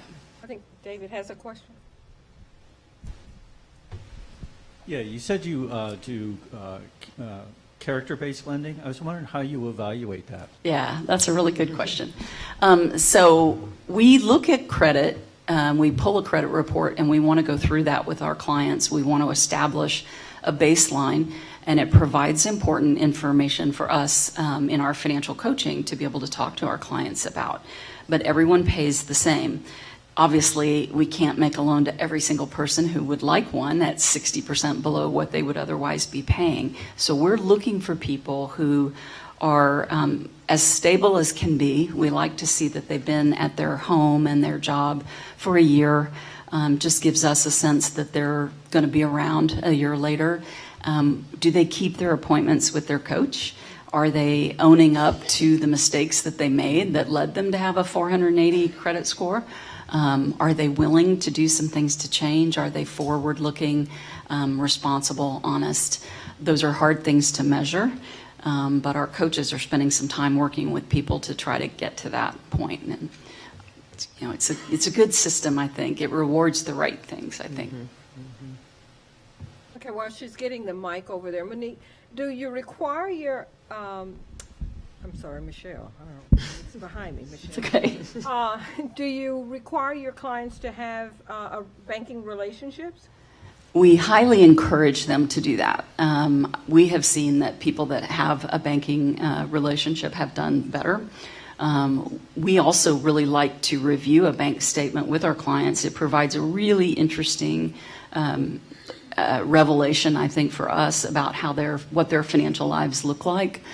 So we do encourage it, and we have a lot of relationships with banks, so we can try to help clients find the right bank for their needs. We also routinely help them to understand if they're in the wrong type of bank account. Sometimes they just don't know that either, and we've tried to help them get the right type. As I listened to Linda, as I listened to your presentation on, financial literacy, financial training, coaching, one of the things that has happened, I'm the president of the Concerned Clergy of Monroe, and we were charged with the responsibility of determining what are the gap service needs in our communities after the 2016 floods. And one of the things that we discovered was that youth were impacted by the flood in a way that was not being addressed. And we found them moving from place to place, and they had a lot of shock, a lot of post-traumatic stress, and those types of things. So we developed a youth build program and a youth empowerment program. And we partnered with Grambling State University, where we signed a memorandum of understanding with Grambling to serve as our agency that would help us to determine what those gap service needs are, then to reach into federal and state funding streams to kind of help us mitigate the problem. So my question to you is that we've developed a program and it's implemented. It started back in November. And so the training aspect of it, how can we lean on you to help these youth? Because you got the Opportunity Zone credits that are there, and those opportunities are coming. And now we have these youth that are teenagers and about to approach an area where they will become bankable, and we need your help. And how can I interact with you to make sure we get that injected into our program? Okay. So the normal process for this, because I actually do Money Smart training in many of the universities in Texas, and some high schools in Texas as well. What I would encourage is that your organization get trained on the Money Smart program so that you can set up the training classes for these students, because you're there, you're on the ground. You can probably have more classes if people, and it not necessarily have to just be people in your organization, but people that want to be a Money Smart trained so that the community will have resources. So it's the trainer. So I like to refer to it as each one reach one. You train a group of people who will then, and that's the whole idea of train the trainer, and they will train others. And before you know it, you have a community of individuals that are Money Smart trained that can go out there as needed in your churches, in your community centers, wherever, to bring this Money Smart classes to these students, because it's imperative. I like to get them even at pre-K, because we do have information for those students, but when they get to high school, it's imperative that they understand money and the needs of it and how to use it. It's not just a swipe. Every time you swipe a card, money will be there. That would be great because I'm a swiper, but it doesn't work that way. So I think getting them as early as possible, and especially when you're talking about those communities of individuals that would not otherwise have access to that. So we can talk, offline a little more about how it works, but that's the concept of train the trainer. I thought I saw another question. Yes, way at the top.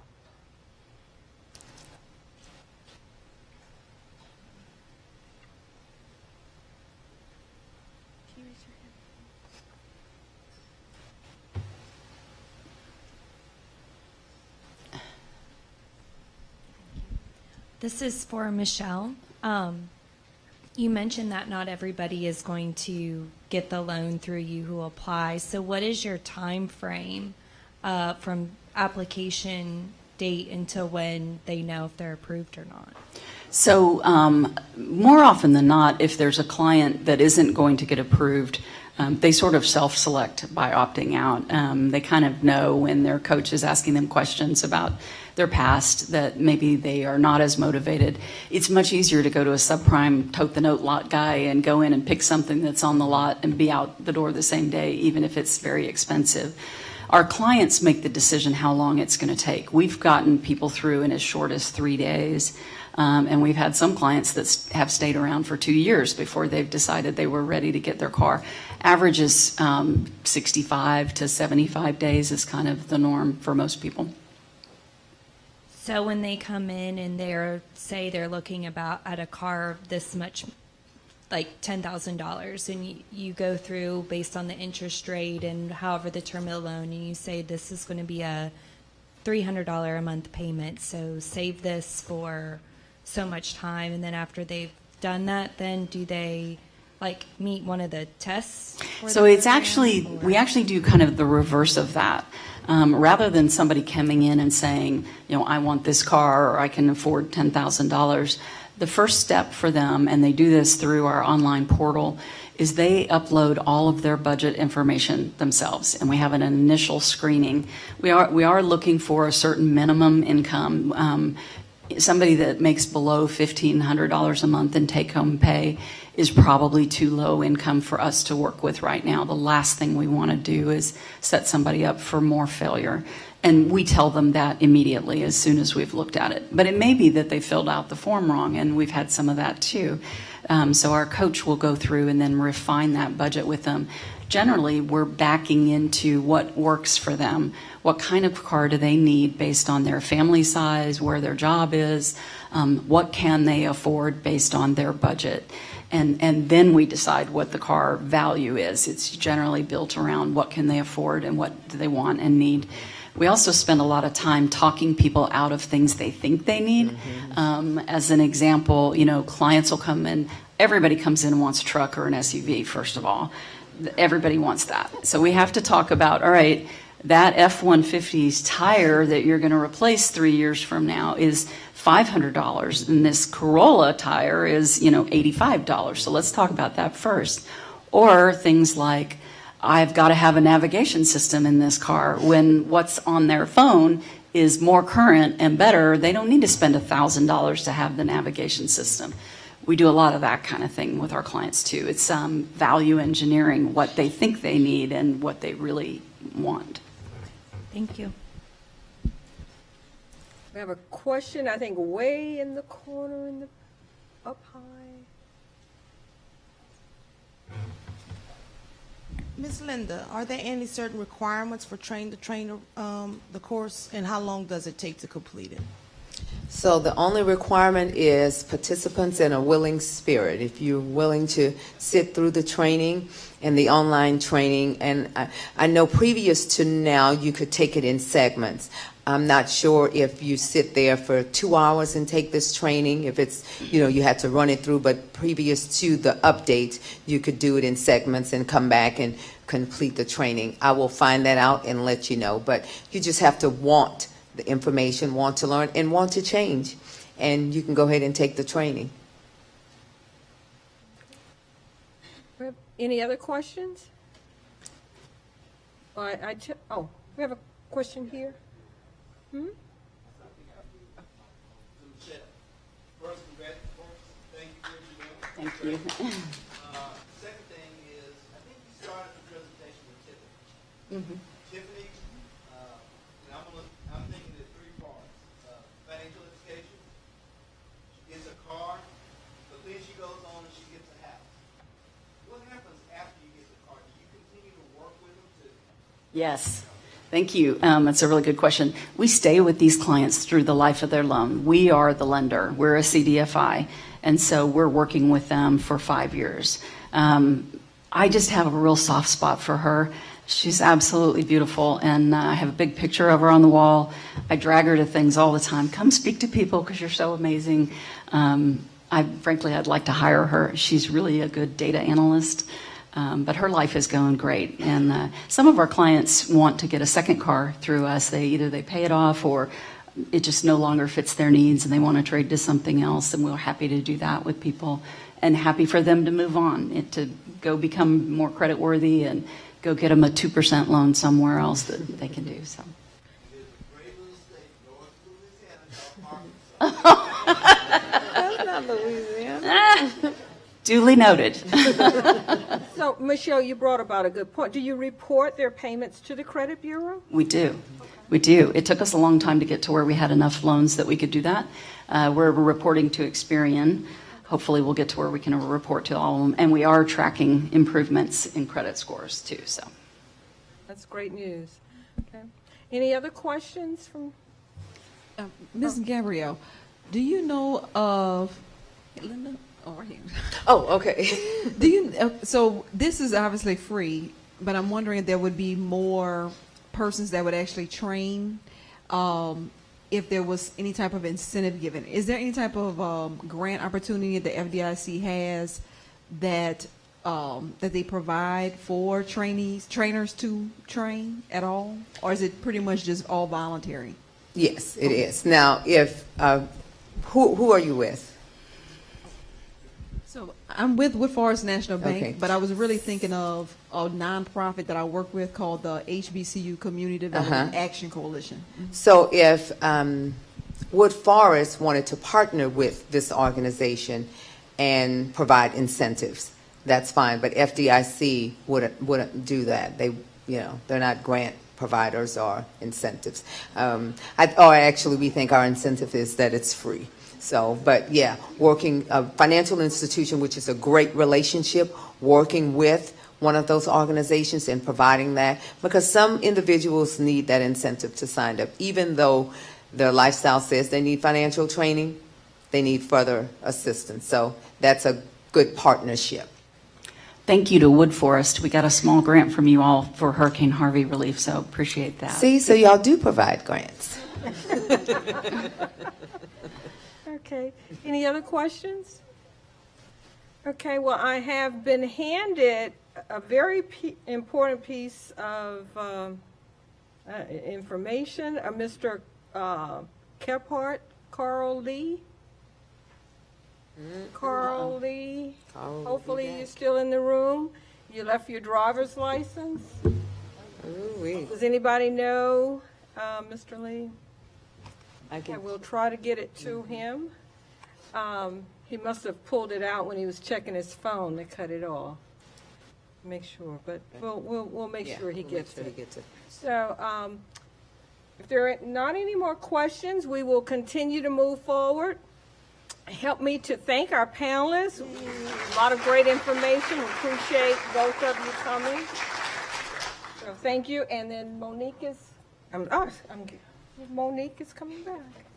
I want to call you Michelle now. I know you got it right. So next up, our panel is being moderated by Mandy Mitchell, who is an Assistant Secretary for the Louisiana Economic Development Department. We are very excited to have Mandy. She is going to moderate a panel on small business lending, but I've asked Mandy to spend a few minutes. We are a little bit ahead of schedule, and if we can get out early, great. But I do want her to spend a few minutes telling you about what the state's role over the last year and what they've done. And so she's going to do that, and I'm going to welcome Mandy. Thank you.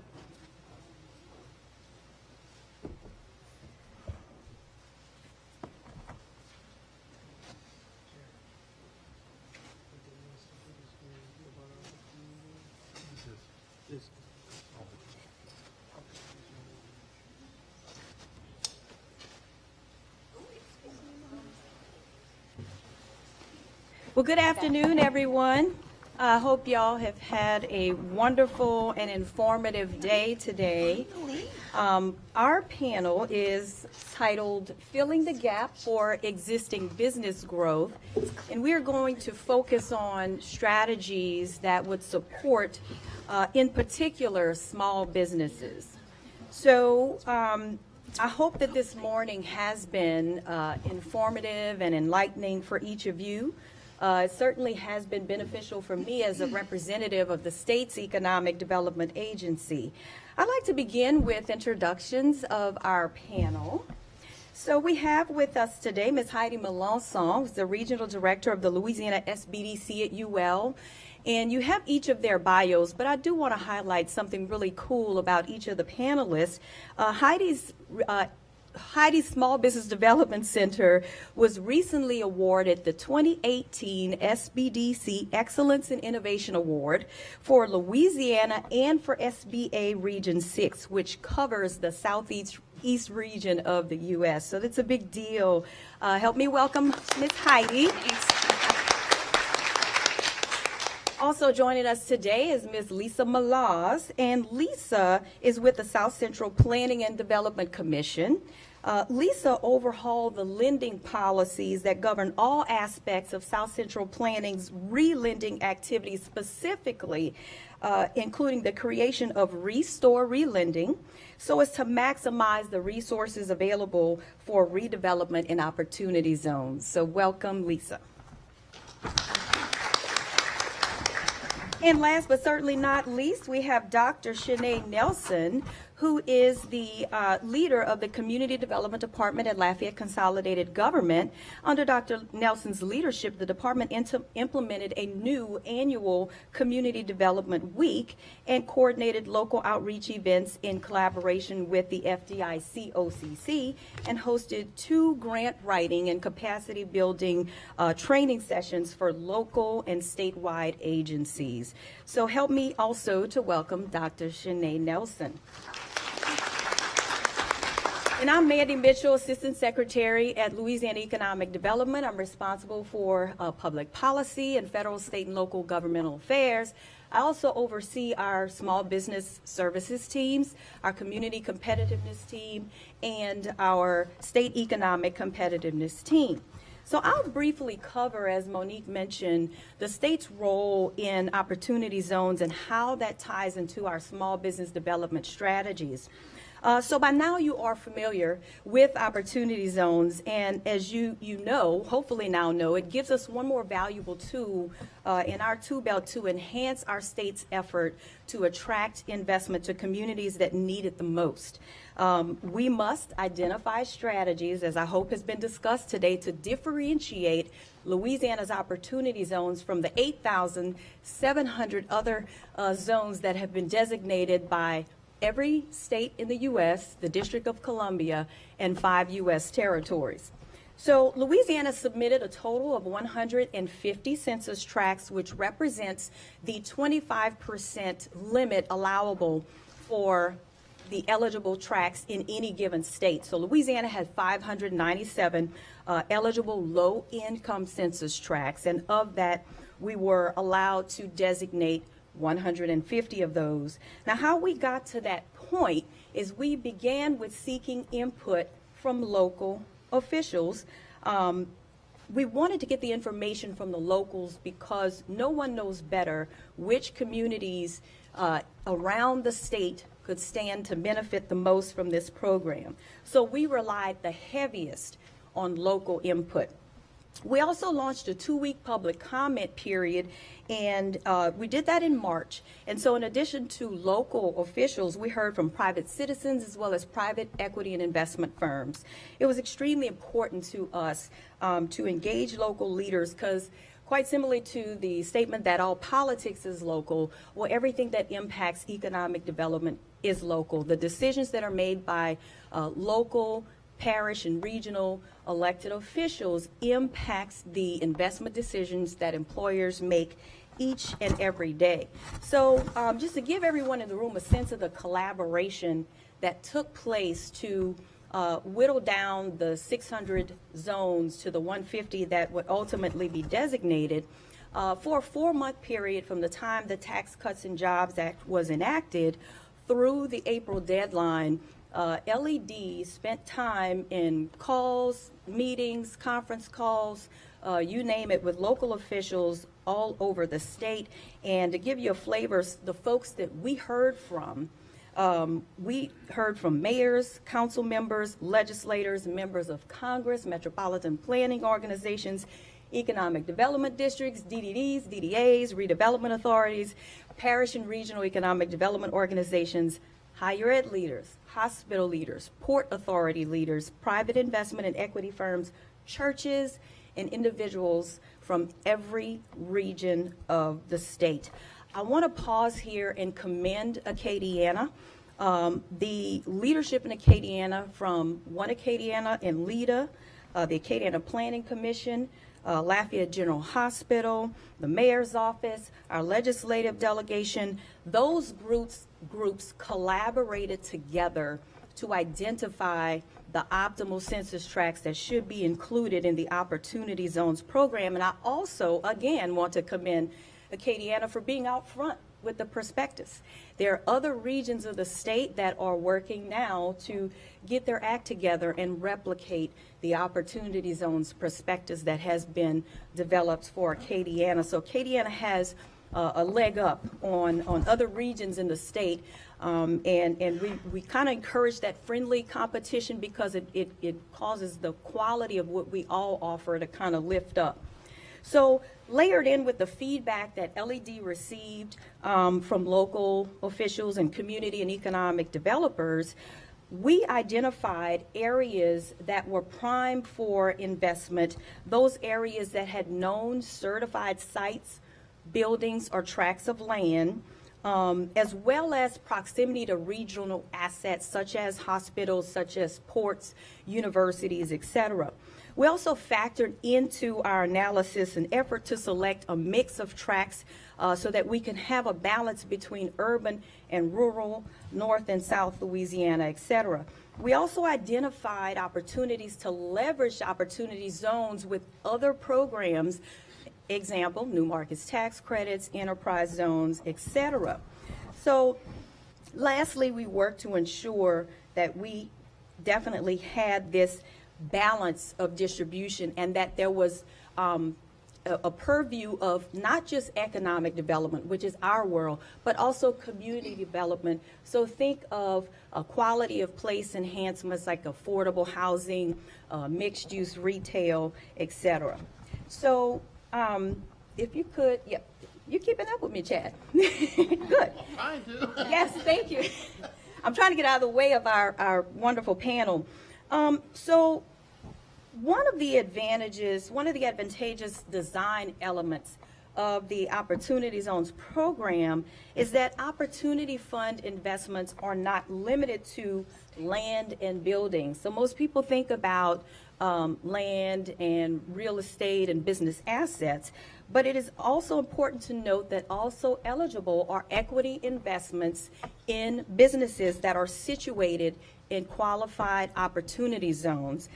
This aspect of the program excites LED, but it ought to excite angel investors and venture capitalists around the state. So one more excellent feature of the Opportunity Zones program that I want to tout, and I'm sure it's been discussed today already, this program is stackable with any other existing federal or state incentive. So think about, as has been mentioned, new markets tax credits, enterprise zones, the research and development tax credit, and the angel investor tax credit. The latter are Louisiana state tax credits. So because we are discussing small business and filling the gap in this panel, I do want to pause and just touch upon the state's R&D tax credit and the angel investor tax credit. So those programs are both designed to help fill the gap for small businesses as they're trying to grow or conducting research in the state. Those two programs are among the most competitive tax credit incentive programs in the country. For the R&D tax credit program, the business making those investments can earn up to a 30% tax credit, and there's special treatment for those businesses that get federal small business innovation research or tech transfer grants. And then the angel investor tax credit is designed to spur investment in Louisiana entrepreneurial businesses by accredited investors.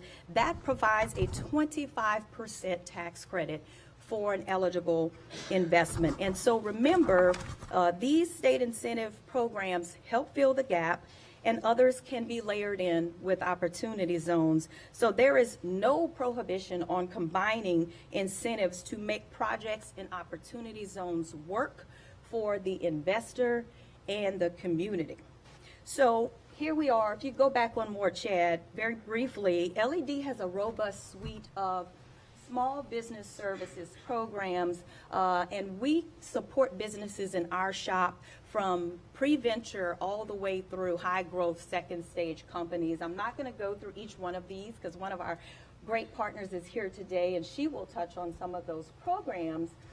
But I did want to raise awareness of our small business programs, but I want to spend just a little time on the state small business loan guarantee program because I have been told, little birdie told me, that we have a lot of bankers in the audience here. So in order to be, let's go to the next slide, please. In order to be eligible for this program, a small business must meet the SBA definition of a small business, must be domiciled in Louisiana, and the owner must be a Louisiana resident. And there are minimal net new job creation requirements for this program. But as you can see, the state will provide a 75% guarantee for loan amounts for small businesses between $5,000 and $1.5 million. And we do have equity requirements, and we do have a quick turnaround option for loans that are $500,000 or less.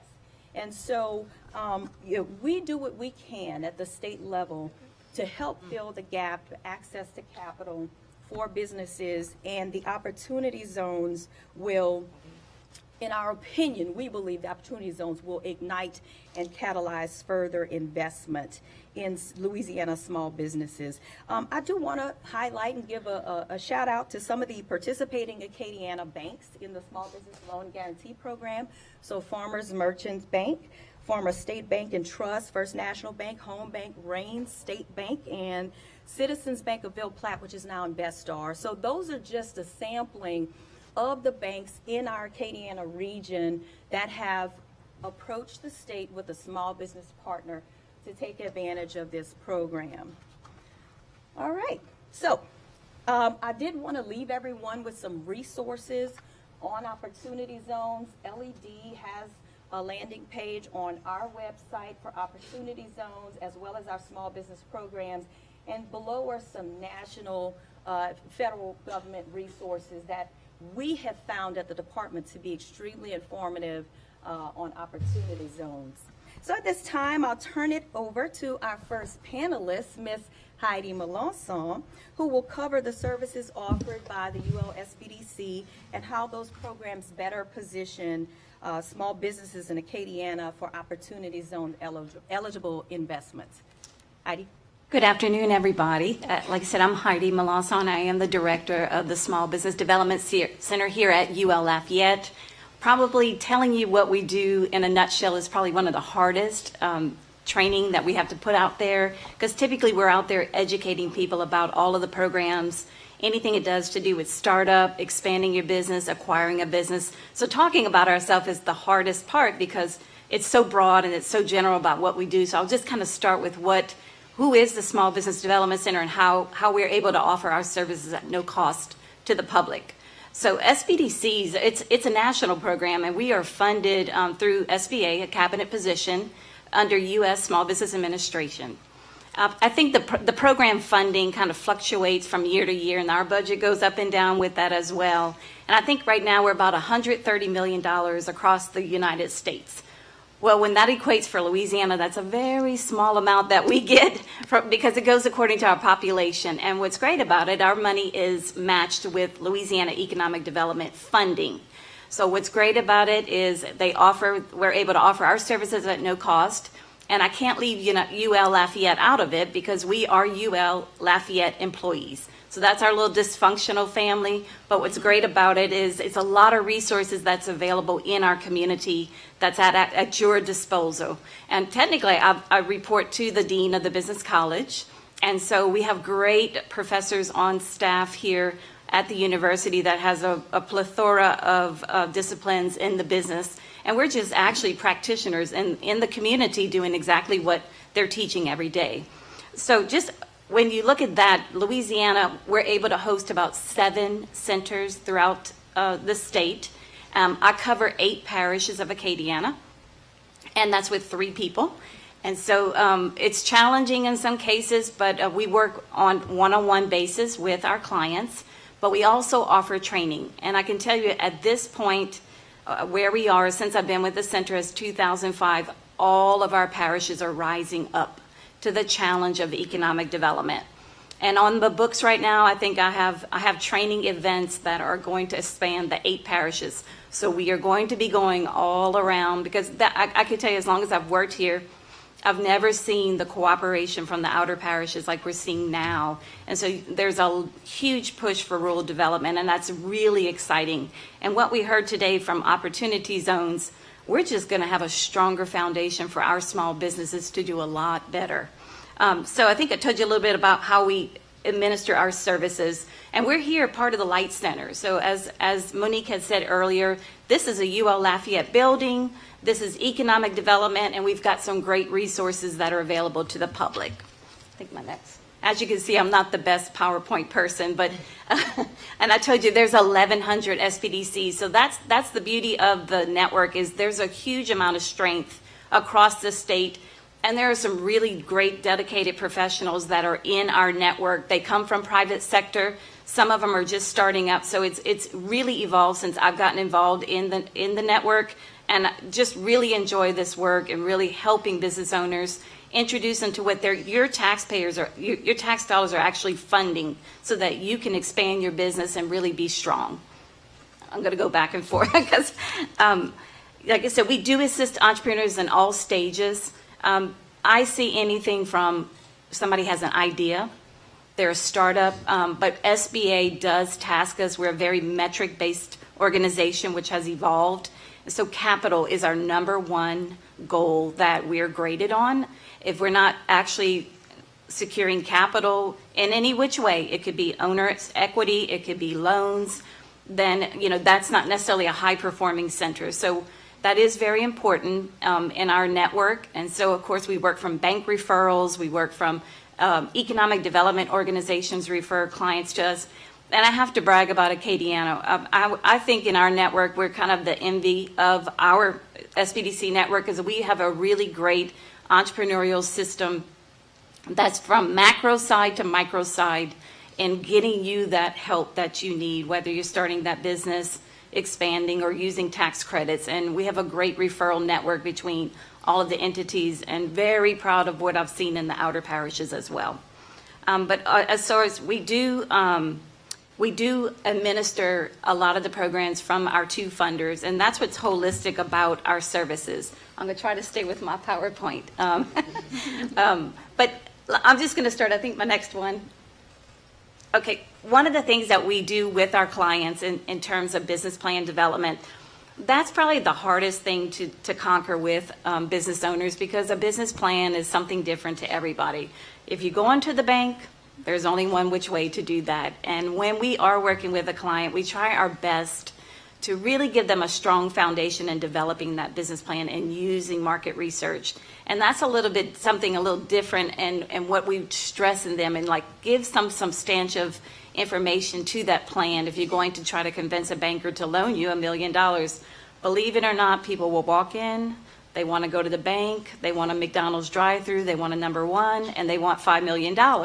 And I just think it's worth, $5 million is a lot of money. I think you really need to take that time. And we have so much access to research that we actually pay for as a network using our funds, so that you have that great foundation. And some of the other panels are going to talk about some of the other loan funds that are available outside of commercial banking. I like to think that we're the technical assistance side. We want to educate that person about this whole process. It's amazing when you can teach cash flow to somebody, because they're thinking, I'm starting up a retail shop, and you know what? When I'm looking at my income statement, I'm really making a lot of money.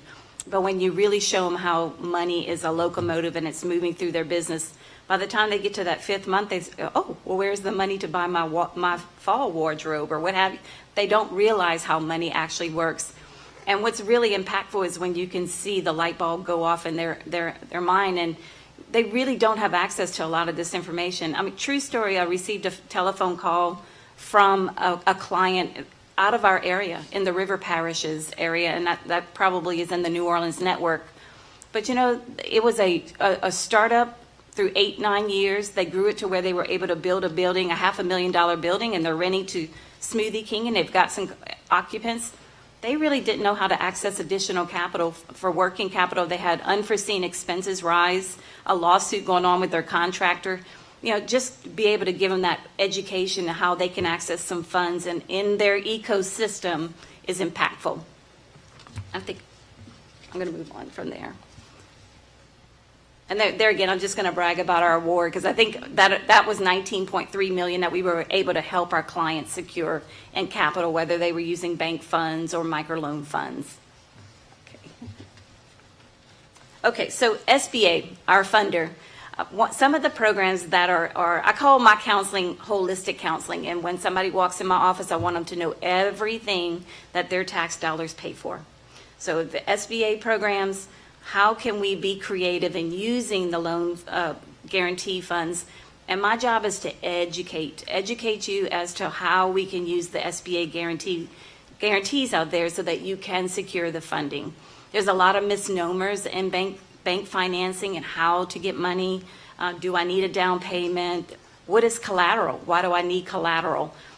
Well, in the world we're living in, you do need to do these things. And if we can educate them on the front end prior to spending a lot of time, because the saddest thing is to see somebody fail in a bank loan.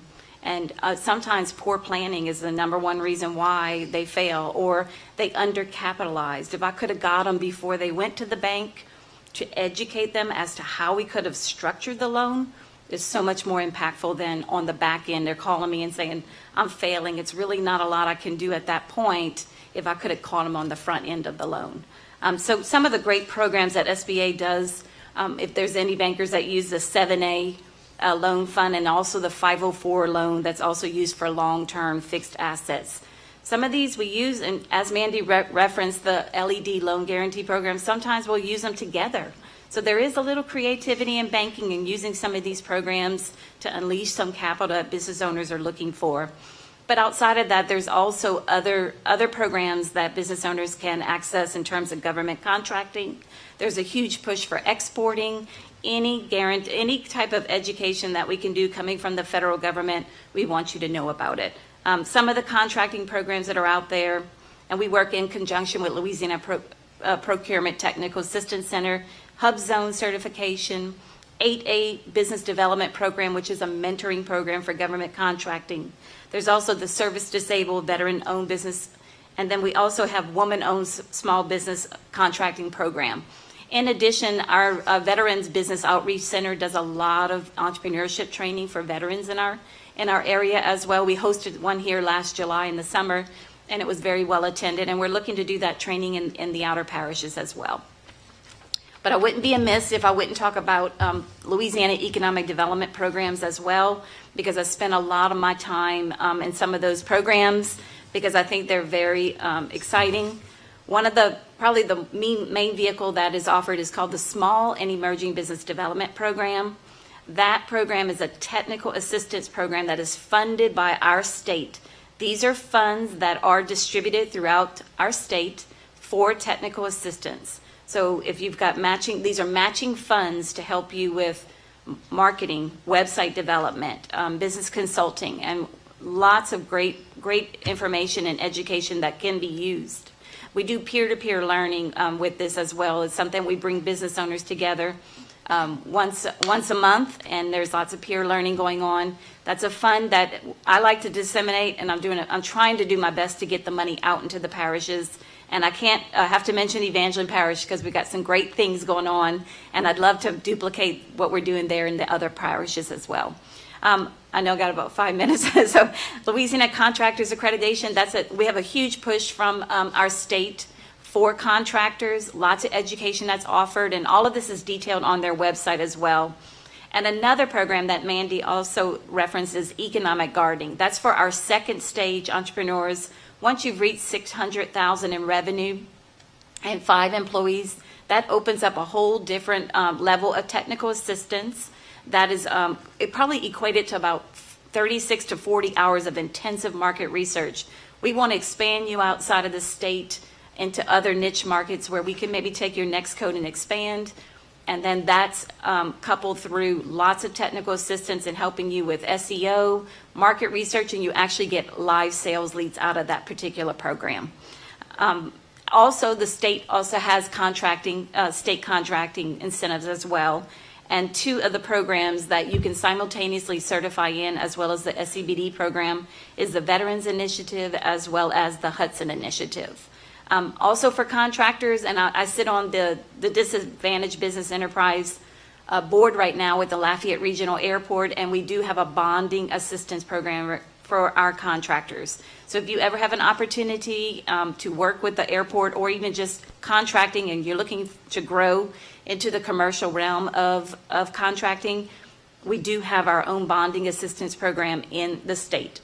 I think I mentioned peer-to-peer roundtables. We do have CEO roundtables, and LED does give us the opportunity to offer the same incentive to small business owners, and that takes place every year, and we're wanting to do one in the outer parishes as well. And of course, the small business loan program is an excellent opportunity of unleashing capital as well, and we've also coupled that with SBA as well. So there's a little creativity, and I love to unleash lots of opportunities. But these two next panelists are going to talk about other loan programs that we also offer technical assistance and referrals to them, and I'm looking forward to hearing from both of them. Thank you. Thank you, Heidi. Very, very informative. We appreciate your partnership with Louisiana Economic Development. And it's so much, as you can tell, there's so many programs, and we jump at the opportunity to inform the public about the programs that are available. And so thank you for that, Heidi. We're going to turn it over to Ms. Lisa Malaz with the South Central Planning and Development Commission. Thanks, Mandy, and I want to thank Monique and APC and all of the sponsors that asked us to come here today to talk about Restore Lending and how it can work in conjunction with the opportunity zones. I'm, like Mandy said, I'm with South Central Planning and Development Commission. Just like APC, we're a regional development commission. They're Region 4, we're Region 3. We house the MPO just like they do, and we have some other departments within our organization. We have a big information technology program, economic development, planning, permitting. So all of these departments work together to form our commission. What my department, the loan department, does is to support regional development and resiliency by supporting small businesses and entrepreneurs and general economic development. We fill identified gaps in local capital markets within the qualifying parishes of the state of Louisiana and increase the flow of capital to businesses in our region. So that's what we do in general. That's what we do every day. And then about 2 years ago, the Restore Louisiana program came along. And that's when we were able to really increase the capital available to lend to small businesses, both in our region and in the state of Louisiana. So what happened with Restore and how it funded is very similar to how we have received funding for all of the other loan programs that we administer. If there's a hurricane or some other kind of disaster, in the case of Restore, it was the 2016 flooding, the state or the federal government will grant us disaster recovery funds as part of a disaster declaration. We then lend those funds out to small businesses for the purposes of recovery, and as they revolve back into the organization, we can relend them for more general purposes outside of the actual recovery. So we've got 3 revolving loan funds outside of Restore. Restore has by far become the largest pot of funds that we've administered to date. As of Friday, we finished closing the 221st Restore loan, and that amounted to about $25.5 million. Now the recovery benefit of the Restore program is really simple. It's a 0% 5-year term loan, and if you pay back 60% of it and meet all other compliance requirements, 40% is forgiven. So if you ended up with $100,000 for recovery, you only have to pay back $60,000. So of that $25 million, we're going to receive back in revolving funds about $15 million. In addition to the size of the fund, the size of the eligible area is actually, can you go 2 slides up? There. So the size of the actual area is much larger than we've ever done before as well. Our region consists of Terrebonne, Lafourche, Assumption, St. John, St. James, St. Charles, and St. Mary. There are 51 restore parishes, and the only one from our region is St. James, so that's the only overlap. Of the 2 other funds that are available for small business loans that that are active right now, there's a $250,000 maximum. So our region is eligible for $500,000 or 2 of those funds, not restore. St. James is also a restore parish, so it's eligible for a maximum award of $750,000. And the restore projects are eligible for $250,000. Now that restore opportunity for relending in cooperation with opportunity zones, there are more incentives to borrow our funds for use in opportunity zones than if you were to just use them as a regular small business loan. Okay, back up again, please. Oh, no, up. One more. Up. That one. Okay, so who can borrow? Any kind of business. We even will work with nonprofits as long as they're not specifically for political or religious purposes. So that's individuals, sole proprietors, nonprofits that have schools or daycares or anything along those lines, anything that is a revenue source and doesn't have that isn't either religious or political. Corporations, partnerships, any kind of regular business entity, including sole proprietors. So then there's the eligible areas. Now, our regular program policy, there's that $250,000 cap. If the project is occurring in an opportunity zone, that can be increased. Credit not otherwise available, that is something that it kind of keeps us in line with our banks. I know there's a lot of bankers in the audience. The bankers that we work with are our partners. They sit on our committees, they act as advisors for us. We work hand in hand with them, and we wouldn't want even the smell of trying to compete with them. They're a private business. If they want your opportunity, if they want your business, they are entitled to that business. So all of our projects have to go through a bank in some way. Regular program, they usually go to a bank, get a denial, and then come to us. They can be partially funded by a bank and still be eligible to apply for that gap, which is where we think we can, work in cooperation with the banks for this this opportunity zone opportunity. So we would work in cooperation with the bank pretty much on the bank's terms. That's something that we've done in the past with our regular program. The projects that come from the banks as opposed to coming directly to us are much better projects. If there's a bank involved in it, it's almost always going to work in comparison to someone that comes in having just simply been denied by the bank. It's a little bit of a riskier loan. So if the bank's involved, it lowers the level of risk tremendously, and it allows us to make an exception to lend more and to lower the interest rate. That could be the other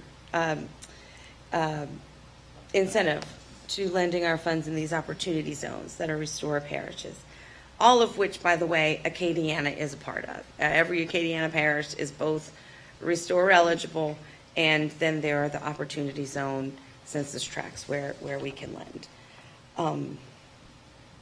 The interest rate traditionally in our loan programs has been right at 4%. And my director and I, who was supposed to give this presentation, by the way, went to an EDA conference. We have EDA funds that we use in a revolving loan fund in November, and we found out that nobody was lending at 4% anymore. Everybody had gone up to at least 6%.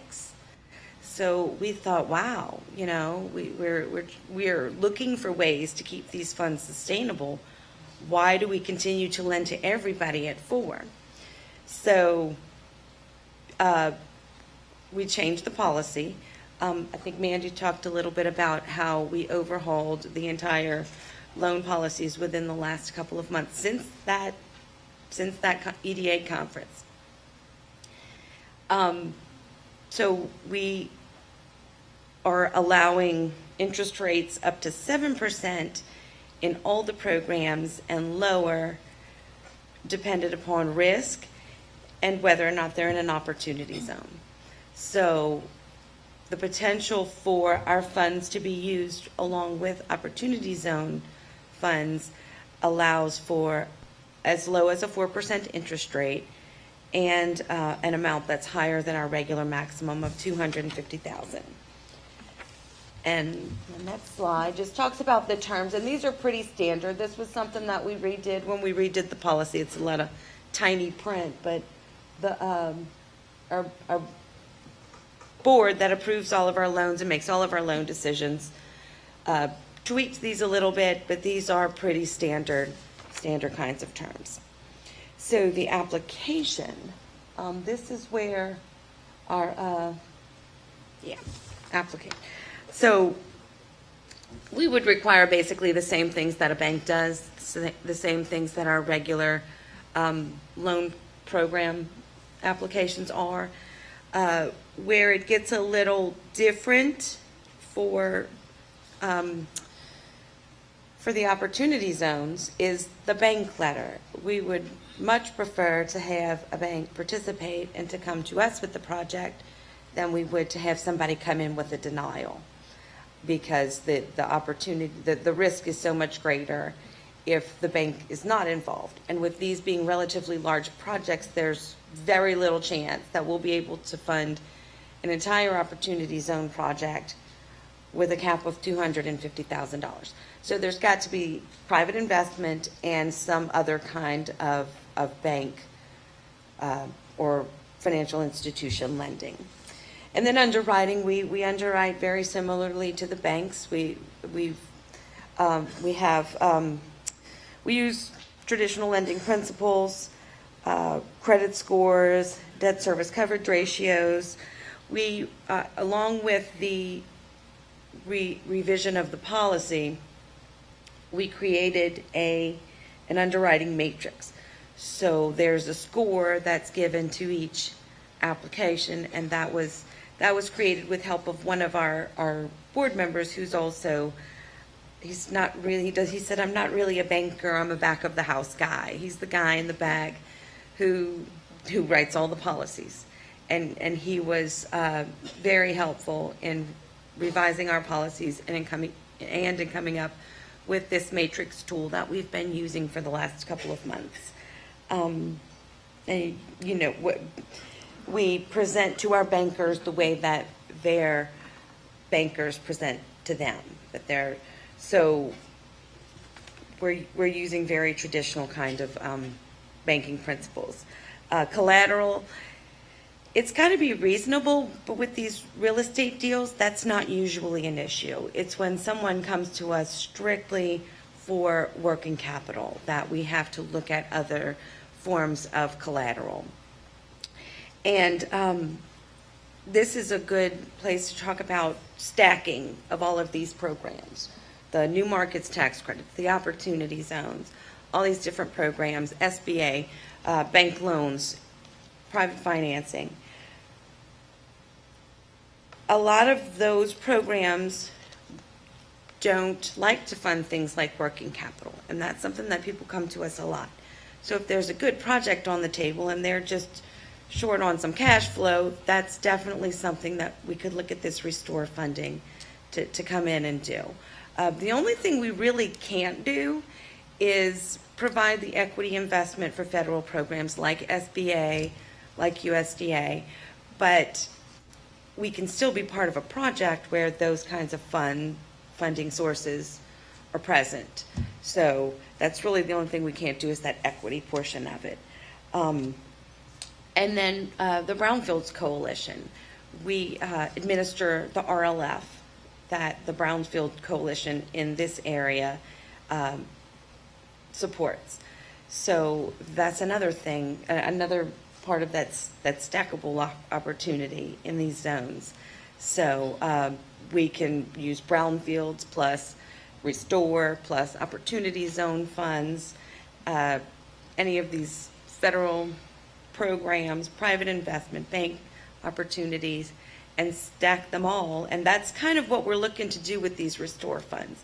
We're trying to stay away from the traditional, regular, plain Jane small business financing, which is great, and that's really what we've built these loan funds on. But we want to get into some of these larger projects that will allow us to invest the money and then have it revolve back into the organization more quickly, say, than a much smaller business loan. So, and then I will turn it over to Dr. Shania. Thank you so much. Thank you, Lisa. Rounding out our discussion today is Dr. Shanae Nelson, who is going to share with us some exciting things that LCG and the Office of Community Development are doing to support small businesses in our community. Thank you so much, Mandy, and thank you to APC and the FDIC and OCC and all the partners here today. I tell you, since I started working for Lafayette Consolidated Government, I've really gotten good with the alphabet soup, all the acronyms for everything. But I'm Dr. Shanae Nelson. I'm the Director of Community Development for Lafayette Consolidated Government, and I'm really excited to be here to introduce for the first time in public. I feel like I need a drum roll for this labor of love. The Development and Revitalization Revolving Loan Fund. So I'm really excited after what we've heard this morning and this afternoon thus far to know that we are ahead of the game and we're not behind the 8 ball, because as Ms. Linda mentioned, things in government do not move quickly. And I'm working to establish this fund. That has been the case for us. It has definitely taken some time, making sure that we dot our I's and cross our T's, and that we're following our charter as we should be, and our state constitution, all that legal stuff that keeps us out of trouble.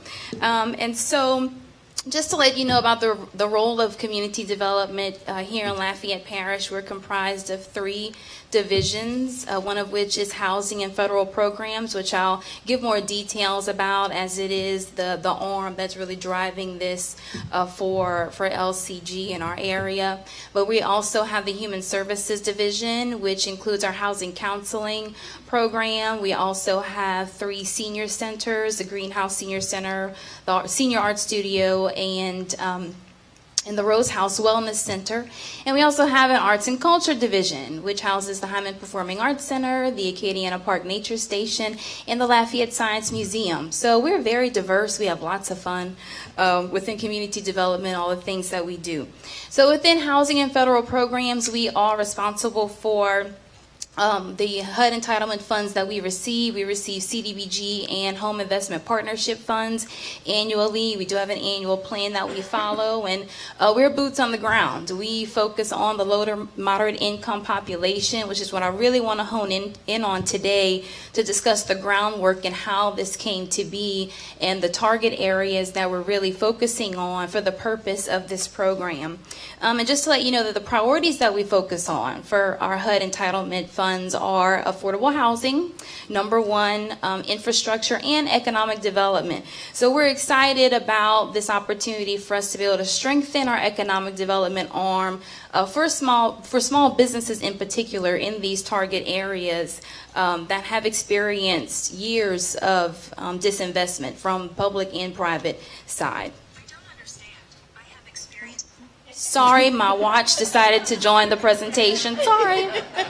Not sure what she had to say, but try to stay on time here. We okay? Where am I? Yeah. Can we go back one? Yes. Yeah, to the groundwork. Yeah, I'm not good with the power of this either. Okay. So, in the 17-18 fiscal budget, Mayor President Robideau dedicated $1 million for the purpose of development and revitalization in the target areas, basically the urban core, where a lot of corridor planning is happening within development and planning division, which I'll touch on in a bit and show you the maps for that.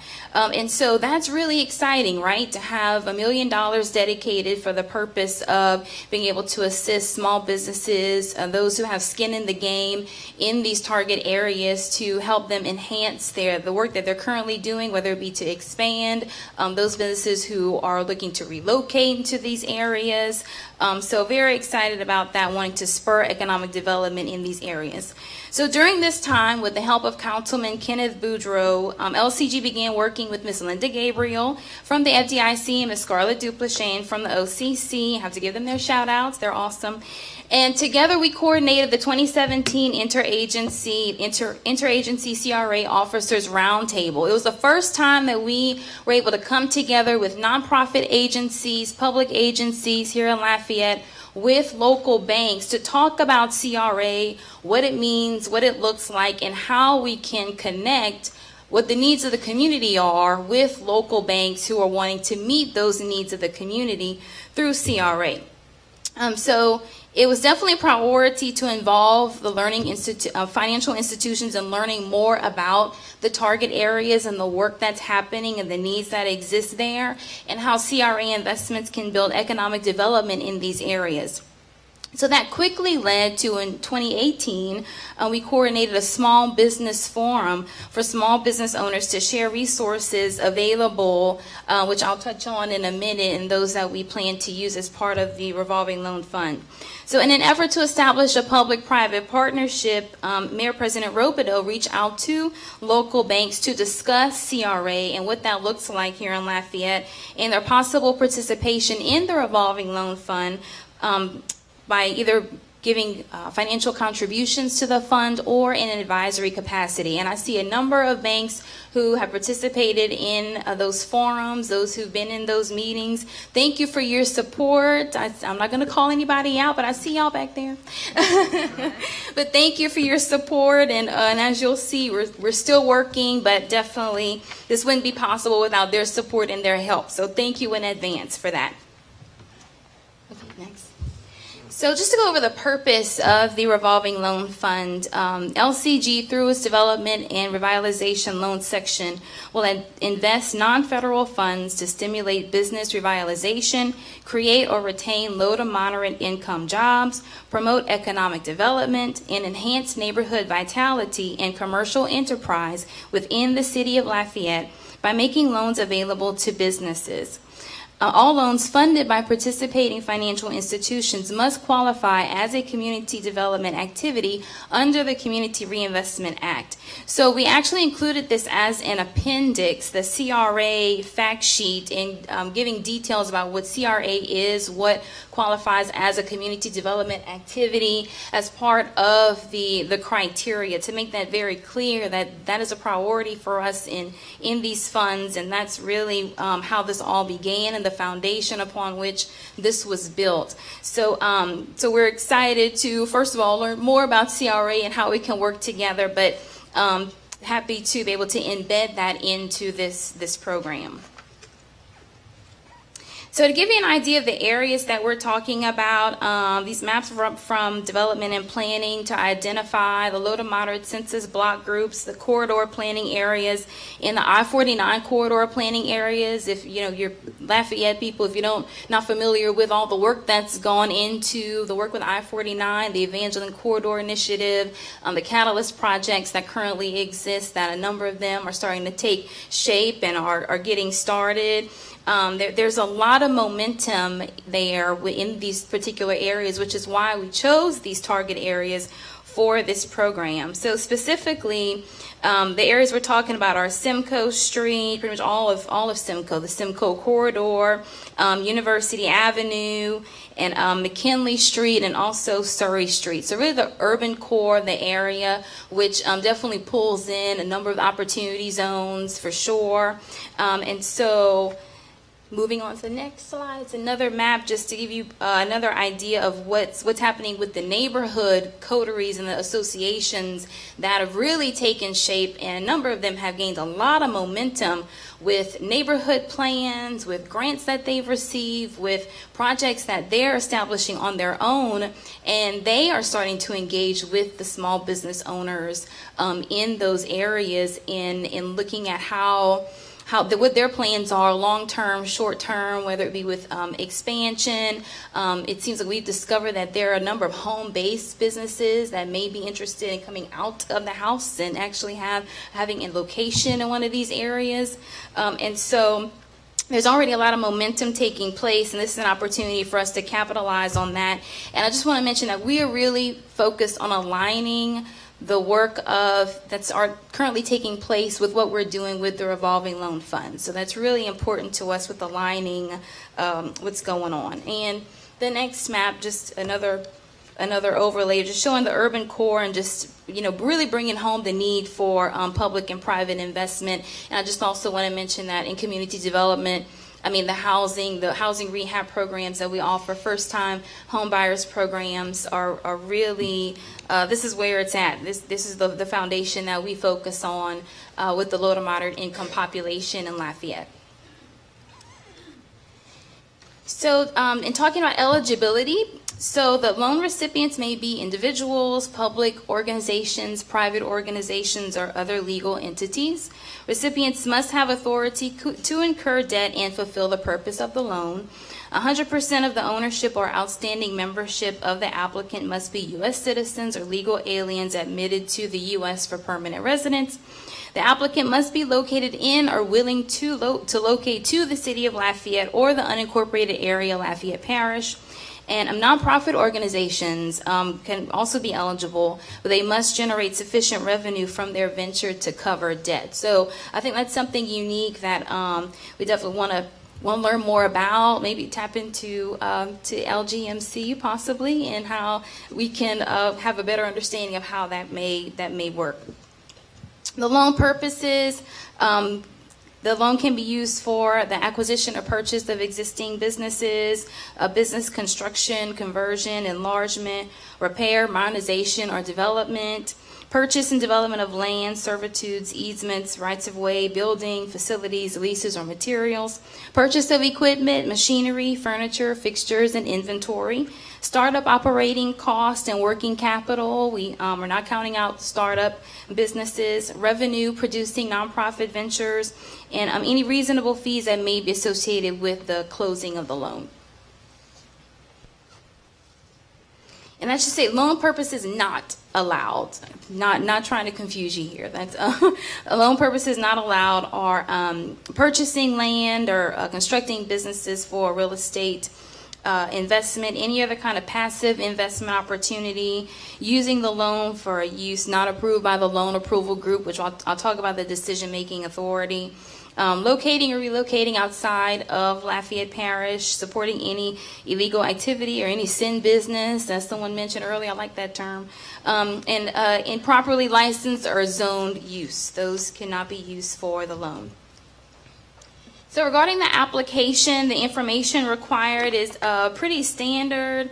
As Lisa mentioned, what a bank would require in terms of the application. I won't read that to you, that's there.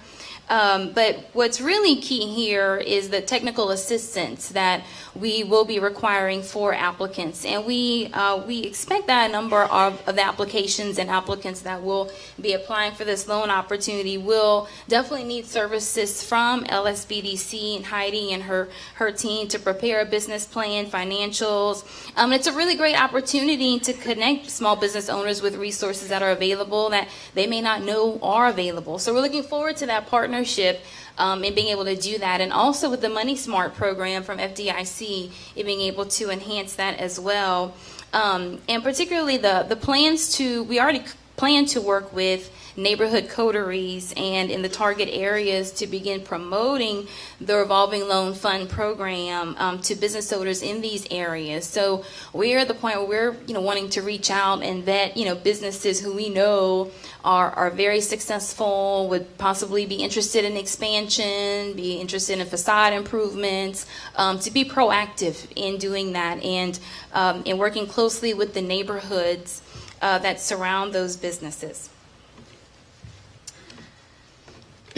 So the criteria and the decision-making authority, I want to go over there. I will tell you, we are working with the banks who have expressed an interest in participating in the revolving loan fund program, and we really value their input.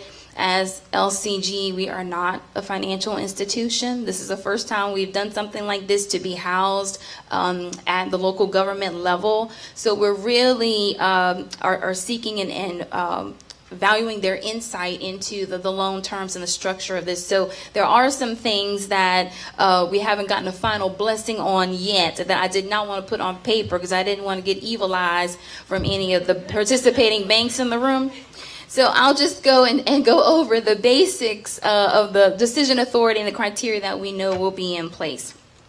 So we have a community development loan officer within our office. We actually administer CDBG loans for our first-time homebuyers program and some of our rehab clients. So we already have the mechanism to be able to accept and obtain information to determine eligibility and credit worthiness and what have you. The maximum loan amount is at the discretion of the loan approval group.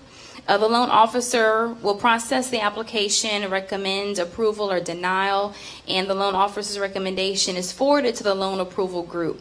And something that we found from our legal review, which is great to have attorneys review your stuff, is that if we were to have participating banks to serve on a loan approval group or loan committee, they will be subject to public meetings laws, public records laws, financial disclosures. They'd be treated as any other city board or commission. So in doing that, we have the financial institution serving in an advisory capacity. So an application may be run by the financial institutions for insight and input for obvious reasons, but they do serve in an advisory capacity and not the decision-making authorities. I want to make sure I'm clear about that. And the loan approval group is comprised of the mayor president, Joe Robideau, the director of community development, and also the director of planning, of development and planning, for obvious reasons, as I mentioned, making sure that the projects that we're funding are aligned with the work that's being done and the plans that currently exist.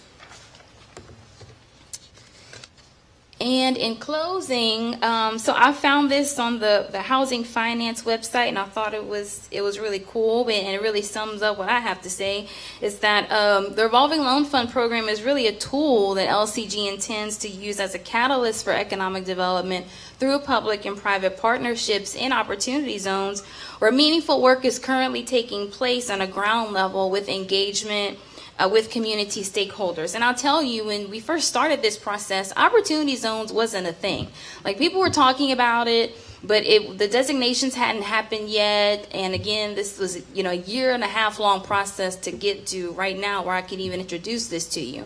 So now we're in a position where it's like, okay, we have this program that's really close to being set and in place. So now how do we discuss layering and the opportunities there, and how do we infuse the opportunity zones and that factor and that piece into the program to make sure that it can be a part of the incentives that development and planning would like to present to those who are interested in development and investing in these target areas. So it's an opportunity to provide assistance at all levels, ranging from the small business owner who needs a piece of equipment to build capacity, maybe the neighborhood grocery store who wishes to expand and wants to complete some facade improvements, and up to the large industry as well, the company or the development interested in relocating to target areas but maybe needs some gap financing. So we're not counting that out. the equation. So we look forward to continuing to build out the revolving loan fund program in partnership with our local financial institutions to accompany the Opportunity Zone investments that we know will be coming. Thank you so much.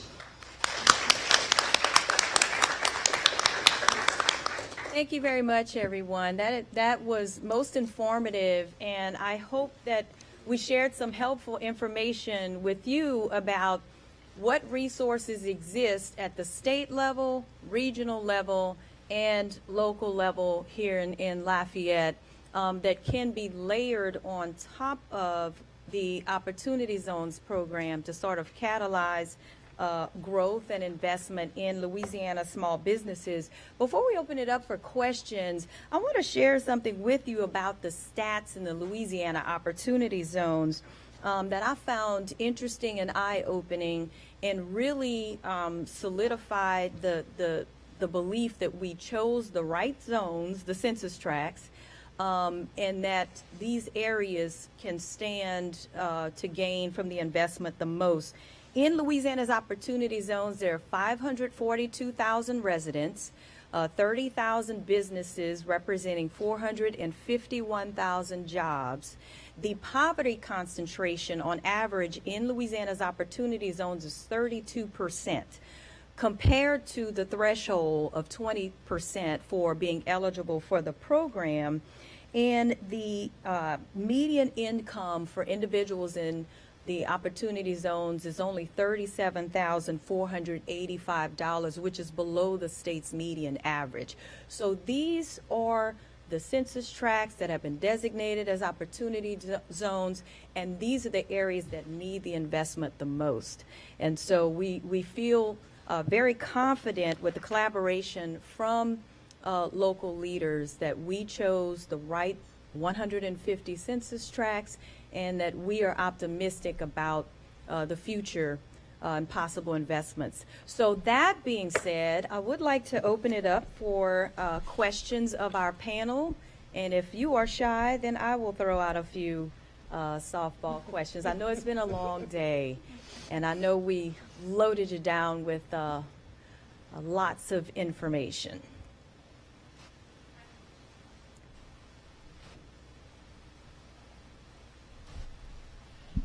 Thanks. This is a very non-financial question. I did notice in the listing of the business plan components that you'd be requiring, you have to take environmental impacts into consideration. And I was just kind of wondering what that looked like. Is that more of a due diligence focus? Is that more of sort of like a NEPA component? And then who ultimately is responsible for providing that? The person who's accepting the loan?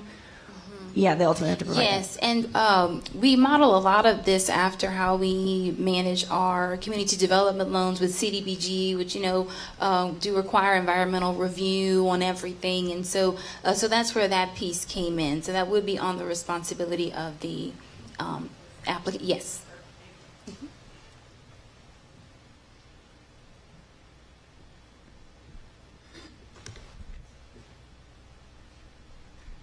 Hi, this question is for Lisa. You mentioned with the South Central Planning Development Commission, you're serving Region 3, and Heidi, I know, is with Region 4, but you also mentioned up to the $250,000 loan that was available for Lafayette Parish. So is there overlap between the two districts there?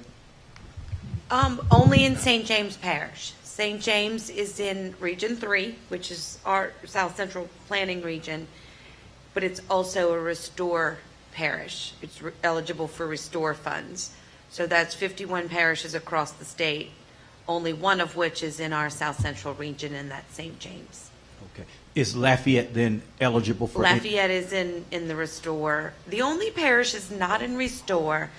It's our region: Terrebonne, Lafourche, Assumption, St. Charles, St. James, St. John, Orleans, Jefferson, Plaquemine, St. Bernard, and those are always the only ones I can remember off the top of my head. You did a great job. There are 3 others. There's 13 that are not eligible. I don't know I can't remember the 3 others all the time. Thank you. You're welcome. Other questions? So I will ask you, each of you, to kind of pitch in on this one. What are some of the first steps a small business can take to harness the potential of investment opportunities, either tied to your programs or opportunity zones or both?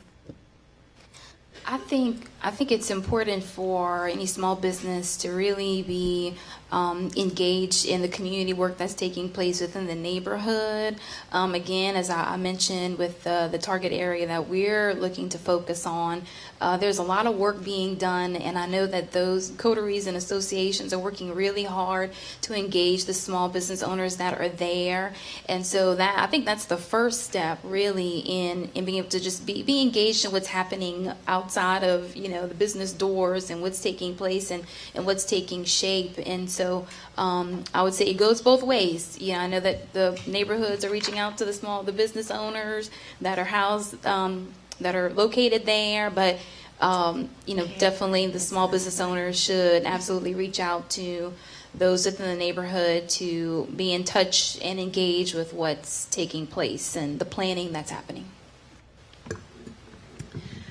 From our perspective, we're trying to find businesses that are eligible in for something that we've not really ever done before. So we're going to implement an outreach plan in the next few months to sort of study what's out there, what the needs are, and how we can be a part of it with the restore funds that we have, but also with potentially some of the opportunity zones that are in this region and our Region 3 South Central Planning. Oh, and Cameron is another one of the 13 parishes. That's 11. And I think Dr. Nelson and I talked about this on Friday. She and I met about the loan program in specific, and it's, I think, having a vested interest in the area that most of these programs would touch, not so much speculative or something that's going to not benefit all. I think if you take that benefit that you're going to go into that with that idea of expanding economic development in those regions, then I think it would be a win-win for everyone. Great, and I'll just add this, a plug for the LED website. We have an interactive tool on our website where you can plug in an address or the GEO ID of your census tract to determine if you are in an opportunity zone. So I will encourage small business owners, or if you're going to the bank, you're trying to get to the next level, you need to order a piece of equipment, or you're planning an expansion, or you have an angel investor that wants to support your idea and your startup, check your address and see if you're an opportunity zone, because that's one more selling point that you have that you can layer on any of these other programs that we're talking about. I'll throw out one more question, and I think we'll wrap up if we don't have any more from the audience. And any of you can choose to chime in on this one. What is the most impactful strategy for combining revolving loan funds that we've talked about today with any of the other incentives available, including the opportunity zones? I'll go. I think one of the impactful things I heard this morning is when you look at how it's so difficult to come about capital, because the minute I tell somebody this is your down payment of a loan, you can see the big eyes. But I think if that would be a great opportunity, if there's an impactful project in an area that would be revitalized, just having that opportunity to tap into those funds would be more capital in addition to your bank funding, and then maybe a piece that you're putting into it. In terms of the revolving loan funds, I can tell you some of the projects we've done, even with Lisa's organization, is that Tandem is actually mitigating the risk of a commercial bank and using some of these funds, and some of the projects could be joined together so that there again it's producing economic development but also mitigating the risk on both sides. That's what I was going to say. I would agree with the last thing that Heidi said, in that our best projects come from our banks, and we started to gain some traction with one of the APC loan programs, so we were making relationships with bankers in this region as well. And our bankers that sit on our board and work in our region, those are our best promoters. You know, they send us folks, or they send us, or their colleagues will send us full-on projects and say, you know, we think this is a great project, but it's kind of risky and it's a little bit different, but will you go in half with us? Those are the best projects we get. So, you know, traditional lenders seem to find these larger and more appropriate projects for our funding than we've been able to do. But like I said, we are going to be doing some outreach in the next few months, and we want that to help us out as well. Ditto to what they said, really. I think with Mayor President Robideau, when talking about the gap financing and the partnerships with financial institutions and the layering and all the incentives that are available, we're just in a unique position to be able to participate in that to help mitigate some of the risk that may be involved in some of these projects. So absolutely, that's our role, and I think the best strategy that we can see in terms of partnerships when it comes to the Opportunity Zone incentive. Well, thank you, ladies. One last round for questions before we wrap up. Okay. So we hope that our panel today about filling the gap for existing businesses has been informative. We hope we've enlightened you about programs that exist that you may not have been aware of as you seek to support small businesses in your areas, or if you are a small business and you're considering an expansion or looking for some capital. We hope that the information presented here today will be helpful in your future endeavors. And I will just close with this. The Acadiana region, the people here are known for, we're known because I'm a native and I still live here, but we are known for our ingenuity and our entrepreneurialism. And so I believe, will continue to lead the way throughout the process. We heard the most robust collaboration and input from the Acadiana region. You're out front with the prospectus, et cetera, et cetera. So we expect Acadiana to continue to lead with innovative ways to take advantage of opportunity zones. But my heart is with small business. So I appreciate the opportunity, Ms. Monique and Chad, and thanks to our panelists today, Ms. Heidi, Ms. Lisa, and Dr. Shanae. So thank y'all.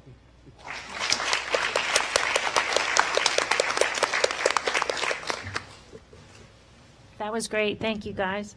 At this point, we are still running a little bit ahead of schedule, but we do have a scheduled break. We have some fruit and some drinks, and we're going to let everybody take a bathroom break. But I'm going to tell you, we have one more panel, and it's a really good panel. And it may run long. So go 10 minutes, 12 minutes, and then come right back, and then we'll close out the day. Thank you.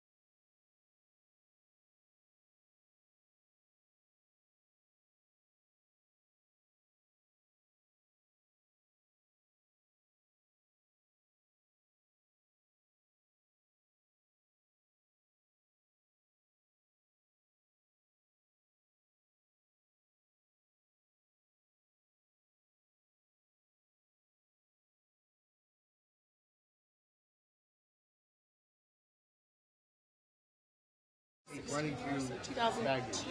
Okay. Yeah. Yeah. It was Louisiana Housing Finance Agency. Yeah, we were in the King Hotel building downtown, and that's when the new building was built and we moved. So you had 5 people working.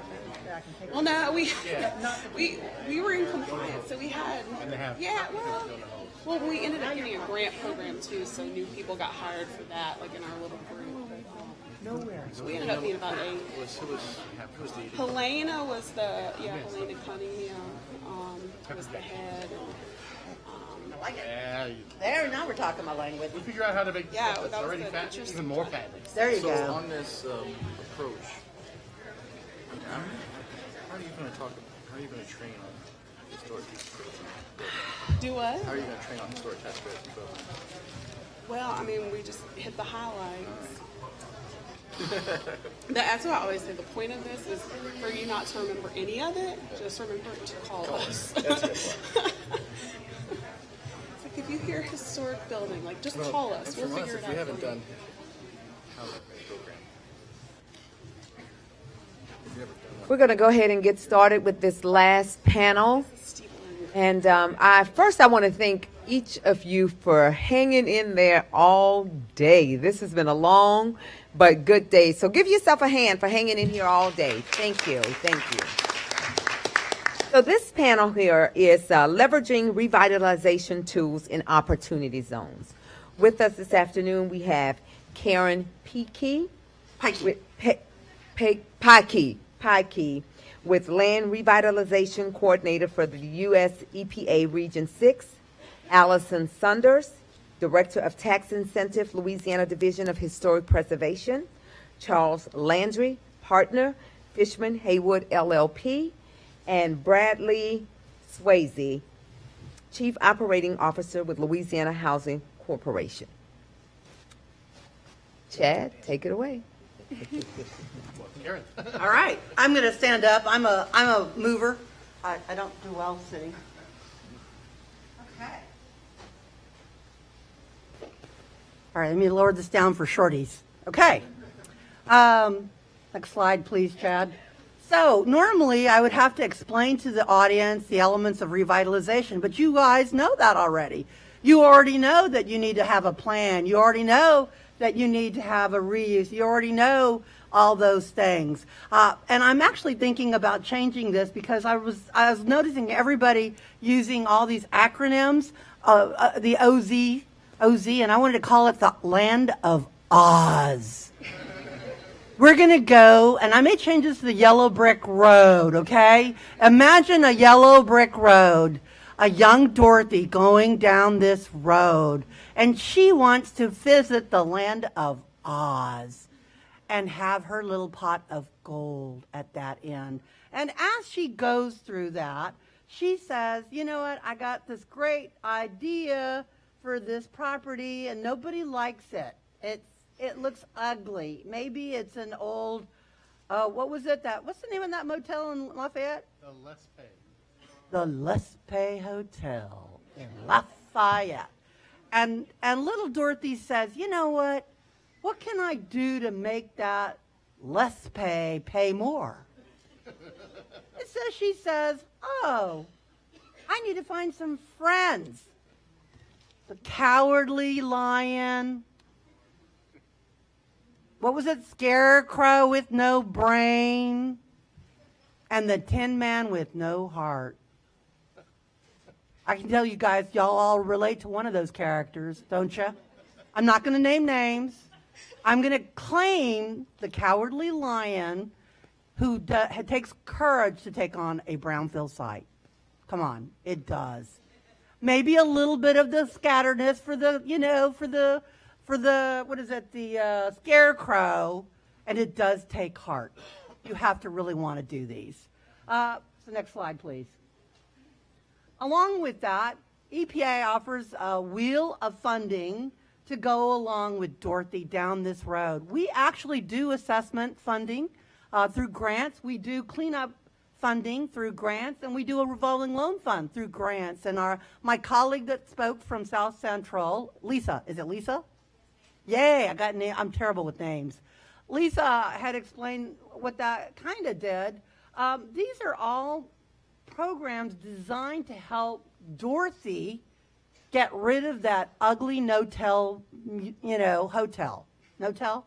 Let's tell. Hotel. Let's say let's tell because no-tell is ugly too. Let's tell. So let's tell needs to have assessment done, and you know what? Probably needs to be demolished, but might have asbestos. Is that hard to imagine, asbestos in an old motel?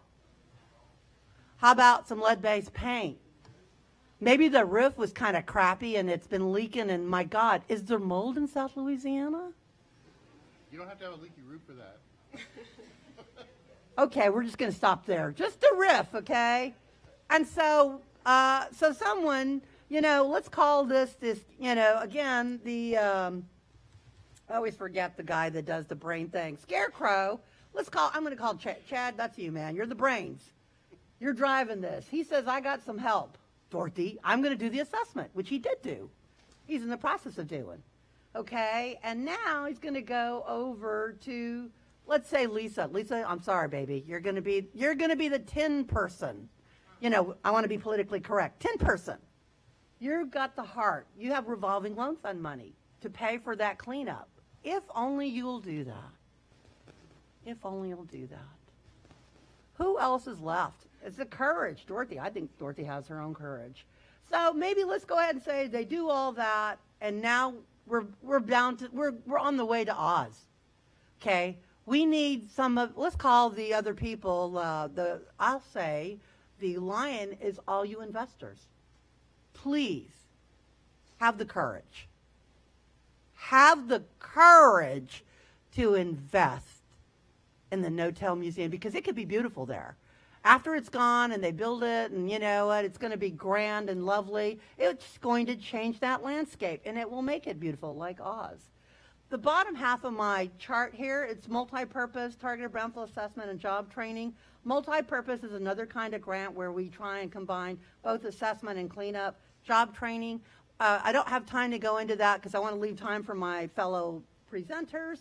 The targeted brownfield assessment, that's a service that we provide directly to you because my colleague Chad always asks for more than he always gets. So it's not enough that we gave him an assessment grant, scarecrow person. He says, well, Karen, I don't have enough money to do that project in Arnaville, the hospital. Can you please help me out, EPA, in doing a site assessment? And I said, yes, because, I don't have a brain either. And I said, yeah, sure, I can do the assessment for that one for you. And they've got a great project going on. So we do provide free site assessment. My colleague, Rebecca Oddie, wave up there, Rebecca, yay! She's with Louisiana Department of Environmental Quality. They can also provide free site assessment on your behalf, both phase 1s and phase 2s. Phase 2s is where sampling. Phase 1 is this, just a transaction. Next slide, please. So one of the things that I want you guys to take away, because this week, just yesterday, I met this lovely woman from Lafayette, and she's working on this great project with the hospital district. They had a donation of an old clinic. I don't remember where the clinic is. Do you remember, Chad? Doesn't matter. It's decrepit, and they want to rehab it into a what do they call a Medicaid service, because that is a much needed service here in Lafayette. That's what I understand. Here is the problem. This entity accepted that lovely donation of land and the property and the building on it. The building dates back to the 50s. Are you following me? And that means probably there's asbestos in there. Probably some more lead-based paint, probably some PCBs, biphenyl chlorides, some mercury switches, because that was part of the deal when you had some of these clinics, right? They have a little bit of stuff. So she's like, well, doesn't EPA have cleanup grants? And I said, yes, we do, but you didn't do your due diligence in your phase 1 before you accepted that donation. How valuable is that land in that property if you don't do your phase 1, which leaves you open to be eligible to receive cleanup funding? I hope and pray that the IRS actually stands up and says, yes, we recognize substantial improvement to be cleanup activities. Let's be nice to our IRS people. That would be awesome for everyone. because that means you don't have to come back through EPA and say, poor me, I didn't do my environmental due diligence. Can you please give me cleanup money? And I'm going to have to say, bah, humbug, no. You can't get it because you didn't do your environmental due diligence. If you don't take anything else away from today, please do your phase 1. And it's only good for 180 days. It keeps your options open for cleanup. Next slide, please. Let's focus on some successes that have actually taken place that probably could have benefited from some Oz funding. I love that. I'm sorry. I'm never letting that go. Next slide, please. Mixed-use development here in Louisiana. Anyone see the Commerce Building lately in Baton Rouge, Louisiana? Show of hands. You remember how dingy it looked, that dull gray, and it was like, ugh. It just looked like something out of a time warp, didn't it? It was pretty bad. And there was someone with some real vision, the developer. I don't remember the gentleman's name. I don't think I ever met him. But he came in to the revolving loan fund program at Lisa's group and said, because Baton Rouge is part of their coalition, and they said, we need $500,000 to abate asbestos. And I think it's 7 or 8 floors there. Does anybody know how many floors are in the Commerce Building? Let's say 7. 7's a nice round number. I like 7. It's a lucky number. 8. Well, all right. Be particular. 8. So what is it now? It is one hot property, isn't it? It's got that great coffee house on the bottom. It's got those lofts, which probably none of us, well, some of y'all can afford because y'all look pretty wealthy.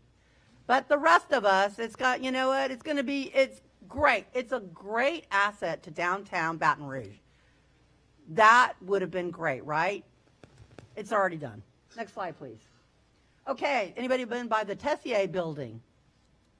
Wow, they're like, what, really? Tessier building? It's got historic tax credits, doesn't it? Well, it also had asbestos. And again, came through our revolving loan fund. We were able to do that one. They moved it along. Now it's mixed-use offices, residents. It's lovely, isn't it? Next slide, please. Arts and culture, because you know what? If Louisiana has something, it's arts and culture and history, don't we? In spades. Next slide. This is a great project. This is the old Ford dealership in Lockport, Louisiana. Anybody know where Lockport, Louisiana is? Come on, really? You should be ashamed of yourself if I gotta tell you where that is. I'm from Texas. You should know. That is Mayor Champagne in front of the old Universal Cab. This is such a beautiful building. It's a small building in Lockport. And we provided site assessment upwards through grant funding and TBA of $600,000 for this tiny dealership with the lot behind it. And the lot just happened to have quite a few underground storage tanks, which, by the way, abutted, the lock, a water body. That is really bad in the environmental world. That means it's way more expensive to remediate and more complicated. $600,000 worth of investment for assessment because no one else had the courage, the heart, or the brain to do this except Mayor Champagne. He awarded us. He said, this is a great project. Now you're like, why would you do that? Why would you spend that kind of money there? So that they could open up the Center for Traditional Louisiana Boats, which, by the way, was housed at Nicholls State University in some dingy warehouse that you had to have a really magical map to find. Because let me tell you what, you had to really want to see it. You really had to want to see it bad to find it. And now it's lovely. And they actually have a little theater there. Lockport's kind of happening. It's getting there. It's slow. But what isn't? But I love this story because it was $150,000 worth of cleanup for this tiny little lot with these underground storage tanks. They had to have a engineered control, which is a slurry wall, by the way.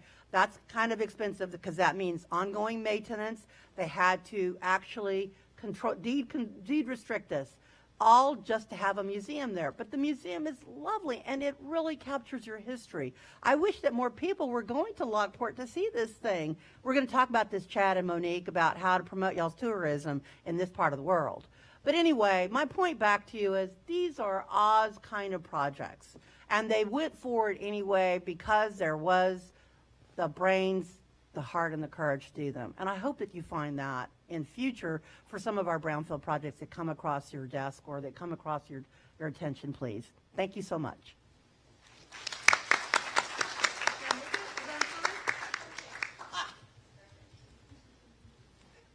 Next.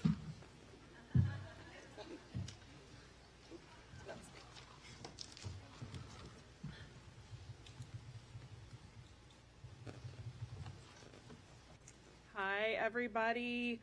I'm Allison Saunders. I'm the Tax Incentives Director for the Louisiana Division of Historic Preservation. And I have come to talk to you today about the exciting, thrilling world of historic tax credits. Our office, the Division of Historic Preservation, I think someone mentioned earlier acronym soup. We're also known as the SHPO, or the State Historic Preservation Office. So if you hear these terms, it's the same office. It's just kind of like we have little aliases, I guess you would want to say. And we're housed within the Department of Culture, Recreation, and Tourism. We are a state agency that falls under the direction of the Lieutenant Governor. So I have the joy of administering in Louisiana two of the most powerful economic revitalization tools that we have in the country. Here in Louisiana, we have the 20% federal historic rehabilitation tax credit and the 20% state commercial tax credit program. And I'll talk to you briefly about both of those, but really what I want you to remember is that if you have a building that's at least 50 years old and you're interested in putting some money into it, call our office. You don't have to remember all this. This is all we do day in and day out. So some folks mentioned their programs have these sin prohibitions. We do not have that. So bring us your historic strip clubs, which I've worked on. Bring us your liquor stores, bring us your bars. We're here to save and promote true Louisiana culture. So the first program I'm going to talk about today is the Federal Historic Rehabilitation Tax Credit. This is the oldest program we have of this type in the country. It was originally established in 1978. This is the OG, if you will. It's leveraged billions of dollars in private investment in Louisiana's historic properties. Literally billions here. We're hitting almost $2 billion at this point since '78.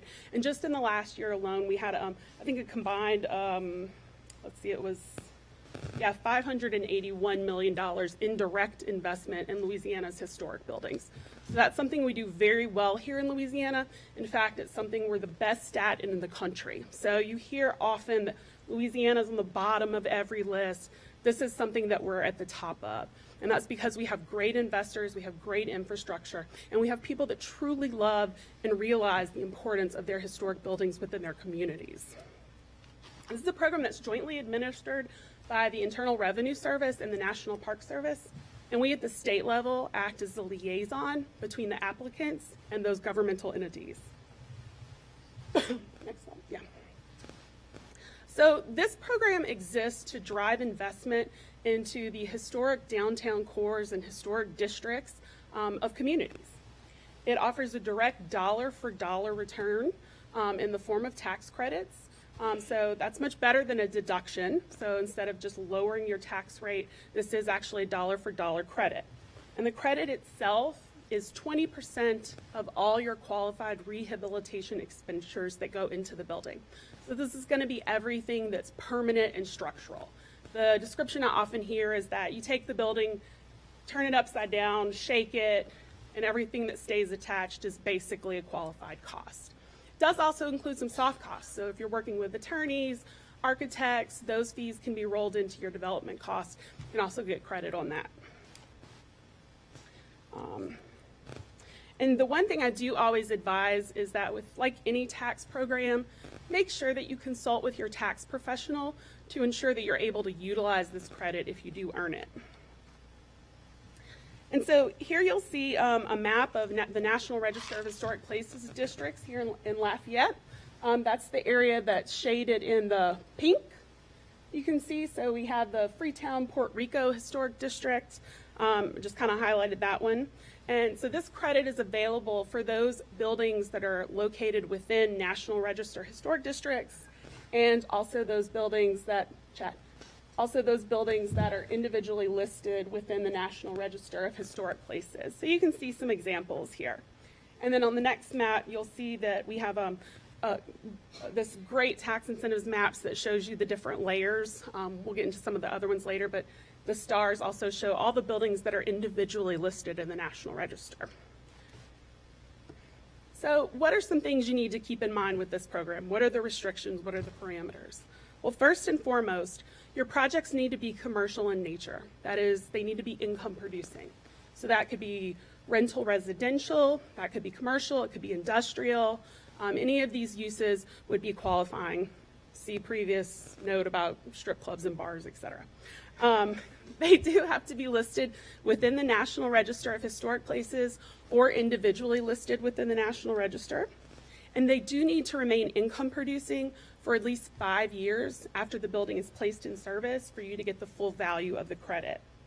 One of the things that ends up being kind of the biggest drawback to this program is that it is for substantial rehabilitation. And that's actually a number that the IRS comes up with based on your particular building. So they actually look that you're spending your building's value to meet the minimum requirement to enter into this program. So if you buy, building and land for $250,000 and the land is valued at $50,000, you need to spend at least $201,000 in qualified rehab costs to meet the requirements of the program. And that basis can be measured over 2 years or 5 years, depending on if you phase a project. And then, of course, all these projects have to comply with the Secretary of the Interior standards for rehabilitation. I'll talk briefly about those a little later. And despite popular opinion and what you would hear from developers, this program is not an entitlement. It is actually a credit that must be earned. So you have to meet this higher threshold of these rehabilitation standards to actually qualify for the program. And so it is a pretty simple 3-part application process. All applications are submitted in duplicate to our office at the state level. We keep one and we forward one to the National Park Service with our comment and recommendation. We're kind of their eyes and ears on the ground, but what comes out of it that's so good is that we have the opportunity to be a real advocate on your behalf to them. Part 1 is making sure you have a qualifying building. Part 2 is your work description. That's what we look at to make sure it meets those standards. And then Part 3 is submitted once your project's actually complete and placed in service. And so once that Part 3 is approved, that's when you've actually earned the credit. One thing to keep in mind is that the federal credit is not transferable. So it does actually have to stay with the owner of the property for the full 5 years. Otherwise, you do lose some of the value of the credit. And so just be aware that the Tax Cuts and Jobs Act of 2017 did substantially affect the federal credit. In fact, it was written out of the legislation altogether. And through the leadership of Senator Cassidy, the Louisiana delegation, and then a really great bipartisan effort, it was one of the few credits that was actually added back into that federal legislation. So Louisiana kind of led the way of saving this for the rest of the country. But with those alterations, they did kind of have an impact. So most notably, it altered the credit from a 1-year credit, which means that once you placed your building in service, you earn the credit, you could actually take the full value of the credit in that first year and instead change it to a 5-year credit. So you get that prorated portion of the credit each year over 5 years applied to your federal taxes. So before going through this process, please make sure that you consult with your tax professional to ensure that you can actually earn this credit, actually use the credit if you earn it. And so we just have the note and the link for the guidance on the public law. IRS hasn't actually issued any definitive guidance on the changes to this, and of course the government being shut down recently hasn't helped that process along. Next slide. So just be aware, I'm an architectural historian. I'm not an accountant. I cannot offer you tax advice. I don't know it. I like to, as they say, stay in my lane. And so go to your tax professional for tax advice, but maybe ask us about how to rehab your historic windows or something. So, let's see. So based on the overwhelming success of that federal historic rehabilitation tax credit program, in 2002, the Louisiana legislature passed a corresponding piece of state legislation, which basically mirrors the federal, but for a few small changes, just enough to make the whole thing really confusing. Next slide. So this is a 20% state income tax credit. It's on those same expenses we talked about for the federal program. So the twinning or stacking of these is very much encouraged. That was actually the intention of that legislation. And the state credit is, like I said, very similar to the federal. It is for those income-producing buildings. But instead of being limited to National Register districts, these are for buildings that are located in certified cultural districts or downtown development districts. And instead of having to meet that high adjusted basis for the federal program, in this case, you only have to spend at least $10,000 for each project to qualify. And, you know, with historic buildings, I mean, that doesn't even cover replacing a roof usually. And of course, they do have to meet the Secretary of the Interior standards. And so you'll see this map. There are cultural districts all across the state. So this same map on our website, you'll see the cultural districts are highlighted in yellow. So I think we have a couple of those down here, and Danielle mentioned I think they're pursuing the opportunity for a couple of more. And then we also have a link to the different DDDs throughout the state on our website as well. So some other things to keep in mind with the state credit is that unlike the federal credit, which has no cap nationwide, no cap on the number of projects allowed, this program does have a cap. It's really a cap. It's $5 million in credits earned per investor, per year, per district. So, but it's a cap. It is a cap. But there is no current limit on the amount of credits that can be earned throughout the state of Louisiana. One thing that makes the credit really good and really makes it the platinum standard of legislation throughout the nation is that this is a certificated credit. So once you actually place your building in service and you earn the credit, it basically becomes a certificate in your hand. It's entered in the tax credit registry. It is assured by the Louisiana Department of Revenue that that's there. And so it makes transferability of this very safe, very secure, and basically guaranteed by the state. So people buying and selling these credits or using these credits as equity in deals is what gets so much of the development underway.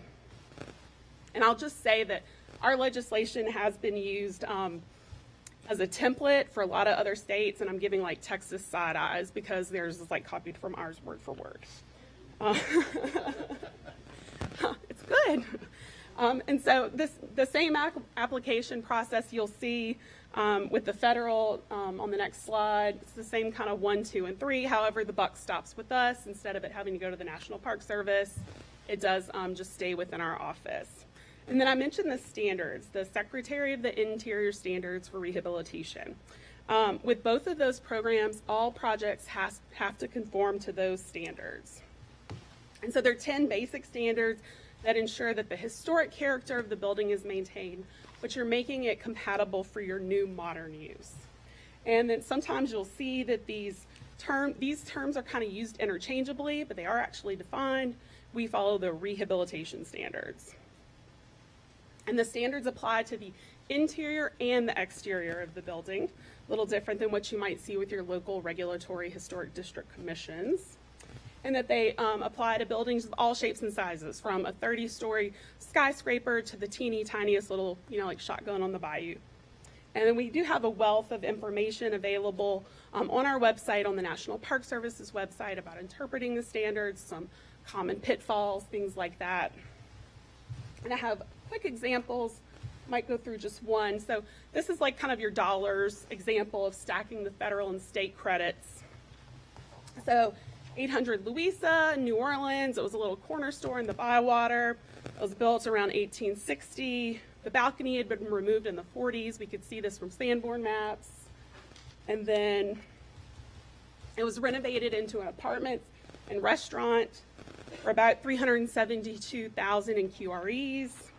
And so then you can kind of see the breakdown. So 74 and change in federal credits, the same in the state credits. They earned almost $150,000 back in the form of historic tax credits and offset their project cost by 40%. And then, so sometimes we do have the question come up about, well, what about if I live in part of the building? Basically, you just back the square footage out of the part that's your owner-occupied portion, and then use the credit on the rest. This is actually a really cool project in Gretna. It's a state trooper who is retiring, and he decided he was going to open a pizza shop with his family and live up above. So the second floor is their residential space. The first floor became the pizza shop. And so they basically, in this case, backed their costs out, their actual costs out of their residential portion because it was so much less. So instead of allocating their credits on a square footage basis, they just actually tracked the costs. So the next slide, you'll see. So they ended up spending about $530,000, earning $106,000 in state commercial credits, $106,000 in federal. So it was $213,000 in credits total. This time we were only looking at a 31% offset. So still tasty, but not quite as tasty as if it's 100% commercial. And then you'll see the opportunity map, opportunity zones, OZ, O-zones, opportunity zones. These are some examples of what we have into Lafayette. And we have this map on our website. We actually have the whole state. We imported those LED maps, and so we overlaid them with our cultural district maps and our National Register maps. So on the next slide, if you're a savvy investor and you're looking for some tasty deals with lots of money being able to come back to you, then I would start with this map. If there's a property you're interested in, like I looked up 800 Johnston Street here, and it just happens to be smack dab in the middle of the Opportunity Zone, the Freetown Puerto Rico National Register District, and also the Downtown Lafayette Cultural District. So at this point, I know if I have the right building, I'm looking at a potential 40% return on my investment. And then this is going to be very interesting to people who are have those Opportunity Zone funds. This is going to be a really good deal. So visit our website. We do have the information for the maps, those overlays. We have the applications for the different programs, information on the standards, and all of our contact information. So next. So as a community, what are things you can do to help bring those dollars in? And this is where you kind of have to open your minds a little, because if you're looking at National Register districts, the first thing people say is, "Oh, I don't want people telling me what color I can paint my building and things like that." When in fact, National Register districts are completely honorary. Local historic districts are usually more regulatory, but National Register districts, property prices are generally well above on a square footage basis of the properties surrounding them that aren't in National Register districts. And those districts really open the door to a lot of funding opportunities, not just historic tax credits, but also when grants become available. Usually one of those first things they're going to look at is, are you a National Register property? So as a community, you want to be looking at ways you can fund surveys and listings of National Register districts, and there are grants available for that. Not lots of bricks and mortar grants available anymore, but grants for development and planning are out there. So this would be the kind of thing as a community leader you would be pushing for or trying to get your historic districts surveyed. The cultural districts are accepted on yearly rounds. There's one going on right now. I think the deadline is in March for that, so that's something that you could be doing right now to incentivize economic development in your community. And look at those areas as a place where you can make stacks and show potential investors that you're really attuned to development and you've got these things that are ready to go. And if you are interested in learning more on historic tax credits, I know you all are, come to Baton Rouge in May. On May 2nd, we're hosting a one-day seminar in conjunction with the Louisiana Trust for Historic Preservation, where we'll be doing a Historic Tax Credit 101 all day, taking a tour of a really cool new project there in Baton Rouge, and just having a really good time. So thanks.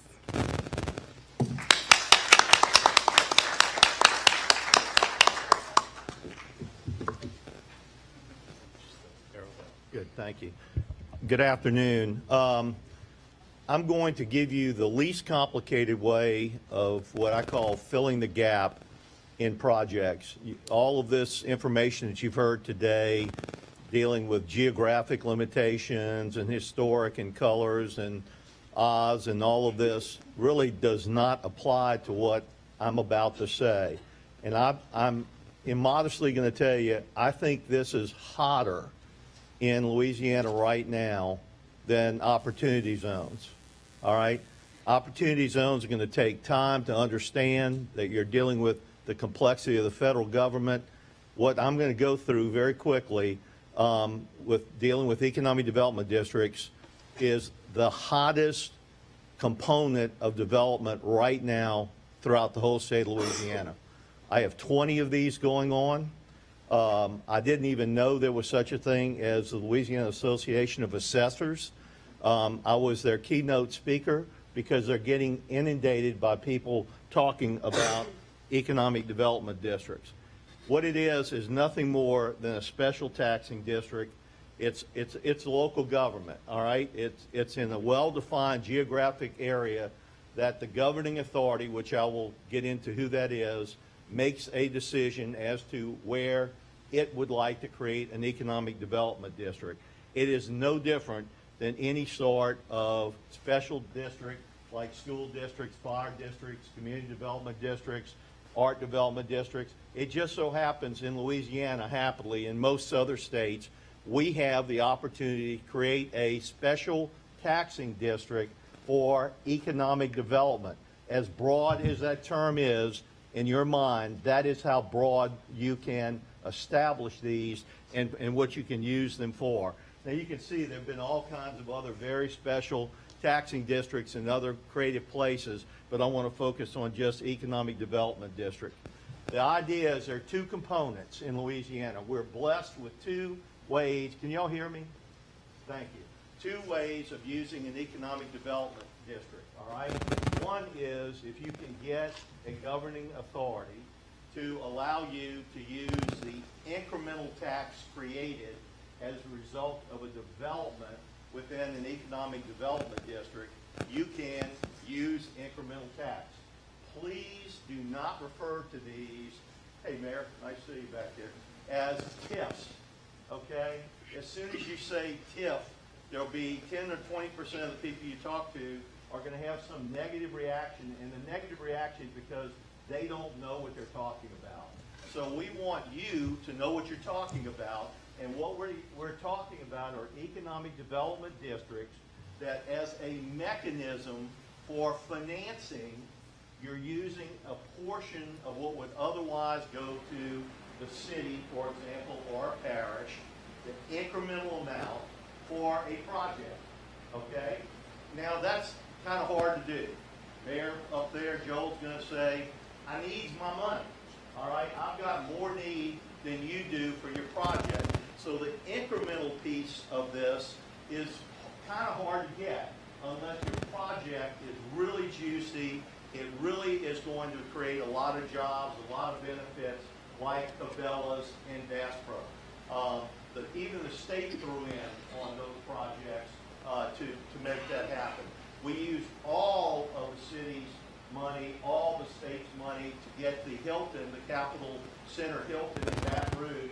And as a result of that one hotel, the first one, we now have over 1,200 hotel rooms in Baton Rouge. Every single one of them used an economic development district.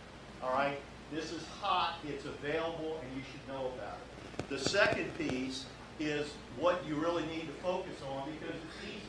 And that is you can create a new tax within the economic development district that can be used only for the benefit of what goes on inside that district.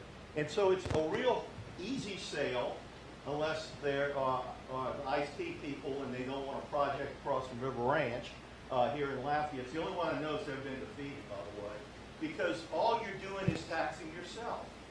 You're putting a tax only within the economic development district to fill in the gap and get some additional funding. All right? There's plenty of legislation that creates the authority to do this, principally as it relates to the incremental piece.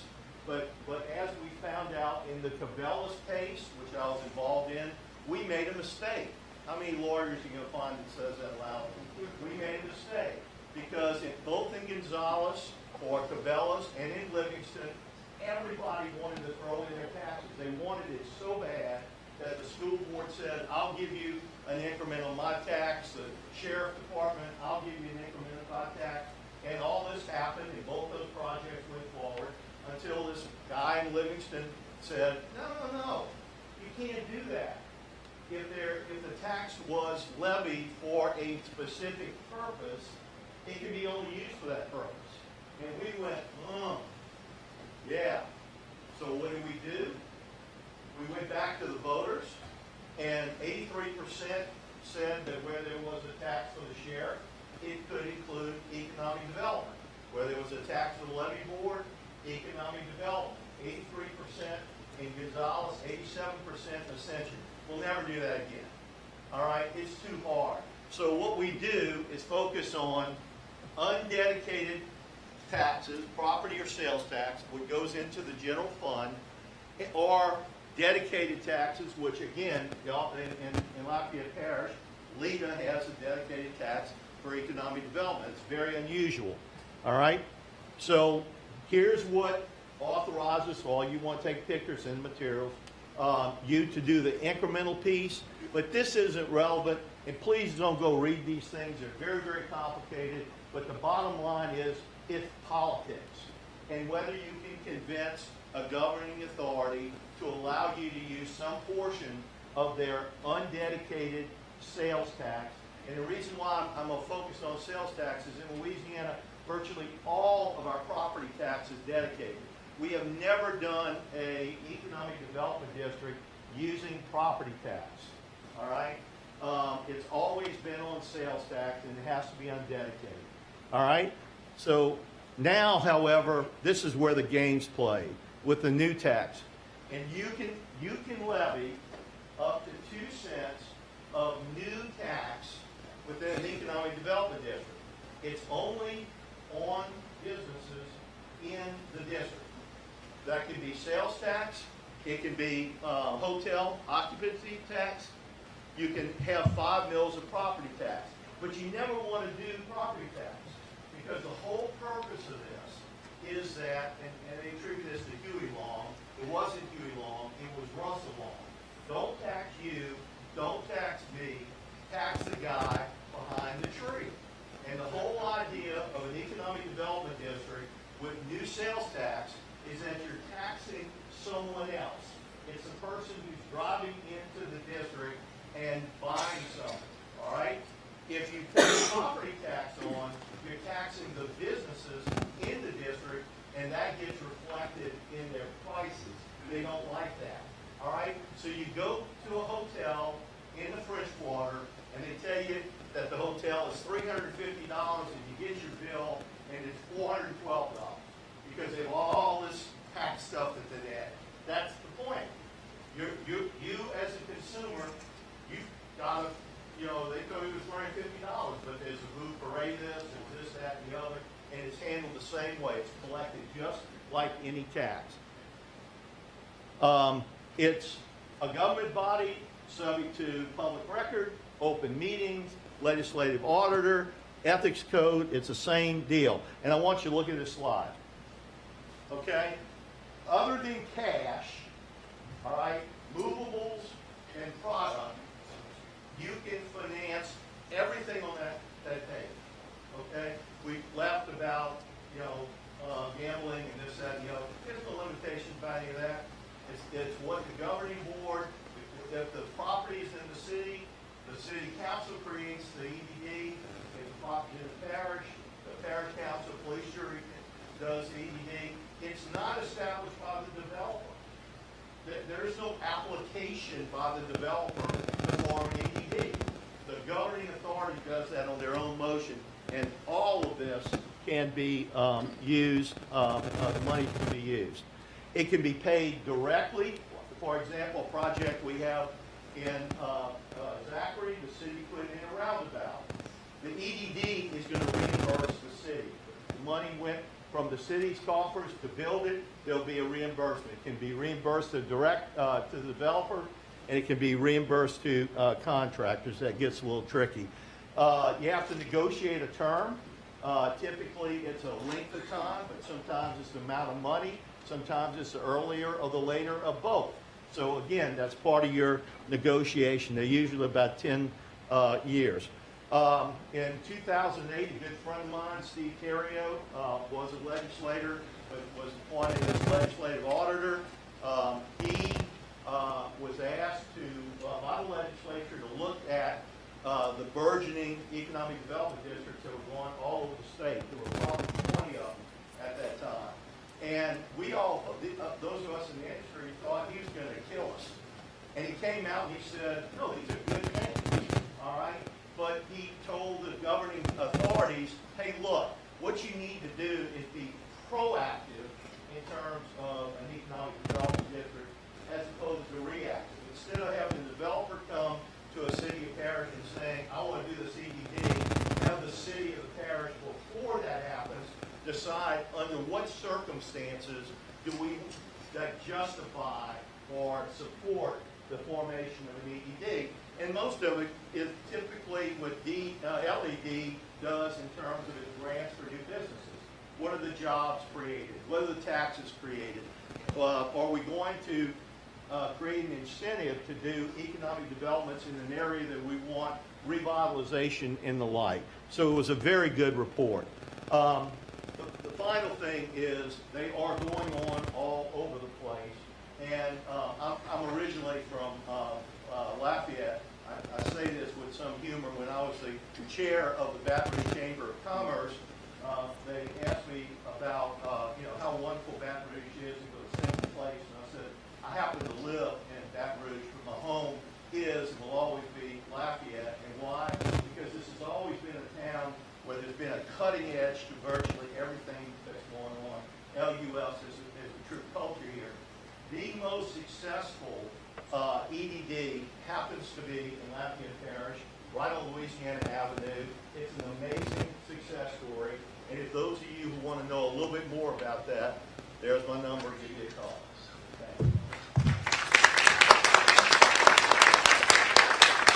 And that was 9 minutes for an hour and 30-minute speech.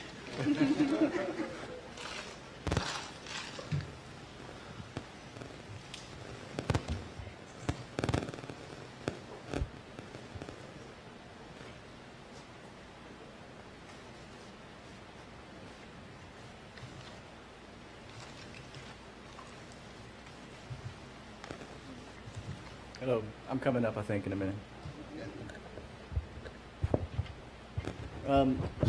Speaking of acronyms, when I first moved to Louisiana,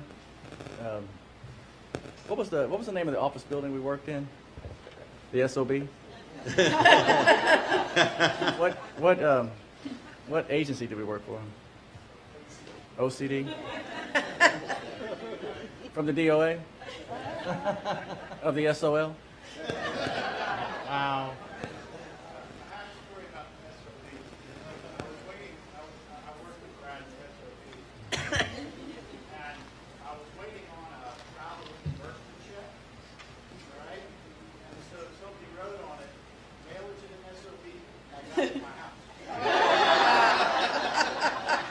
Well, and my name is Bradley Swayze, and that's BS. BS from the SOB, of the OCD, and DOA, SOL. Here to talk to you about like a program, many programs like he was just speaking of in 10 minutes that takes about 2 years to learn. Anyway, so when we look at we are the state housing finance agency. The state housing finance agencies across the nation were created back in the 70s and 80s, really when it was really difficult, and which it is now again, for minorities and low-income individuals and families to purchase a home. So housing finance agencies were created to help boost that ability for home ownership. And as the times evolved, there were programs like the home program, and you heard the doctor speak earlier about some of the things that are directly allocated here. Home program and LAHEAP, federal programs, and they moved them over to what they call the State Housing Finance Agency. And then the State Housing Finance Agency became more like a state agency with its federal block grants. And as the market began to change a little bit, with less home ownership with our mortgage revenue bonds. And also, in the tax laws changed. How many are aware of the tax laws changed in 1986, 87? Yeah. Well, they did. And if you were a big $1 million investor and you made tons of money off of your millions of dollars, you're probably aware that it changed around 86. And really, what that change was is how they could recoup capital gains. And there was a program that was created called the Low-Income Housing Tax Credits. How many are familiar with the Low-Income Housing Tax Credit program? Okay, well, that program is what I'm mainly going to talk to you about. The can you get to the next slide? It's just for the Acadiana.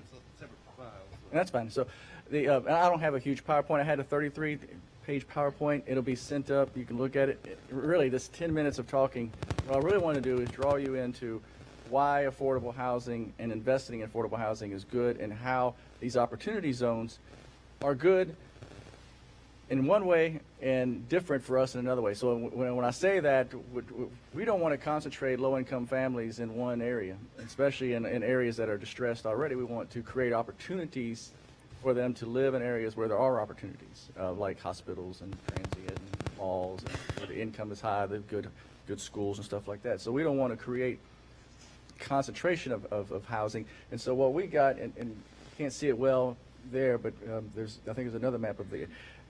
You can see projects that we have funded from the low-income housing tax credits over the year that are already in these census tracts. When we think of the low-income housing tax credit program, you're going to, if you're not a developer, if you're a little bit familiar with it, the investors and the banks and the syndicators and the folks involved that I believe that are involved, they're going to be involved in the opportunity zone package, if you will, are the same investors, syndicators, and taxpayers that are involved in the low-income housing tax credit. Y'all ever watch Good Times? Remember JJ? Dynamite. So that was what he lived in a housing project, right? So what we've learned and this is where you see this with the opportunity zones, because I see it's sort of the same concept advancing. What we learned back in the day was that, ain't we lucky we got them good times, that those type of developments weren't always the best to say, okay, let's put low-income folks in one area, in one part of town, and make it look like this, and there's where it is, and then the federal government will pay the rent, subsidize it with capital funds every month, every year, and everything will be fine. Well, when budget talks come, they cut budgets, and it makes it hard sometimes. So then that housing authority or that project has to survive based upon what Congress wants to do every year. So what they sort of did was and also moving people who are low income in one area and saying this is where the low income folks are going to be, it doesn't work very well. We recognize that mixed income, mixed use works best. Why does it work best? Because we're a mixed entity. I mean, we're a mixed nation. So you've got to have people who work there, people who are making money there. Does everyone agree mixed income, mixed use is the best concept? And so thinking about that 60, 70, 80 years ago, they didn't think like that. I mean, they were like, low-income folks can live here. So anyway, we've learned. And that the housing credit program is really that evolution from the late 80s and how it works. And they were like, okay, instead of the federal government and allowing it to be managed by federal public housing authorities, which they still exist, so they're still there, let's create a private sector incentive so that people can park their money into good deals that in return create affordable housing for families to live. So these tax incentives and these housing credits, a lot of the times it's not, okay, I want to do something good for the community, so I'm going to go invest in low-income housing tax credits. If you're a tax investor, if they're creating hotels or anything else, they want to park there, they want a rate of return, they want a capital gains on their tax. And the government at the time said, okay, well, let's switch this. Let's create tax incentives for developing affordable housing, and it's working. It's one of the biggest, most impactful programs in the nation that help create affordable housing, especially at a mixed level, mixed income, and a lot of times you can't even tell when you see a low-income housing tax credit project, like you used to be able to with Good Times. And sometimes you can't even tell that a project, especially historic preservation, needed some of the low-income housing tax credits to get done so you can have affordable housing and have housing. That style of program is what we're looking at. And so when I saw the Opportunity Zone and I heard it coming out, I started to think, that's, to me, is, if there wouldn't have been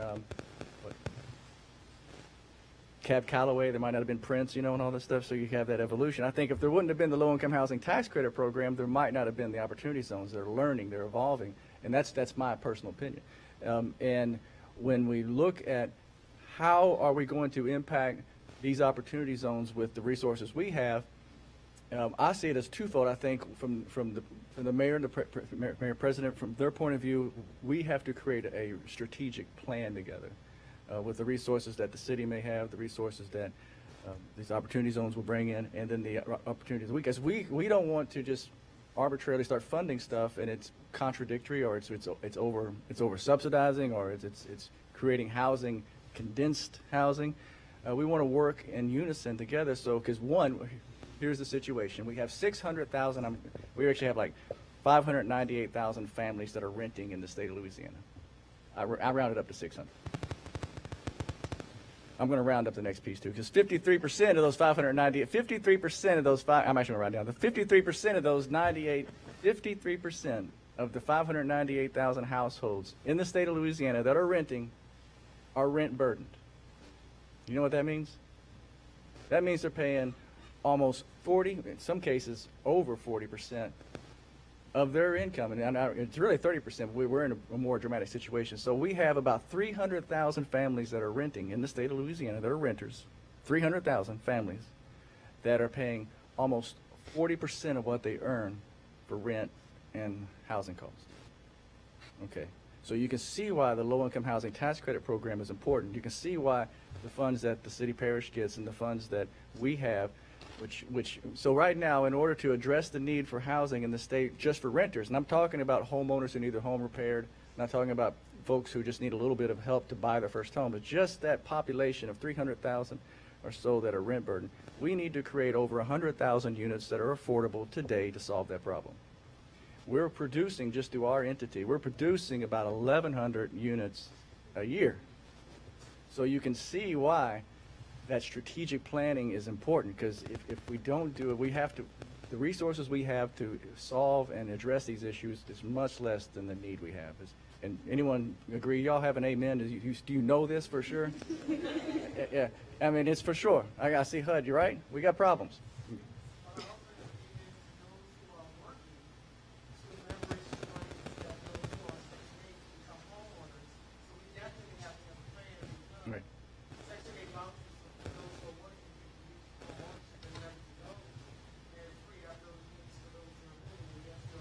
She's stealing my thunder.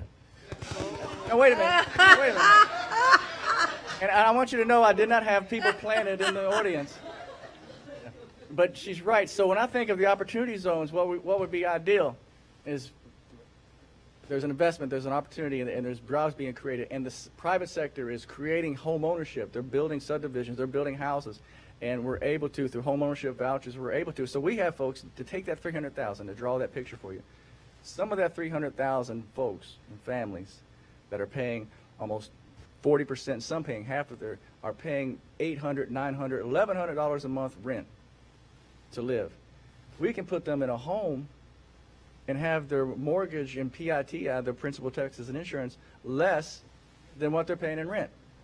But it's hard to get them there because they need a down payment, closing cost, the credit score may not be there, but things like that. So if we can get that private sector building those houses because the need's there, the demand's there, and we can pull folks out of those affordable units that are needed, because I didn't go deeper, that of the 300,000 that are rent burdened, about 200,000 or so, like 190,000 of those are extremely low income. Those are your seniors, they're disabled, they're in situations where their income is so low that it's almost impossible. So tying that back on how the low-income housing tax credit works, you saw the good times, you know how projects and how that worked. The government would send a check every month to help pay for the rent. What it does, in the same concept I see as the opportunity zones, is it says, all right, how much debt can a project finance to rent to individuals and families that can only pay $250, that can only pay $300?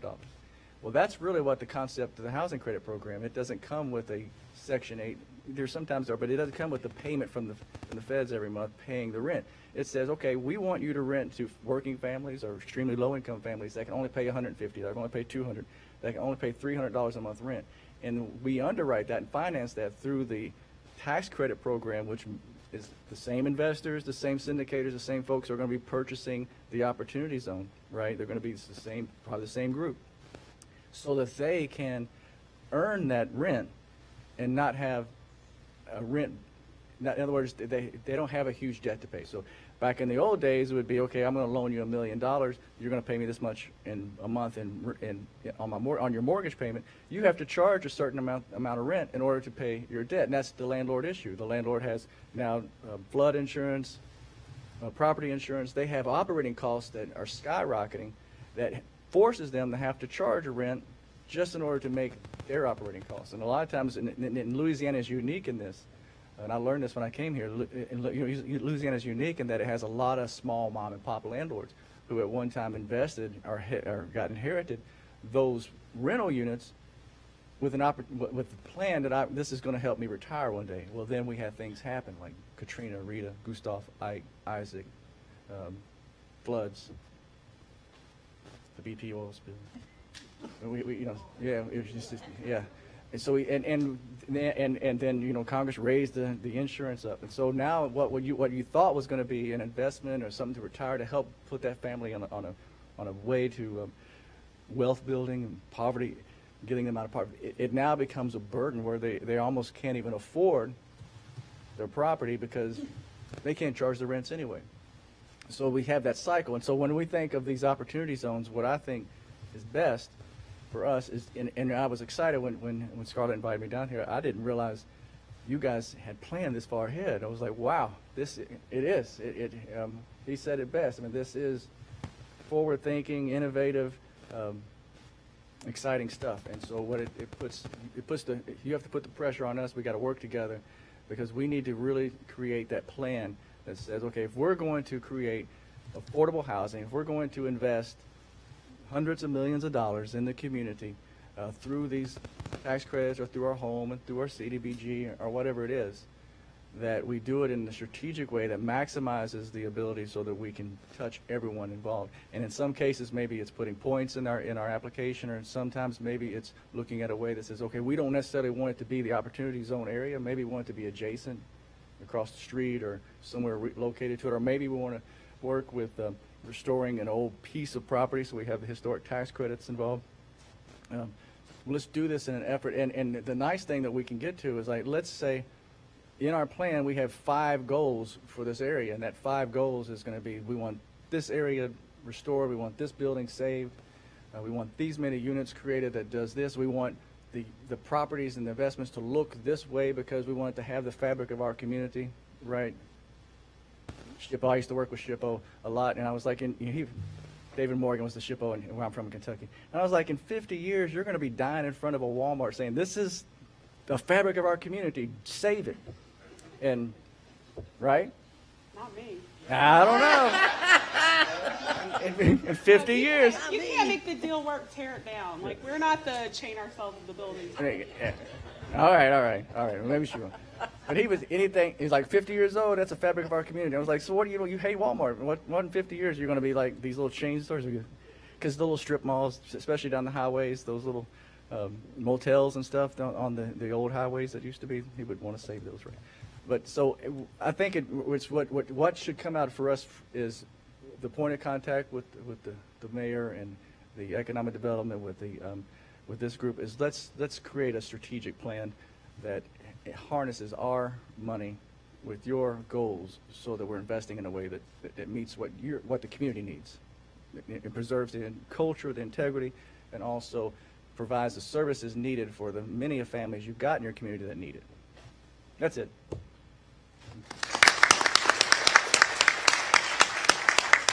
Okay, so we'll take questions, except for we will not take a question about the SOB or the Historic Strip Club. But any other questions, I'm open to it. There you have it. Any questions?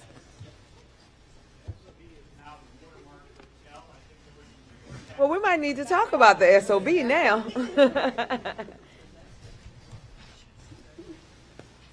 There's a question up there. Okay, 1 second. She'll get you the mic.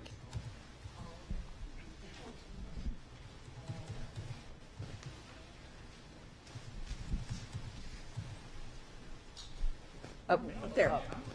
Over here, okay. A bit off. Ms. Saunders, you mentioned tax credits for cultural districts and downtown development districts. Historic districts also are included in the areas?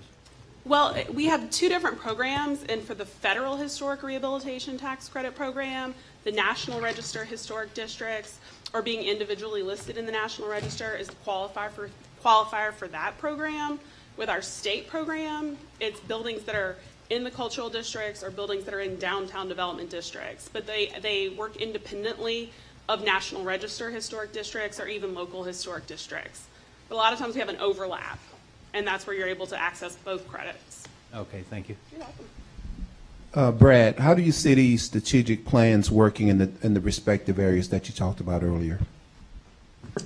Well, each entity, be it the participating jurisdiction or the entitlement area, we're all required to create what we call a consolidated plan and an action plan.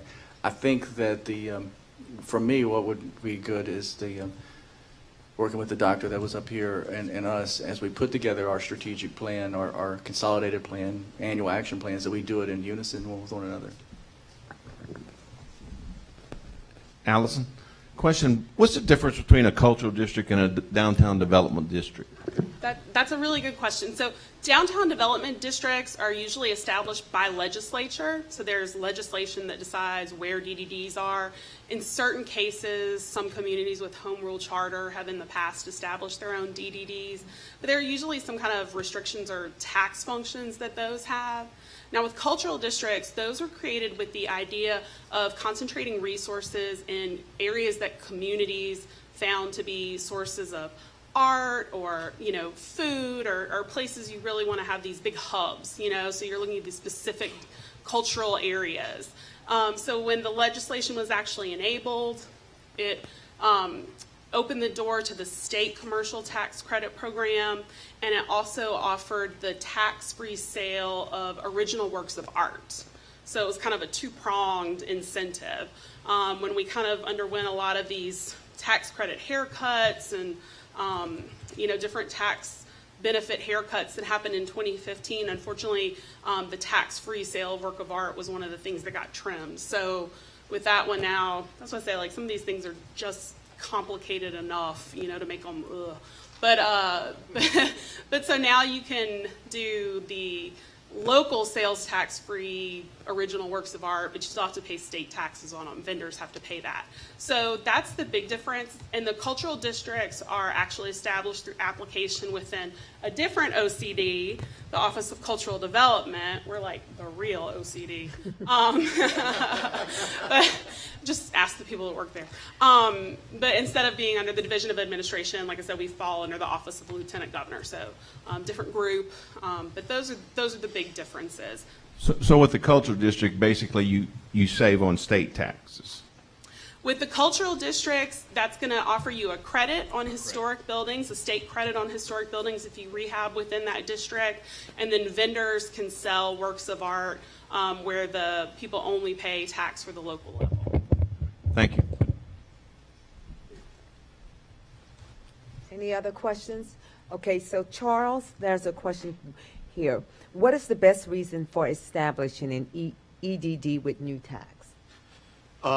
You have a worthy project that, and this is usually the test in other jurisdictions, but for the Economic Development District and either the increment from the city or the new tax, the project wouldn't happen the way it should be. And by that I mean it's not whether they're going to do the project, it's whether the project's going to be done in a way that your community wants it done with the proper, not minimum landscaping, but excessive landscaping. The project that we just finished for the Marriott in downtown Baton Rouge, one of the principal reasons that was an EDD is that, yes, we do have a Starbucks, but the whole corner of this site at Main and Main is a public area. And they would never have done that without an economic development district. So it's filling the gap to get a worthy project, not whether the project happens or not, but the nature, the characteristics, the quality of the project. Okay. Karen, there's a question for you. What type of grants do you give in order to achieve your mission? I'm sorry, what was it? What kind of grants? Yes. Do you give grants in order to achieve your mission? Yes, we do give grants. It's an annual competition. We just actually was just closed last week on the 31st that gives out assessment and cleanup grants and multi-purpose.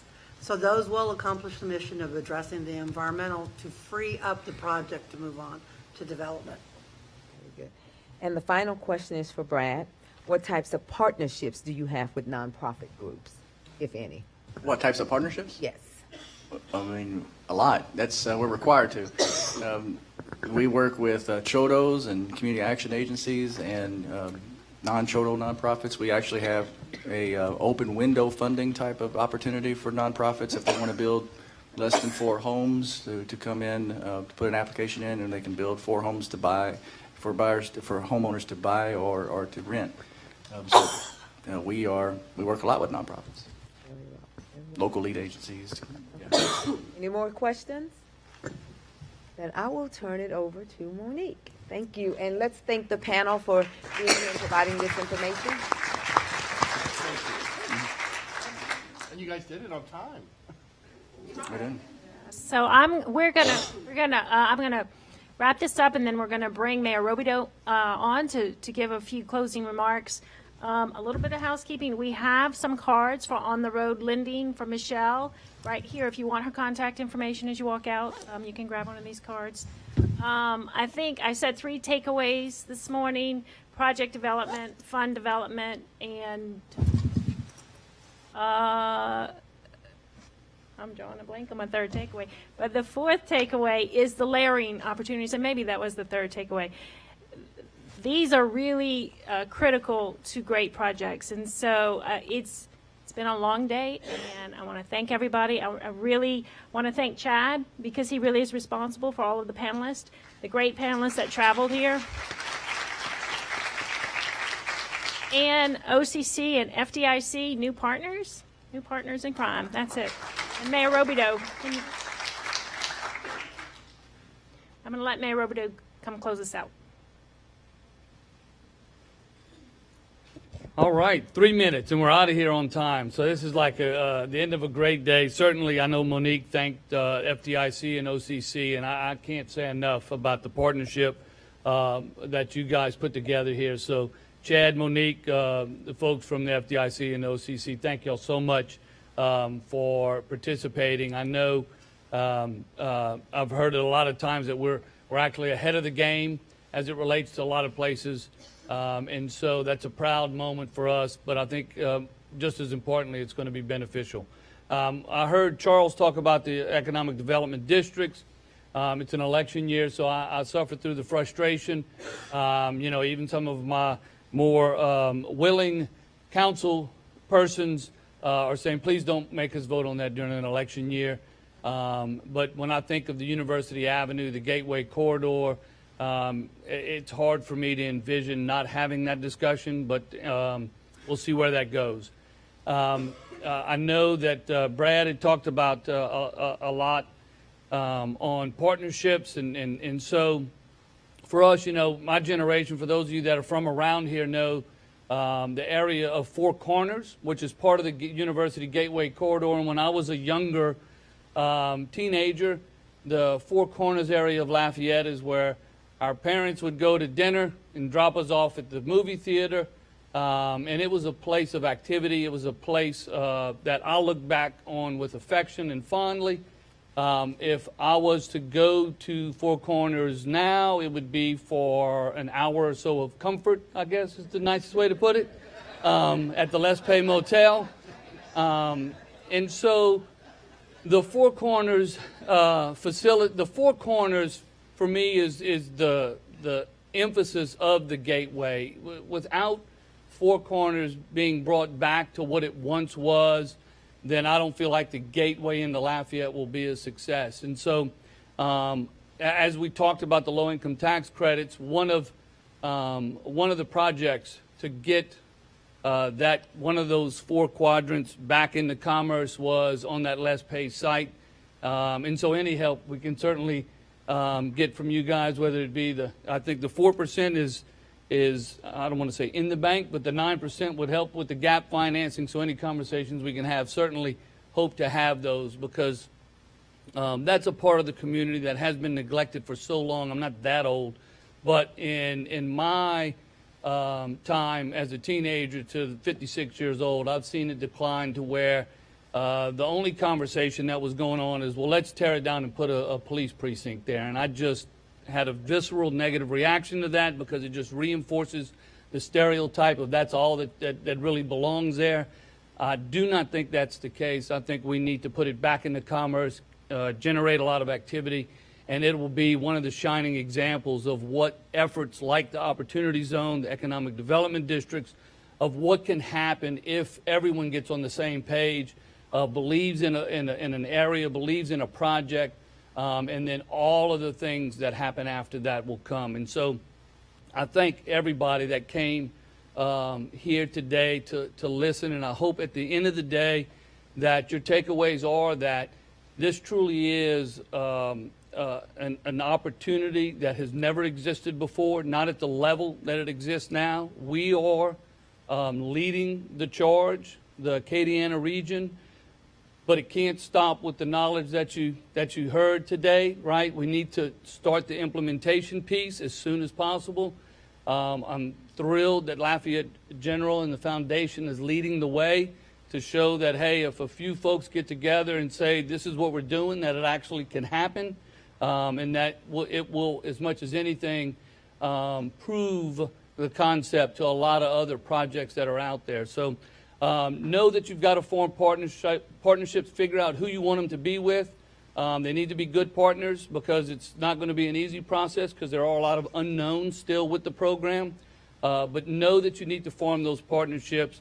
Know that you need to do some due diligence as it relates to establishing your fund, so that you can attract the right investors, the right equity partners.